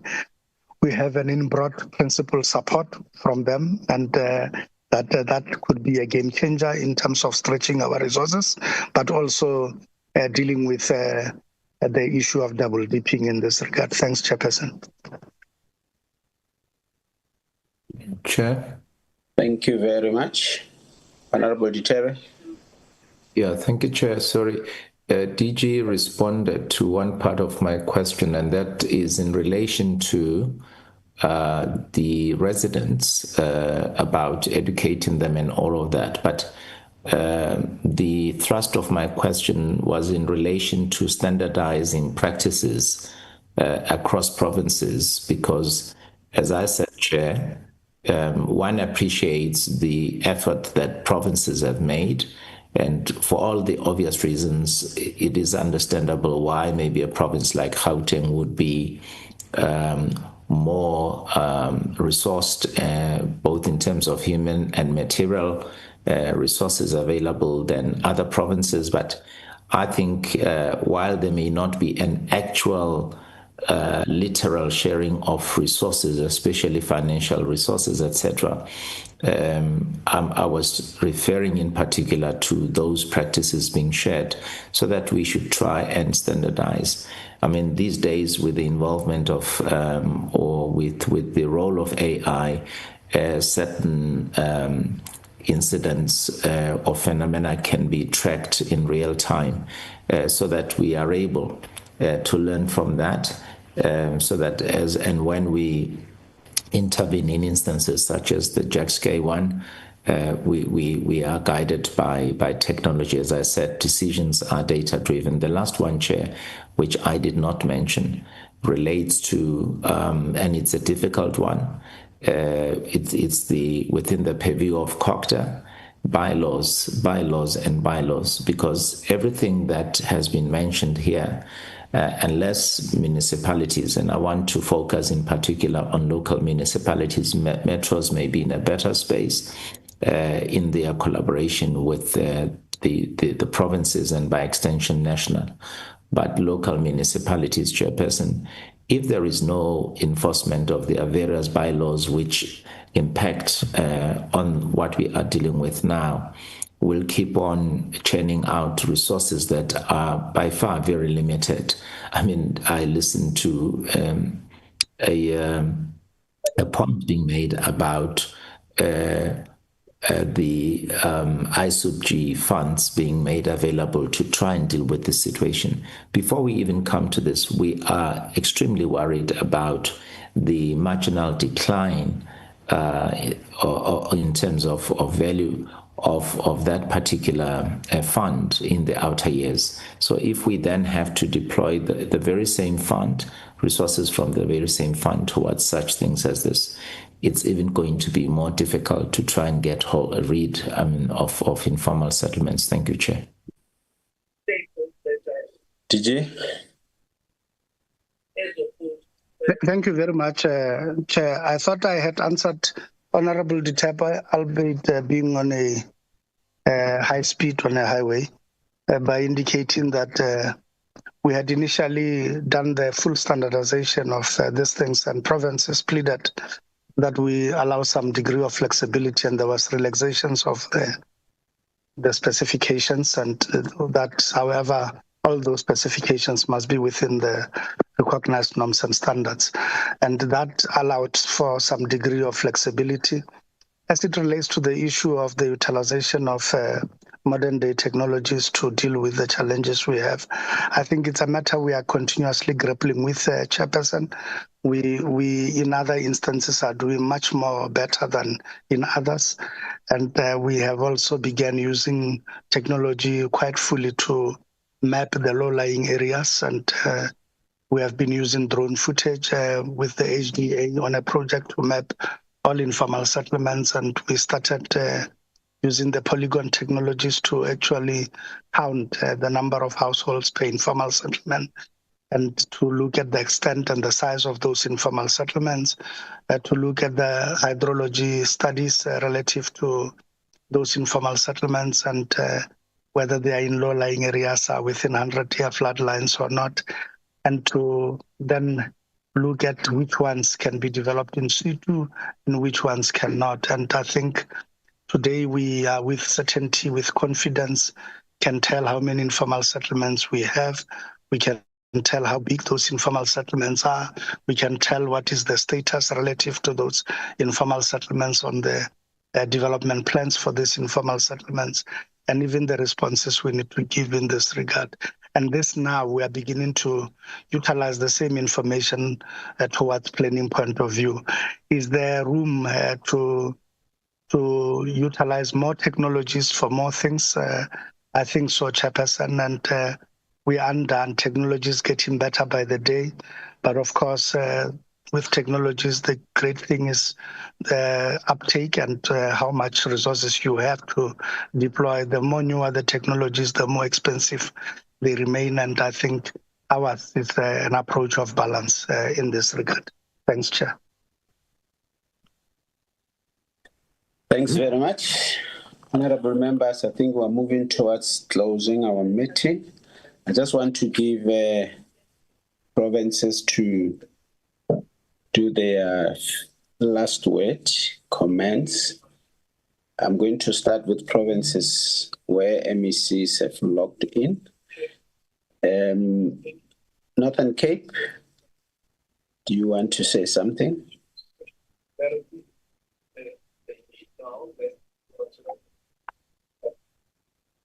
MEC Kwass, anything?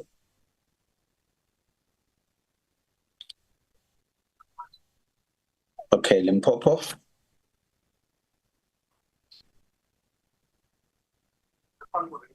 Limpopo.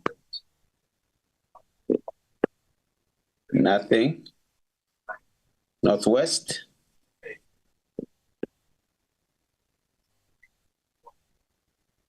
Northwest. Thank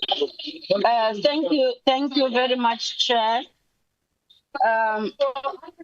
Thanks very much for the meeting. Northwest would really appreciate the contribution from National, and we really appreciate the help that we've been enjoying from National. We are looking forward to working together with them even in the coming period where we'll be experiencing disasters. And we are available and would be supportive to work together to complete the outstanding TRUs in order to make our people happy, because every time we go to meetings with municipalities, they ask us about the outstanding TRUs. So together we will be able to assist the municipalities to deliver what they need. Thank you very much, Chair, and thanks to the members of the committee for the comments that they've made. Thank you.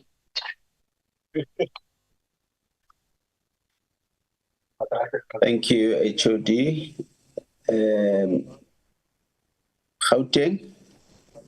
Thank you,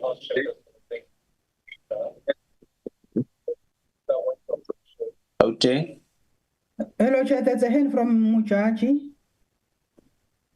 Okay. HOD, Limpopo. Thanks very much. I was just struggling to unmute, Chair, but it was just to appreciate the opportunity to present, but also I think my colleague from Northwest has also covered me that indeed, based on the work that has been started by the national, we just commit that we will work closely with the team so that we can clear the backlogs, but also ensuring that we are prepared for the seasons that are still coming. Thank you very much. Thank you. Gauteng.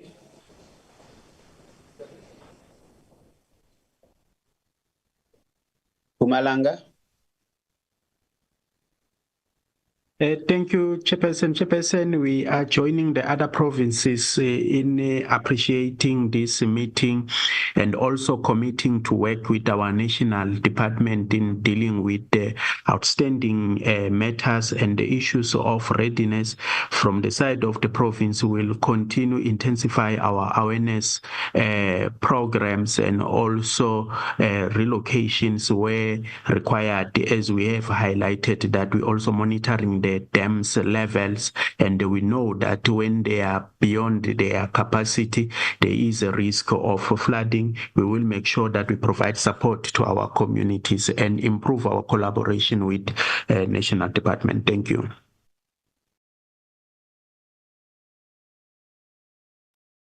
Thanks very much.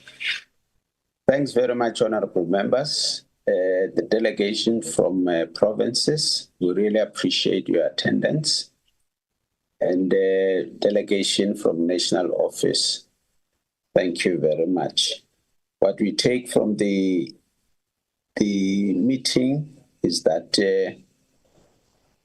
it is on the radar of the DG to look at how we can come up with a permanent solution, even to address disasters. And he has indicated that they are doing a pilot project with the Eastern Cape. Whilst we requested that we should not have one design for TRUs, but let us make sure that as provinces, we build TRUs that are habitable. Because in some cases, TRUs that are built, it's as if we're going to put animals there. So let's try to make sure that we are human. We acknowledge that it's human beings that are going to stay in those TRUs. In other provinces, they are constructing very nice TRUs.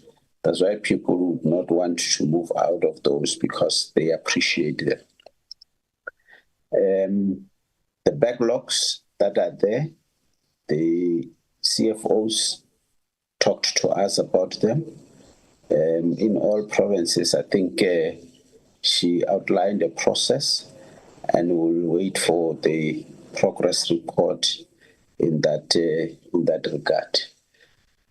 DG, I think there is a subtle complaint from provinces, but as you said, your continuous meetings with them, I think they'll be able to raise whatever they want to raise, so that we are on the same page with regard to this. But generally, I guess the portfolio committee is happy with the readiness of different provinces for the rainy season, especially for issues relating to disaster. It means we'll be able to respond. But the backlog, because if it's an emergency, and I'm still waiting for a house in the next 6 to 8 months, it is no longer an emergency. That's why I would appreciate that pilot and see whether within that month or 2 months, can we build a permanent structure? It will also assist us with saving resources. Thanks very much. Are there announcements, Secretary? Hello, Chairperson. No, there are no announcements today. When is our next meeting? The next meeting is on the 3rd, next week, Wednesday. Who are we meeting? 4 provinces, Chairperson, state of readiness for floods and disaster. That will be the Eastern Cape, Free State, KZN, and which one is the 4th? But it will be 4 provinces. Western Cape. Western Cape, yes. Can you respond to Mr. Gamede's hand, Chair? Is there a hand from Mr. Gamede? A message from him.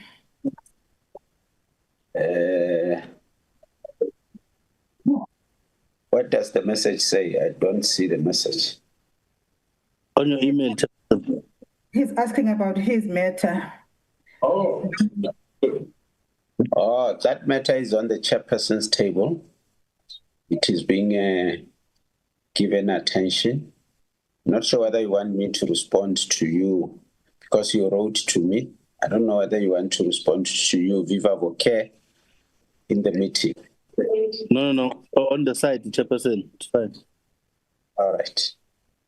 Thank you very much, honorable members. Thank you very much, DG and your delegation. Thanks very much, provincial delegates, the MEC of Limpopo, the MEC of Northern Cape. We really appreciate your attendance. Our apologies that the MEC of Gauteng was struggling with attendance. And the concern raised by Honorable Dlamini with regards to the MEC of Mpumalanga, I think it should be recorded and we'll take it forward. Thanks very much. The meeting stands adjourned. Enjoy your Thank you, Chair. Thank you, Chair. Thank you. Thank you, Chair. Thank you, everybody. Goodbye. See you next week. Bye.